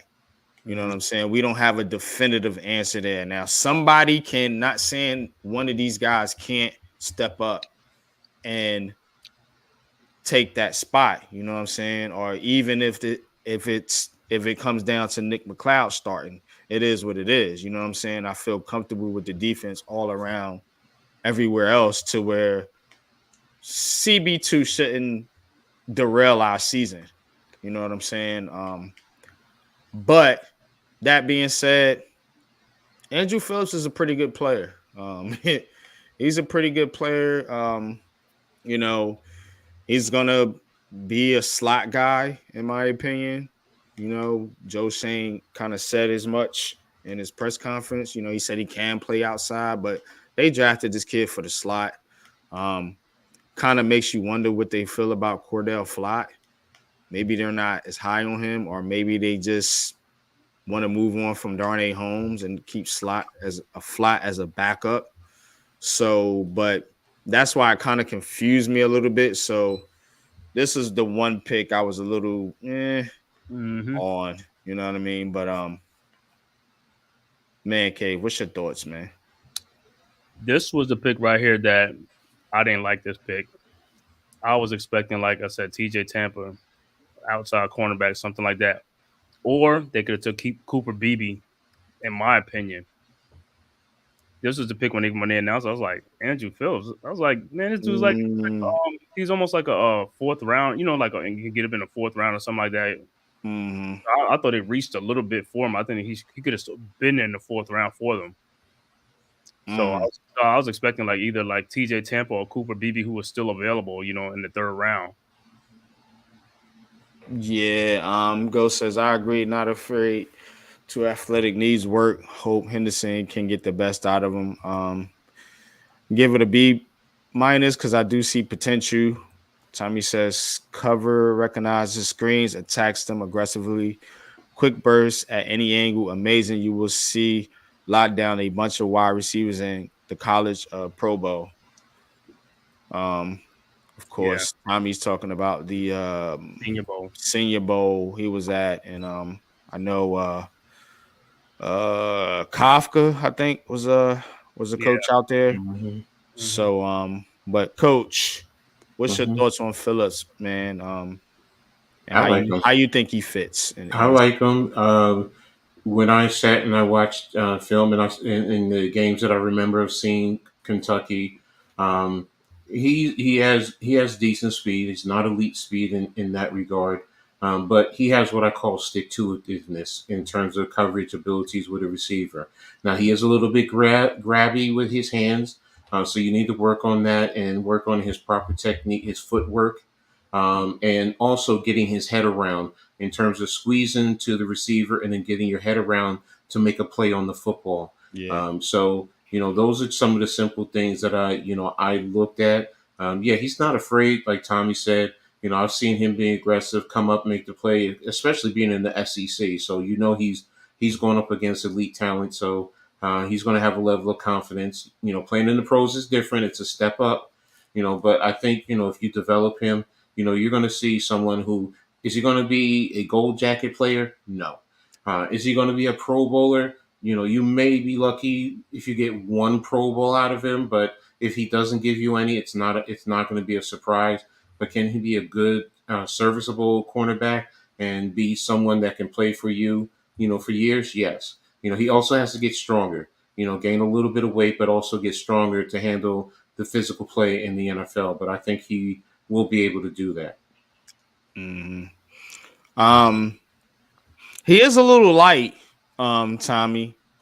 So I don't, you know, I don't know. What best case scenario for me is if Trey Hawkins can step up and be a CB2 on the outside, because he's got to me like that kind of size and length. You know what I mean? That you want to see, you know what I'm saying? Because look, you got AJ Browns in your division, and like you got some monsters you have to play against, man. You know, and with these itty bitty corners, man. I just I don't know, man. I mean, we got Banks, so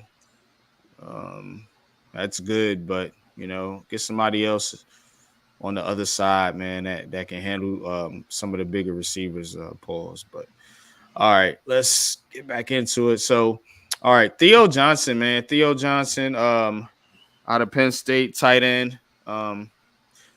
Didn't have a crazy production in college, but he is a prototypical tight end, modern day tight end as they say. So, you know what I'm saying? It's like 6'6",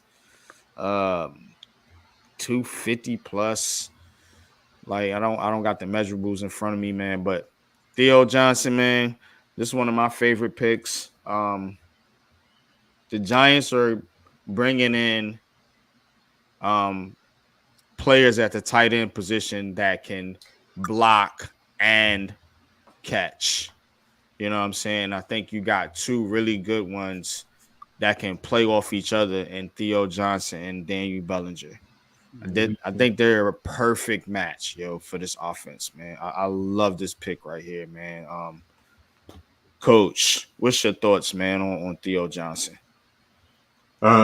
He's in a sense, the way I look at it, they're in some regards hedging their bet against Waller. Yeah, So I'm not even thinking about Waller for yeah, real. To I me, know, he's already gone. but until he's officially gone, I I just think they're know. hedging their bet. That's all. Yes, at Penn State he didn't get a lot of opportunities to make a lot of catches, but I also think that's a product of their system. Yeah. But he's athletic. He can make the catch. He can use his hands very well to catch passes. He knows how to read and sit in the zones. And he will make great efforts in trying to block. Is he a pancake blocker? No. But he can get in the way He can of. block, yeah. Yeah, so he can do that. He can sustain. I'm not asking him to block a 350, 370 pound, defensive line You shouldn't ask interior. no tight end to No. do that. You know what I'm saying? Well, if you had Gronk, you could. But other than that, Well, yeah. yeah, certain So ones, I yeah, guess. certain one. That's what I meant. It's but can he handle a 240 edge or end or outside linebacker? Yes, he can. And he can do what he needs to do in that regard. So he could be a valuable asset. He allows you to go multiple sets, whether it's two tight end sets like you were alluding to, or you're playing 11 personnel. You can flex him and put him in the slot, and he can still attack. And he will he will be a mismatch against linebackers and some safety. So I think he's fine, and I like him. Cave, man. What's your thoughts on Theo? Well, this pick right here. Like I said, I didn't expect the Giants to pick a tight end like in the fourth round, but I mean, due to the Darren Waller thing, I predicted this pick. I before I nailed this one. No, I know. I'm just saying before the season's, Darren Waller, the whole thing. Because if Waller was playing and all this stuff, and he was coming back, then they probably wouldn't make this pick this early. But but I knew this was for insurance purposes, and when they did make the pick, I was like, yeah, Darren Waller's retiring. He's not coming back, whatever. So yeah, but I like the pick though. I watched some of Penn State games this year and stuff like that, and I saw him like to me, he kind of remind me of what's that? I want to say, is it a former Penn State? Is it Mike Gesicki? I like Tommy that. says he's a bigger version of Kittle. Yeah. And like I said, he should be able to get downfield. He got a nice size, nice speed, and everything to get in the seams and stuff like that. So I think this is going to help us open up the offense too. But the main thing is just the offensive line. That line can block. Hey man, we got something cooking, man. Next pick, Tyrone Tracy. Tracy's a good athlete. He recorded a 4.48 40-yard dash, 40-inch vertical jump, and should add some explosiveness into the backfield led by Devin Singletary. Despite being a 6-year player in college, God dog, homie. Tracy has only one season at running back, and he forced 46 mixed tackles on just 114 carries in that 2023 season. Tyrone Tracy, I wanted a the bruising running back. Mhm. I was not a fan of this pick. Again, we don't try to be reactionary over here. So, you calm down, you do some research, you look at the player, see kind of vision what the plan for the team for him is. And I see the vision. You know what I'm saying? First of all, he can return kicks. With these new kickoff rules that they have now, you have to pay attention more closely to your special teams. And the Giants have done that all the entire offseason, if you haven't noticed. And again, this is another pick, that gives you an option. Whether they do use him that in that aspect or not, it still gives you an option. The second thing is they're not high on Gary Brightwell. So this kid really has a straight line shot to be RB3 off jump because you have Singletary, um, um, Gray, and then him. The Brightwell is gonna get cut. I don't think they, and then the other kid, Corbin. I don't think he's in the plans for the future either. And then the last thing is he's a former wide receiver, so he gives you a lot of versatility. Mhm. Um, to put him at running back, put him in the backfield, line him in the slot, line him on the outside. Like you can do so many different things. Like I said, kick return, punt return. So the Giants are trying to build versatility on their roster, and having versatility helps you deal with what? Injuries. Think about it. Having versatility helps you deal with injuries because if a guy gets hurt, you have somebody that you can put at that spot. You know what I'm saying? That maybe, you know, if you just have a player that only plays one position on that roster, he doesn't have the versatility to play spots in case people get hurt. So think about it like that. If a running back gets hurt, you have a backup running back. You also have a backup receiver, and you have a backup return man in just one pick. So go ahead. Yeah. Man-Cave, what's your thoughts? Yeah, like I said, I'm gonna just be like honest with you. If you take away, like, if you didn't even read about, like, like he played 6 years and had one season at running back and he was a receiver before. When you look at his highlights, you're like, man, that dude's a beast. Yeah. It's good. I mean, you can even tell he was a receiver before. And I was looking, I was like, just unless they said that, I was like, oh yeah, I was like, I like this. Like he got You speed. know what's funny about him though? When I watch his tape, Mm-hmm. and it's going to pain me to say this, but the damn guy kind of run like Saquon Barkley, yo. I swear, yo. He kind of looked like the way he run like Saquon Barkley. I was like, Lord, here we go. Here we go. Yeah, I think with him is like, I mean, he's a do-it-all player. I just want to see on the as a running back, he can pick up the blitzes and Yeah. things like that. I'm just saying, as far as his running style, I'm not saying Right. that's who he is. I'm just, Right. if you look at how he runs, his style of running, you know Right. what I'm saying? He kind of looks like that a little bit. Mm-hmm. Yeah, and like I said, with him, it's like he can pick up the blitzes and things like that. He'll see a lot of time, with him and Singletary and stuff like that. Because the thing about it, he was a former receiver, so he got good hands. He gonna make catches. So he's one of those, like a outlet. He's gonna be an outlet for the quarterback. You know what I'm saying? Something that Saquon did. You know what I'm saying? But sometimes he dropped the ball. Like, where this guy looked like he had more sure hands. And like I said, I'm not gonna say it because he hasn't even played it down in the NFL yet. But he looks like Actually, Tommy, his vision is questionable. That's on his scouting report. So yeah, that's part that was some of his, and that's some of what I seen on a little bit of film that I watched. Sometimes he doesn't pick the right hole, so to speak. You know what I'm saying? So, but I just said like how he runs, like when he runs, like how he looks when he runs. You know what I'm saying? The way he cuts back and shit like that. He kind of looks like Barkley, a poor man's version of Barkley, whatever you want to say. But just an initial thought. But I'm not saying that's who he is or that's who we need him to be.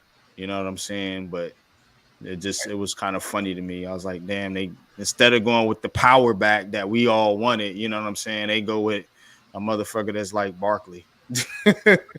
And I mean, like I said, another thing, another thing that people say, thing of Barkley tap dances, but you have to also have to understand too, he played behind a poor line, so guys is always in the backfield. You know what I'm saying? Whereas I'm Yeah. gonna see when he play for the Eagles if it's gonna change because the Eagles have a good line. We'll see if he's gonna hit the hole fast. You know what I'm saying? But it's just like the same thing like a quarterback. If you're getting hit a lot and getting sacked a lot, you're gonna become like there. You know what I'm saying? You're gonna see ghosts. You see what I'm saying? Because you get hit so fast, and by the time you get the ball, they already in the backfield. So you gotta look Mhm. to see which way you want to go. Now, if you had a great line and you can trust the line, you ain't gonna hesitate. You just gonna hit the hole and just go. Mhm.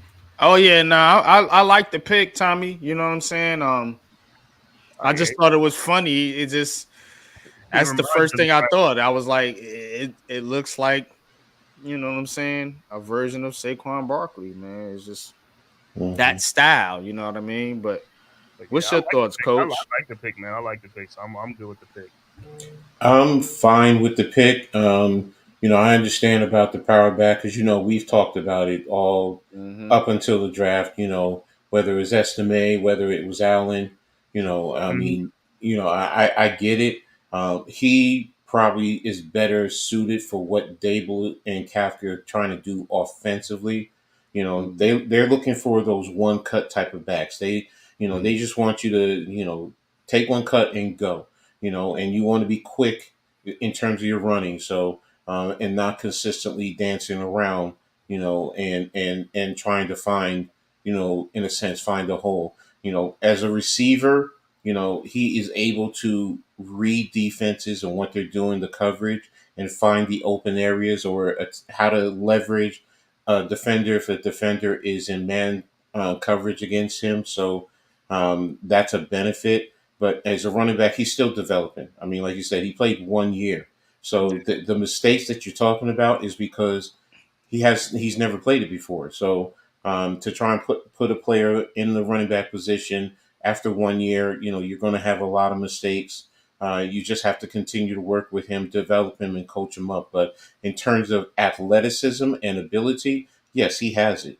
Explosion in the run game. A certain level of elusiveness. In the open area, he can make guys miss. So yes, I like it. He just has to be further developed. Mm-hmm. Tommy says he would get his playing time and kill NFL tacklers. He has a Diggs type of break tackles. Has to learn RB. His floor is extremely high. Yeah, I mean, look, it's not a bad pick at all. It's not a bad pick. It's just I personally wanted to go in a different direction. Um, Me personally, but look, I ain't mad at it at all. Last pick, well-rounded linebacker Musau, Right. Okay. Muasau. Anyway, this dude's a tackling machine. Just gonna cut to the chase, basically, man. It's sixth round linebacker. Says had 137 run stops since 2019 between Hawaii and UCLA. In addition to providing value in pressure packages with 107 total pressures in that time, likely a core special teamer. Musau has the football intelligence and tackling ability to hold up in a rotational role in a pinch. So, what's your thoughts about this linebacker um, out of UCLA, Coach? I mean, basically, it said it. Number one, he's going to start out as a specials type of a special teams guy. So, and his tackling ability will help out there. There's some things that he still has to work on in terms of understanding the proper angles. When you're dropping in your coverage, because I watch UCLA a lot. I mean, their defense was elite. Their defense was pretty much the best in all of college football. So he understands, but he still has to work. He still has to develop, but he has certain abilities. I want to see how his speed transitions Mm. to the NFL. So that might be the big concern for me. His speed overall, but he has very good intelligence. He understands defenses. He was taught very well, so he understands how to tackle. The proper way to wrap up. So he's smart, especially if you go to UCLA. You're definitely smart. That's what most people don't understand. And, academically alone, UCLA is very high.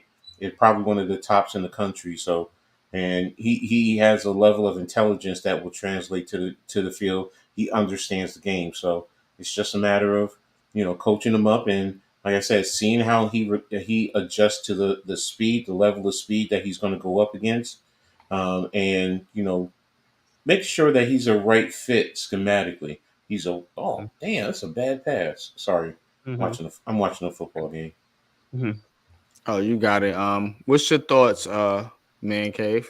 Yeah, that's the same thing with Coach. I just want to see I know he's a tackling machine. I want to see what his game speed. If he can move sideline to sideline, if he can move sideline to sideline, and with good tackling and stuff like that, a tackling machine should be okay. But then again, like I said, I think he's a little bit undersized, for the position. I think that's why he went into the 6th round. So, but what I'm saying, I've seen people. You've seen guys like in the past. There's been like undersized linebacker like London Fletcher and these other guys. Yeah. I want to see if he could just if he could really bring it in, and because we can still got Darian Beavers, who I don't know what's that going to become of that, but what I'm saying, he could beat him out and stuff like that. Just never know, man. I mean, hopefully he could be our Fred Warner, you know what I'm saying? But what I'm saying, I know he's a 6th round pick, man, but he's a tackling machine, man. If he could just be in the right place, Yeah, goes the Polynesian. that tribal blood, right? Yeah, I just wonder if Dash he could become had talked about that. I wonder if he could be a Jesse Armstead type in Right, terms of right, development. like a 6th round pick, yeah. But what I like the most about this pick is the fact that they really recognize, like, okay, you need to add depth at that linebacker spot, because that's something that I question. I said, who the hell's gonna play if McFadden or Bobby Okereke go down? Right. Who the hell's gonna play? What are we talking Mhm. about here? A Carter Coughlin type of player, or what? What are we doing here? You know what I'm saying? So I'm glad they brought this kid in. Not expecting him to start, of course not. We got our 2 pillars and the inside there, but to have somebody at least that's has a great football IQ. That's one of the things you want out of a middle linebacker, in my opinion, man. But all right, who picked Carter Coughlin? Was that Shane or that was Gettleman? I think it was that Gettleman. was Gettleman. Get him Yeah, Yeah, then Carter Coughlin ain't gonna be around. Nope. Probably not too much longer. But go through the Jets draft real quick. Jets trade down one spot. Pick up offensive tackle Olu Fushanu. Fushanu. Jets offensive line has been a weak point for the last few years, even though they brought in veteran tackles Tyron Smith and Morgan Mogus to strengthen it. Bringing in talented depth and getting a succession plan in place makes a lot of sense. Fashanu ranked in the 93rd percentile among qualifying college tackles and pass blocking grade on a true pass sets over the last 2 seasons. Love this pick for the Jets. Here's why. First of all, you get to learn from Tyron Smith, one of the best left tackles, you know what I'm saying, of this generation. Second of all, you don't force this kid, and we see so many tackles, Evan Neal, get forced into action early and look bad as rookies. You know what I'm saying? So you give this kid a red shirt year, barring injury, to sit and learn from one of the best left tackles in the game and Tyron Smith. It's and you trade down and you pick up extra picks. So just did a good job here, man. And what's your thoughts though? Ola Fasham. I mean, I seen in the mock draft. I knew this was who they was going to pick. They need a tackle.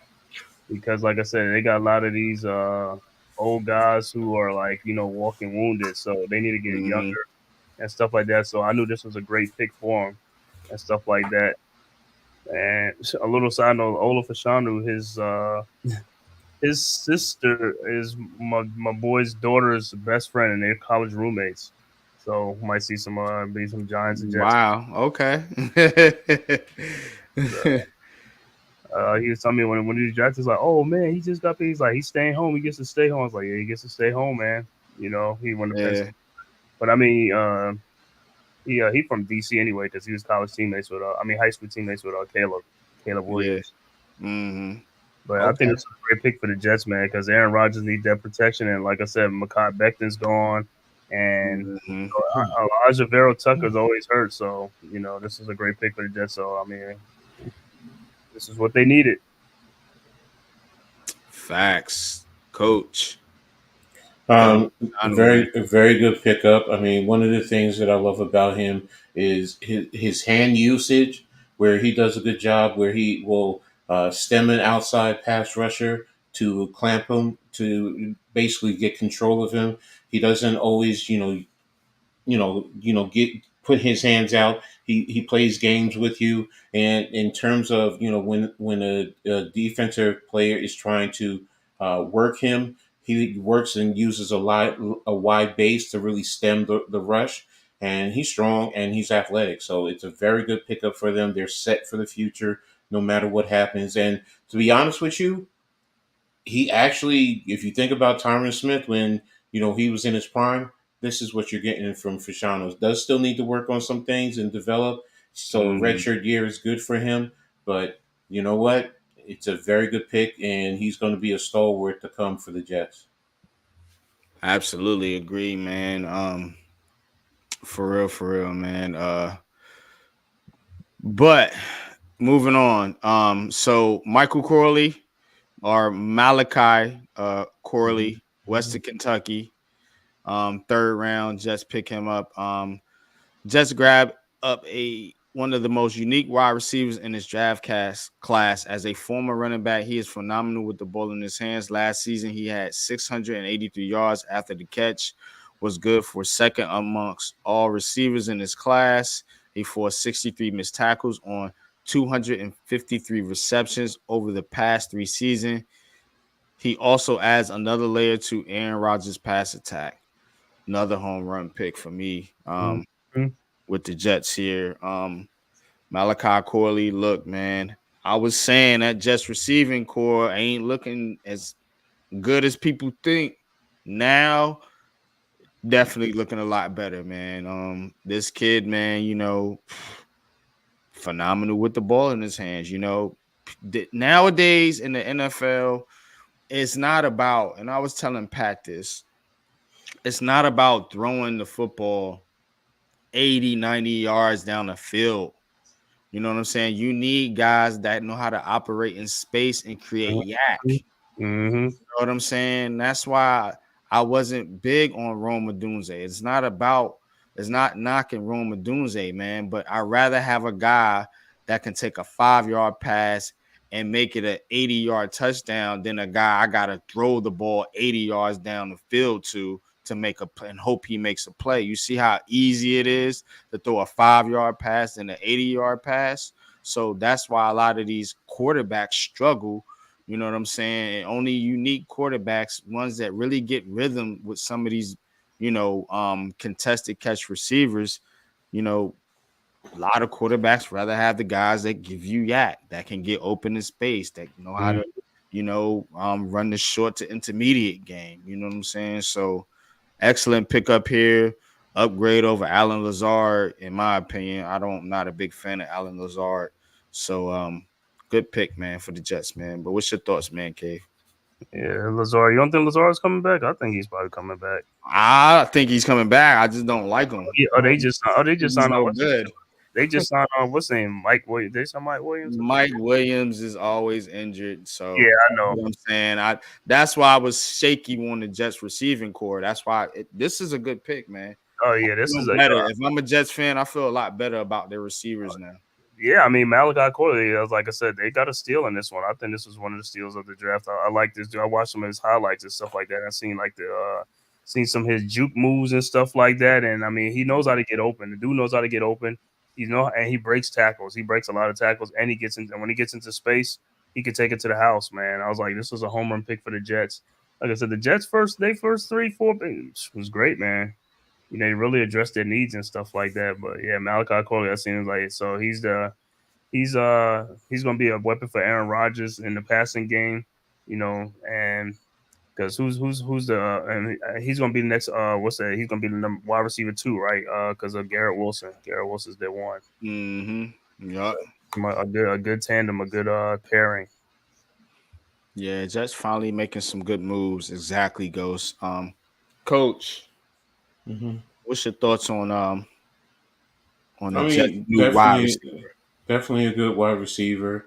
Understands the areas to attack in the zone in certain situations. So he just needs to. He's another one that just has to adjust to the speed. But very good receiver. Uses his hands very well. And you guys hit all the other key points on him. So Cool deal. This is my favorite pick, man. I'm a little upset about the Jets because I wanted him on the Giants, and that's Braylon Allen. Braylon Allen, the bruising, battering Ram running back pause that we all wanted for the Giants. Says Allen burst onto the college football scene in 2021, has been one of the most best running backs in college football in each of the last 3 seasons.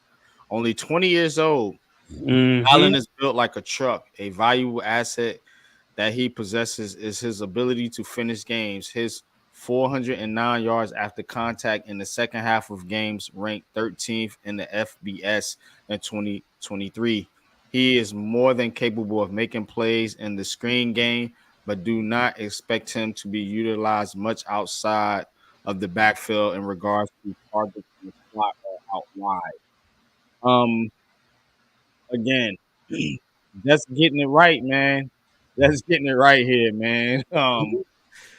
You got Hall, now you got Allen. You know what I'm saying? You got your thunder and lightning, so to speak, man. I mean, I love it here, man. It's another good pick, man. Another solid pick, man, for the Jets, man. Shout out to the Jets, man. Shout out to the chat, man. 82 still strong, man. Y'all hit that like button. Please hit that like button, man. Share the video. And drop your comment, man, on the stream, man. Let us know who you are, man. Let us know where you're watching from. But coach, what's your thoughts on it? I know you with Braylon Allen. Talk to me, bro. I mean, good size, young, still can develop. Does he need to work a little bit more in the passing game? In a passing game, yes. Last year, playing under Phil Longa's system did help a little bit, but he's a running back. And that's really what he's in between the tackle. Allow him to eat in that regard. I think he's going to work well with Bryce Hall and what they're trying to do, and especially in their offensive system because teams are going to play back a little bit more because of the skill sets there. So that he's not going to see a lot of loaded boxes, but if he does, then he's going to help the pass game. So it's to me, this probably was the Jets' best pick in my opinion. Mm-hmm. Yeah, man. Yeah. What you got for us, Cave? Yeah, you took the words out of my mouth. This was when they made this pick, I said, "Oh man, I was like, I almost threw the phone down." This was the guy that we needed. I was like, I have visions of what's the name, Cooper Beebe or Mahogany in the third round. So you know what I'm saying, and Braylon Allen. I was like, we need this back. We need to get these short yardage. This is a guy that can get the short yardage for us, or like the goal line stuff to get into the end zone for us.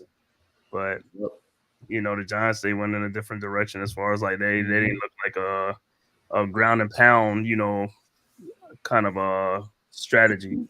But yeah, this was a great pick for the Jets, man. And I was just like, and that's the first thing I thought about was Thunder and Lightning with Brees Hall. Him and Brees Hall's like, man, Yeah, you yeah. know, one guy's gonna be killing you with the speed, and the other guy's gonna pound you. And then, Mhm. saying, so it was a good pick for the Jets, man. It was a great pick for the Jets, man. I was like, yeah, he's in New York, but he's in the wrong New York team. You know what I'm saying? Yeah, man. Exactly, man. Shoot. Plus, he comes from a good running team. Wisconsin always has a good their offensive linemen are great. They always have a good running game. They So do. he's like another what's the guy on the Colts? The other running back on the Colts is Taylor. Is it Taylor from Wisconsin? Jonathan Taylor. Jonathan Taylor's he's not built like Jonathan Taylor. No, he's not built like him, but I'm talking about coming from another running Oh program. yes, yeah. Jonathan Taylor, yeah, definitely Jersey boy. Yeah. So Jets take Jordan Travis here in the 5th round. Jordan Travis was having a really good season before he got injured. So Jets take a developmental quarterback here. It says after trading away number 2 overall pick Zach Wilson, the Jets opt for Travis to fill that void. The Florida State standout totaled 46 big time throws over the past 2 seasons, second amongst ACC quarterbacks, earning an impressive 91.8 PFF grade in that span. I have to say, another pretty good pick here. Look, you take a flyer on a quarterback in the 5th round. You got Rodgers here. You know, you riding and dying with him. You ain't got no choice. But Travis gives you an option, you know what I'm saying, in case shit falls apart. You know what I'm saying? Which usually it does for the Jets. So the kid was doing pretty good. I've watched his tape, and I always thought he was a pretty good quarterback. You know, I wondered why he wasn't higher on some people's board, but it was because of the injury. And look, you get him in there, if you can develop him, who knows? But again, not a bad pick. Take a flyer in the 5th round. I can't be mad at it if I'm a Jets fan. What's your thoughts? Yeah, I mean, I agree. To me, he reminds me of what the Lions are doing with Hendon Hooker. You know what I'm saying? They took a flyer on him, got hurt. Yeah. You know, it was a gruesome injury. Like I said, I know everybody's probably watching again because I was watching it when at the time it happened because my boy, he's a huge Florida State fan. So we was watching that game when it happened. It's like, I mean, Jordan Travis, I was like, you know, his first couple of years, you know, he was up and down. But I think this year he was finally putting it together. You know, I was like, if he didn't get hurt, I thought he was going to be like at least a 2nd or 3rd round pick. You know, he's going to go higher than the 5th round, you know what I'm saying? So, like I said, the Jets ain't got nothing to lose, you know what I'm saying? This is a flyer for them, you know. Like you said, Tyrod Taylor is not the long-term answer, you know what I'm saying? He's there just for the backup, and they could develop this kid, and, you know, you can have something good with him because he gives you both options. You know, he's a running quarterback and he can throw. Yeah, man. Coach, what's your thoughts on Jordan Travis? For the Jets, I love it.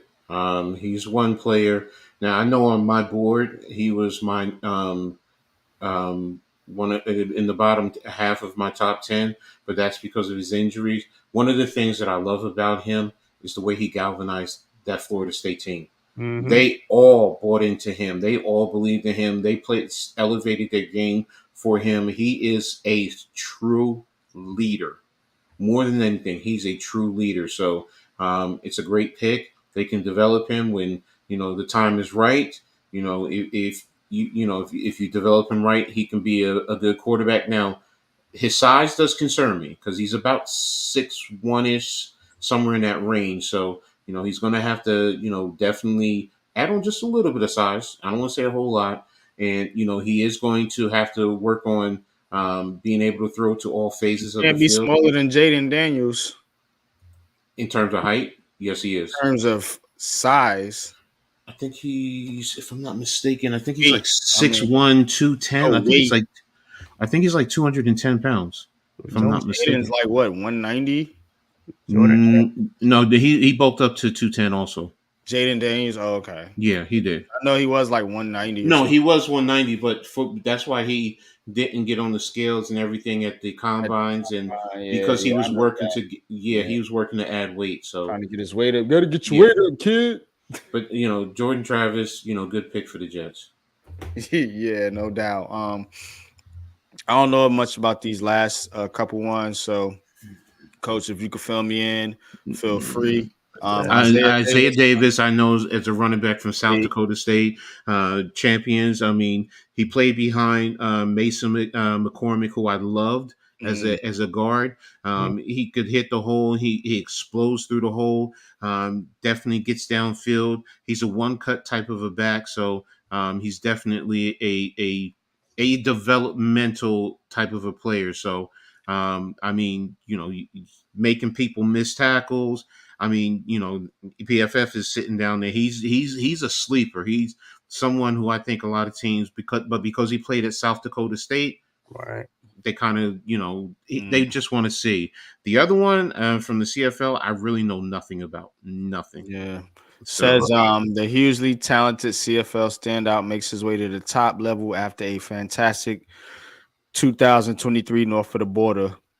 Stingers total an 85 coverage grade in the CFL this past season, where he forced an incompletion on 12.5% of his coverage snaps, while also holding in 5 interceptions. He also allowed just 0.95 yards per coverage snap. So, Yeah, Jacob, yes, he's I the agree first with you. player throws right from that CFL. I believe so. I don't think anybody's ever been drafted from the Right. CFL. Mm-hmm. wow. And then there's Jalen Key, recorded a 69.1 PFF grade in 2023, 161st amongst FBS cornerbacks. He allowed only 13 catches on 145 receiving yards in 2023. Key was not the sought-after prospect his teammate Terrion Arnold and Kool-Aid McKinstry were, but he was a serviceable corner. There you have it. Yep. So, overall, PFF gives the Jets an A. Mm-hmm. And I have to agree, the Jets have an outstanding draft now. I'm gonna break the Jets and the Giants draft and their overall off seasons down in a separate video, man. But just wanted to give you guys a little bit here on Heart of the City because we cover all New York City area sports and just about the draft, man. But overall, man, the draft was an excellent experience. If you haven't been to a draft, I suggest you go to a draft. It is becoming one of the bigger events in the NFL. We were at a record-breaking crowd, 775,000 people there. That is a new record out there. And me and my good friend Man-Cave had the good experience to be out there, of course, along with the rest of the crew, Big Pat, Lou, and other people, of course, in Giants land and all over the world, man. So shout out to Detroit for hosting an awesome event, man. And Detroit fans, man, they're awesome, man. They're funny as hell. It's a special place. It really is, man. Pretty cool. It was great, man. Jared Goff. Yeah. Yeah. Chanting Jared Goff, man, is crazy, man. Neymar says, looks like the Bucks are beating the Pacers. Yeah, this stuff is scripted, man. Well, damn. That's weird. I know, man. But yeah, we coming up on 5 hours, so we're gonna wrap it up with Coach's Corner, man. And yeah, man, awesome stream, man. Awesome stream, man. But Coach, man, I know you got something cooked up, man, for Coach's Corner, man. But again, y'all, appreciate everybody for coming through. Hit that like button, man. Hit that like button, man. Share the video if you don't mind, and leave a comment. Hit the notification bell so when we dropping all live streams, man. Giants conversations. We got content coming out from the draft. Like I said, I'm gonna be doing draft breakdowns. I'm gonna try to do some more NBA streams. This stream was dope. It was awesome. So I'm gonna try to give you some more content like that, man. But without further ado, you know what time it is.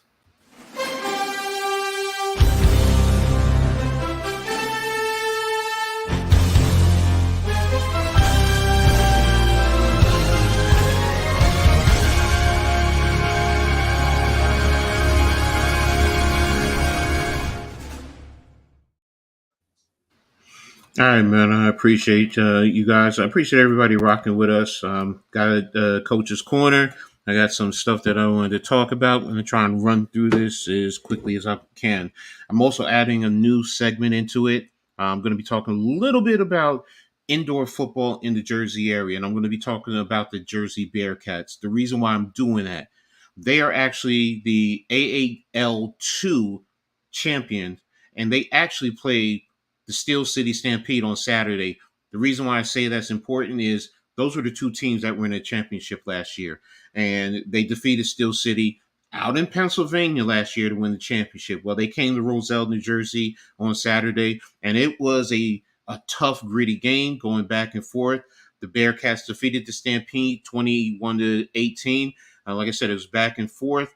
They needed a last-second interception by Devontae LeGrand to win the game. And with this, their record now is 1-1. So I'll be checking up on them because they're the only, what I consider the area's only football champion right now. So shout out to the Bearcats and be looking out for a little bit more. The Liberty going into the W. The Liberty started training camp on Sunday, so they just had their first they started their first practice on Sunday, so it's a lot going on. Seen little video clips of them working out, but they're beginning their quest to get back to the championship and hopefully bring the New York Liberty their first championship. So shout out to also in the W. Shout out to Candace Parker. For those of you who don't know, she retired on Sunday. She announced this on her social media, basically saying, I'm retiring. I promise I'd never cheat the game and that I'd leave it in a better place than I came into it. The competitor in me is always wants one more, but it's time. My heart and body knew, but I needed to give my mind time to accept it. I mean, you can go into all the accolades. I mean, she was the number one overall draft pick in 2008. She dominated the league in 16 years, won three. She's a 7-time All-Star, won 3 championships with 3 different teams: the Los Angeles Sparks, the Sky, the Las Vegas Aces, making her the first WNBA player in history to do so. She's also been a WNBA Finals MVP twice. She won the WNBA Defensive Player of the Year. She's the only player in league history to win the MVP and the Rookie of the Year in the same year. Also, a college accolades, played under the great Pat Summitt, won 2 national titles at Tennessee. She also won 2 gold medals. Now, she's also an analyst at TNT and NBA TV, and she's doing a phenomenal job there. So whenever y'all got a chance, tune in to Candace Parker. But shout out to her. Thank you for everything that she's done. Oh, one other thing. She's the only female that I know that won a men's dunk contest. She did that coming out of high school. She won the men's dunk contest back in 2000, I think 2008. Forgot when it was, but again, shout out to her for that. Also in the W, Caitlin Clark. I have to throw something in there. We know who she is, number 1 overall draft pick, prolific scorer, but she just signed an 8-year, $28 million deal with Nike to have her own signature sneaker. So this deal would be the richest sponsorship contract for a woman in women's basketball. So Yeah, boy. there's going to be people out there running, just like her jersey sold out. I think her sneakers going to sell out. Also, this past Friday, she was actually at a Pacers game, out there rooting on the team, but she was there also for her boyfriend. Her boyfriend, Connor McAfee, is a team assistant. So she was out there rooting on, and you're going to see her from time to time. So shout out to Caitlin Clark. I'm going to move on now to Syracuse athletics, starting with football. Syracuse defensive back Isaiah Johnson. He signed a free agent contract with the Miami Dolphins. He was with the Orange for 2 years after graduating from Dartmouth. He started every game of the regular season, finishing 5th on the team this past year with 62 tackles, 6 pass breakups, 1 interception, and a forced fumble and a tackle for loss. So good luck to him. Hopefully he shines through and he'll be able to make the roster. Now, in men's basketball, I hope I'm saying his name right, Jair Davis. They signed him as a transfer. He spent 3 years at Delaware, so now he's transferring over to Syracuse. He's a 6'7" forward who averaged double digits in 2 years over at Delaware. Last year he was second team All CAA selection. He had a career best of 17.1 points per game, 7.5 rebounds per game, helping the Blue Hens to a 19-4 record. So that's a nice pickup for them. I think he's definitely going to help them along. They also signed Eddie Lumpkin Jr. He was a 3-year starter at Colorado. He's a 6'11" center. So he'll have 1 year of eligibility. He's going to be providing Syracuse with an experienced presence in the post. He also has been to 3 straight NCAA tournaments with Texas Christian, TCU, and also Colorado. He also had 9 double-doubles and produced 11 double-digit rebound outings for the Buffalo. So that's going to be a good pickup for them, and good luck to him. There's nothing in terms of Syracuse women's basketball, so we're going to move on to St. John's. Now, St. John's men's basketball added its second newcomer, signing former North Texas standout Aaron Scott on Wednesday. He's super excited to be a part of the program. Patino said they competed for him last year, so they know what he's about. He's a multi-dimensional forward who brings a lot to the program on the offense and defensive end.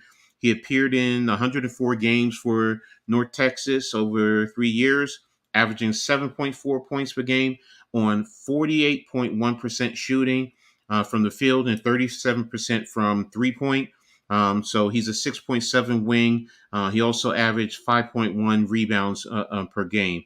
They also, St. John's announced that they will be hosting Kansas State in this year's edition of the Big 12 Big East Battle on December the 7th. I don't have the days yet, but that's something that's going to be interesting, and hopefully the Garden will rock out because that's usually where they're going to be playing.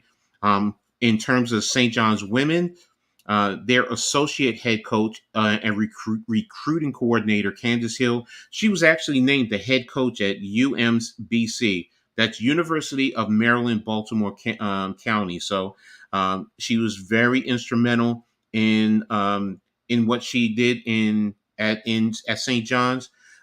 She helped them make back-to-back postseasons in the NCAAs in 2023s and the WBIT tournament in 2024. She worked primarily with the guard. She helped mentor 5 All Big East honorees in her position group over 3 years.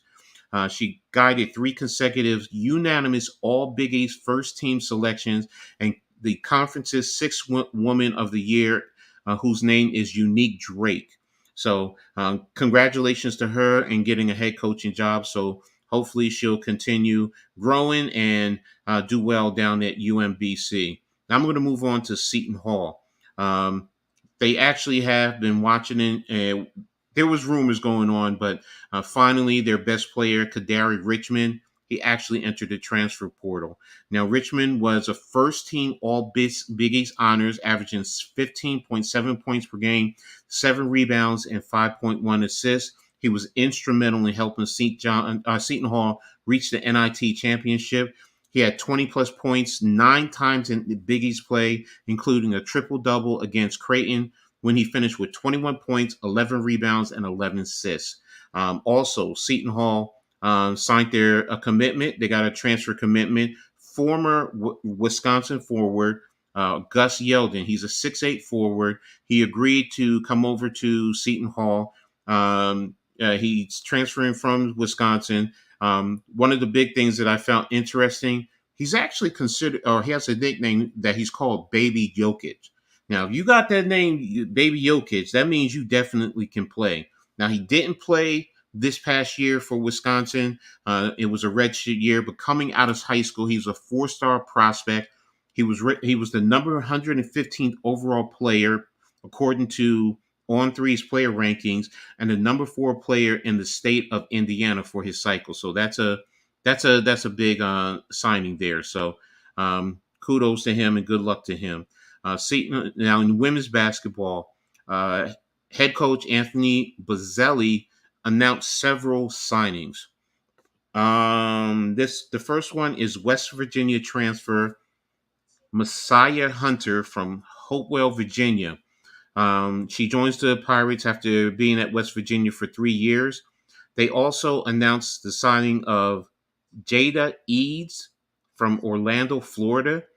She's a high school player, but she's coming into the program. She's going to be a fresh she's going to be a true freshman with 4 years of eligibility. They also signed, oh my gosh, I hope I can say this name right, Jakayla Kraft from Elk River. I know. You signed her a letter of intent to come to the program. She's also going to have 4 years. And he announced Savannah Jones, also from Eden Prairie, Minnesota.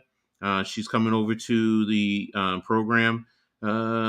She's a cat. She has the ability to catch and shoot as well as defend the basket, which will fit well into the system. She's a 6'1" forward. And she's actually transferring from North Dakota State of Science, where she averaged 13.3 points per game, 7.7 rebounds in 35 games. She was named to the Mondeck All-Conference First Team, and she helped lead her team to a 28-7 record and the Region 13 championship last year. And finally, he announced the signing of Baylor Franz from Edmond, Oklahoma. She's also going to be a true freshman with 4 years of eligibility. So Seton Hall has been out there, getting the talent to come to South Orange, New Jersey. So kudos to them for, getting on their grind and bringing in some talent. Now I'm going to touch base on Princeton, because I did miss this earlier cycles of Coach's Corner. The Metropolitan Basketball Writers Association announced postseason awards for sophomores Caden Pierce and Xavier Lee. Xavier Lee, I'm telling you, is a baller. He's definitely a baller. They were also named All Met First Team, and senior Matt Alaka, who eventually came over to Rutgers, was All Met Third Team. The MBWA includes 21 metropolitan area Division I schools and over 300 players. So for them to receive these awards is an outstanding thing. Now in USA Basketball, it announced their 3-on-3 men's national and tournament team, and that will compete in the Olympics. There's a Princeton University player, alumnus, who made it, and that's Kareem Maddox. He graduated in 2011, but he was one of the players selected. Now, while he was at Princeton, he was the 2011 Ivy League Defensive Player of the Year, the 2011 First Team All Ivy League selection. His 56 block shots in the 2010-11 season ranked second all-time in school history for most block shots in the season, and his 108 career block shots ranks fourth all-time in school history, and he helped to lead the team to the Ivy League title and NCAA tournament. So that's a good thing. I like the fact that they're going to have a 3-on-3, and we got representation from the tri-state area. So good luck, Kareem, in going out there. In women's basketball, Caitlin Chen, dynamic player. She's been selected to the College Sports Communicators Second Team Academic All-American honors. She was named CSC Academic All-District Team and Academic All-Ivy League earlier this year.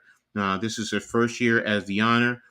She's one of only 4 Tigers to ever receive the accolade, joining Stanley Bittler, Lauren Edwards, and Michelle Miller. She finished her senior career at 15.8 points, 4.9 assists, 3.5 rebounds, and 1.3 steals per game. She has a shooting percentage of 48.8%, along with 32.8 from 3 point. She also averaged 4.9 assists, which were a career high. She's tied for third for the most single assists in program history, and her 190 field goals were 6.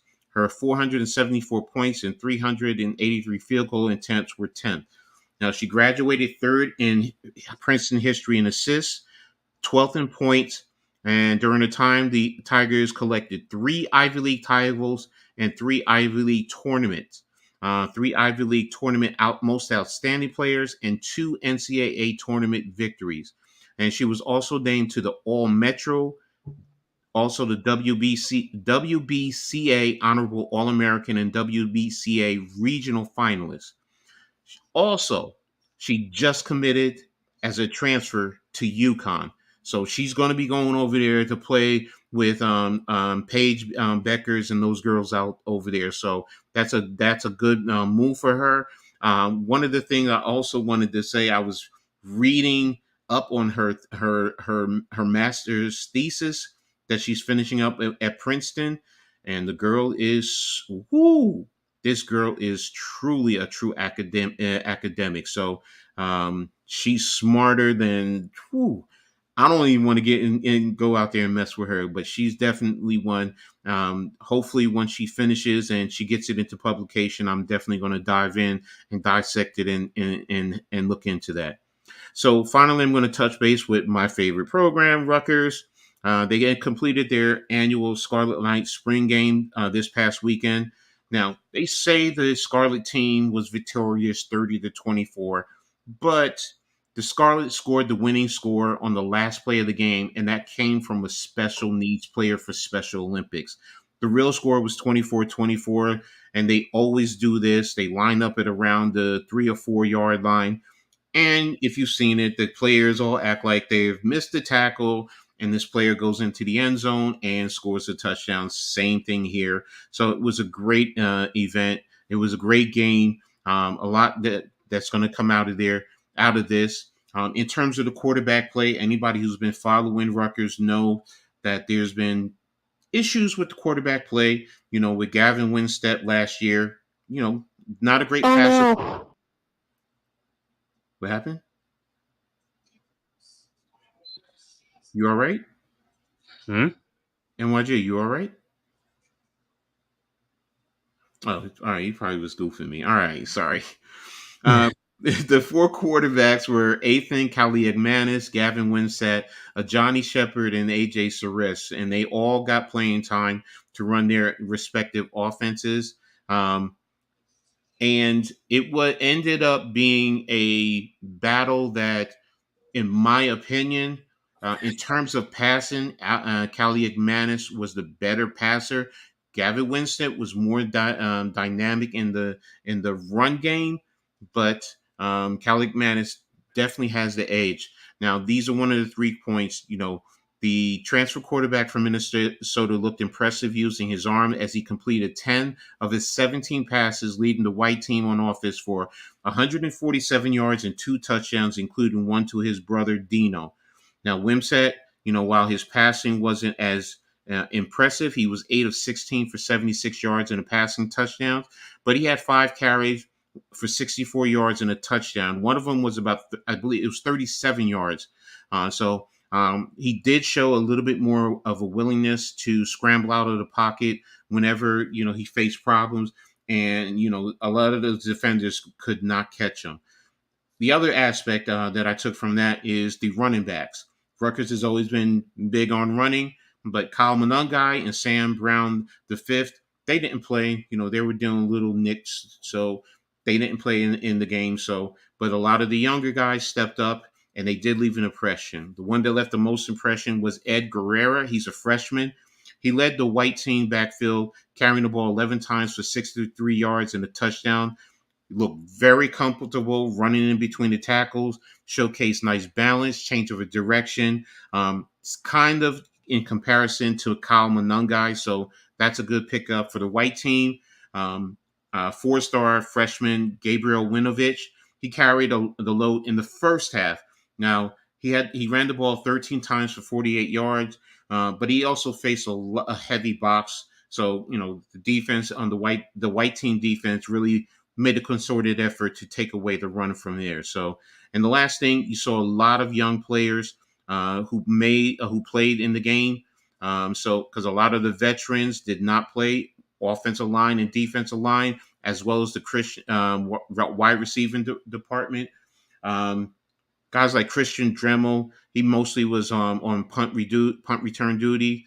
Damir Miller, the All-American transfer from Monmouth, didn't even play. So it was pretty much all of the young guys, and there were a lot of plays being made. Moving over to wrestling, I want to give credit to Coach Scott Goodell because they retained All-American heavyweight Yaroslav Slavikuski. He initially entered the portal. Salt was out there. They let him go through the process. He decided to come back, and they did not, because most teams, when you enter the portal, they pull they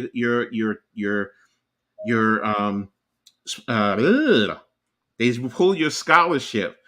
But they didn't do that to him. They let him go ahead and do it, and ultimately, this was a good move, and he's probably going to end up being one of the best. And Rutgers pole vaulter Chloe Timberg, she cleared a Penn Relays meet record of 15.1 at Franklin Field at the Penn Relays. So that's a big thing. And last thing, Rutgers lacrosse. The women's program advanced to the Big Ten semifinals for the fourth consecutive years with a 9-8 win over the number 3 seed Maryland. This is actually their second win ever over Maryland. So that's a big thing for them. So that's it right there for Coach's Corner. Back to you, my brother, NYG. Yes, sir. Well said, Coach. Well said, man. Good job, man. As always, man. Putting out that info, man, laying it down, man, when it comes to the college and the women's sports, man. And it's always interesting, man. Every time you come out, man, and you drop knowledge, man, you know what I'm saying? So, but that being said, man, we're teetering the twilight hours of and we definitely should be wrapping it up, fellas, man. But look, man, I know, man, tough loss by the Knicks tonight. Hey, it was a rough one. Yankees went down, Islanders went down. So yeah, we took a hit tonight, heart of the city, but you know what it is. Well, at least the Pacers didn't go out and win, so there you go. He said the Mets are the only ones that won in The Mets won, man. Shout out to the Metis, man. Shout out to the Metis, man. Yeah. Let's give it up for the Mets, man. Let's give it up for the Mets. Man. The Mets took care of business, man. For real, Mets, man. Nobody else could. Right. Really. So they didn't go over. Facts, man. But okay. Shout out to the chat, man. Shout out to everybody coming through. Nemar, Jacob, Ghost, Tommy. Bookends. Of course, we had Bookends. We had Big Fan Breezy. We had Leaf Diggy in the building. Max Cali, Miz, G Money, El Capitan Rafucho, Iman Perry, Butterfly. What's good, man? Appreciate everybody coming through. School, what's good, sis? Appreciate you coming through. Showing love and support, man. Everybody for stopping by too, though. Yeah. Always in the chat, man. Holding it down, man. Appreciate all y'all coming by, man. Stopping in, man. Seen a couple people, a couple other people in here. Gideon. Big Pat came through. Pat, no doubt. Miz, who else was in there? Miz, Taj. Taj. Yeah, man. Had a lot of people come stop through tonight, man. Butterfly. Shout out to Yup. Butterfly. Charlie, Mm, Mosley. yeah, the other Nets fan came through. Yeah, man. Everybody stopping by, man. But before we wrap it up, man, tell them what you got going on, man. K, man. Tell them where they can find you, man, and tell them what you got planned, man, for your channel. Yeah, man. You can find me on Twitter at the Man-Cave _ Scott, or you can find me on my channel, the Man-Cave Podcast. I'll put it in the link in the chat right there. You know, so this week I'm probably most likely gonna do the Sixers game on Thursday. You know, hopefully the Knicks could do something on that, man. Close out on that, man. You know, see what's going on after that. And I might do some Giants content or something like that this weekend or something like that. And Hell yeah, man. Appreciate you, man. Appreciate you coming through, man. Chopping it up with us, man. Definitely appreciate meeting you at the draft, man. We're gonna have to do another one, brother. You know what I'm saying? Green Bay. You already know. Yeah, I was talking to my boy about that. I mean, we ain't too thrilled about Green Bay. He's like, man, I don't know what's that. I was like, well, we'll see. Man, they got good cheese, man. I was out there in Wisconsin, man. He's talking about like, because he's pulled up some stuff like what to do in Green Bay, and the only thing came up was like the botanical gardens. Cheese, man. That's what they got, man. They I got know, cheese and beer, man. That's what they do out there. We'll see, man. Eat cheese and drink beer, man. And sometimes they combine the two. Of course. But yeah. Coach, what you got coming up, man? What you got planned, man? For your channel. Tomorrow, got Pick and Roll podcast.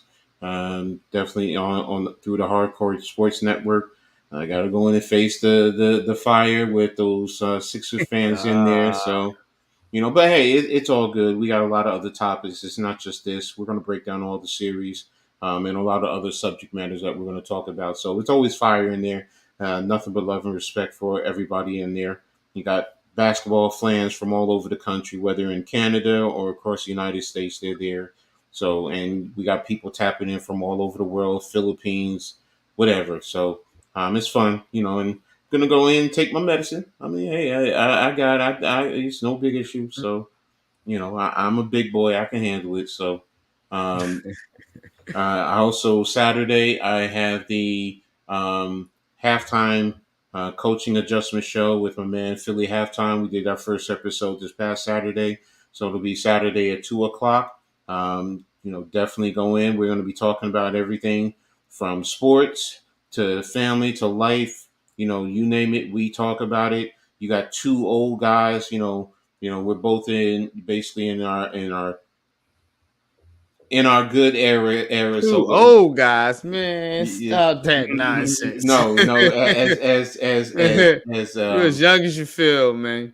Well, as been said, we're two old farts. So that's who we are, and we embrace it and we love it. So if you missed last week, you can catch it on the broadcast on Coach A. Gladney's Amazing World of Sports.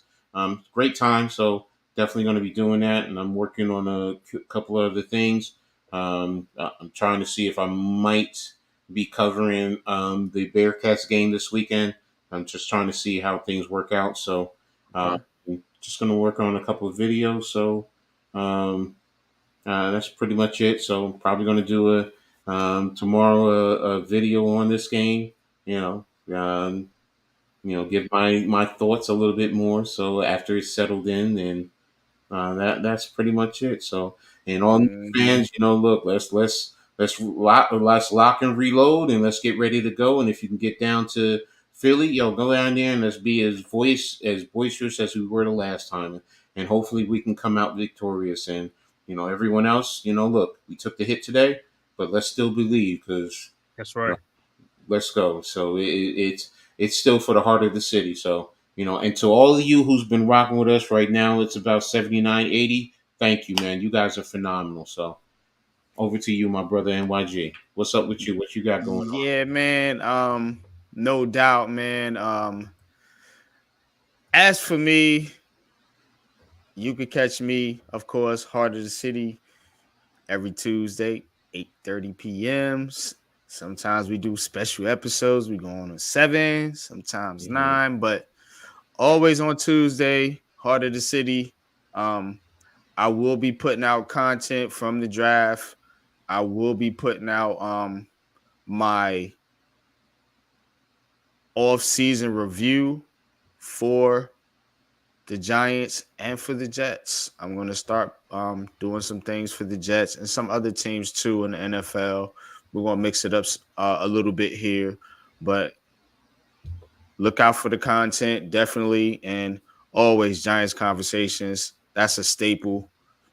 Mm-hmm. It's the wake-up call, man. In the community, man. Stop playing with me. Giants conversations, man. Tap in, man. 11:45 Sunday morning, man. We'll give you all that good Giants recap, NFL, you know what I'm saying? Sometimes we get into some other topics too. You know what I'm saying? And of course, catch me around the streets and Twitter, NYG22. Follow me on Twitter, man, and appreciate all the love and support, man. And it's been a blast, man. I love doing this, man, and I can't do it without you guys' support, man. So appreciate each and every one of y'all that tap in, that give a view, that give a like, that leave a comment. You know what I'm saying? And that support the show, man. And that support me and my brothers, man, out here doing something positive, man. Giving you real content, man. Going out in the streets, doing interviews and doing things like that, man. And shout out to Big Pat Sports Talk. Go watch those interviews on Pat Sports Talk, Big Pat Sports Talk Network. Awesome interviews, man. Got out there at the draft, different fans' perspectives, as how they seen the draft, man, and their individual teams. So that's awesome. If you're an NFL fan, we giving you NFL content, we giving you NBA content, and all content, man, all sports, man, all the time. Big Blue Crew Sports Network, man. Let's go, man. But that being said, until next time, man, it is only one thing to do here right now, and that's to get on up out of here, man. So that being said, man, thank y'all for popping in and stopping by, man. And till next time, peace. Peace. Peace.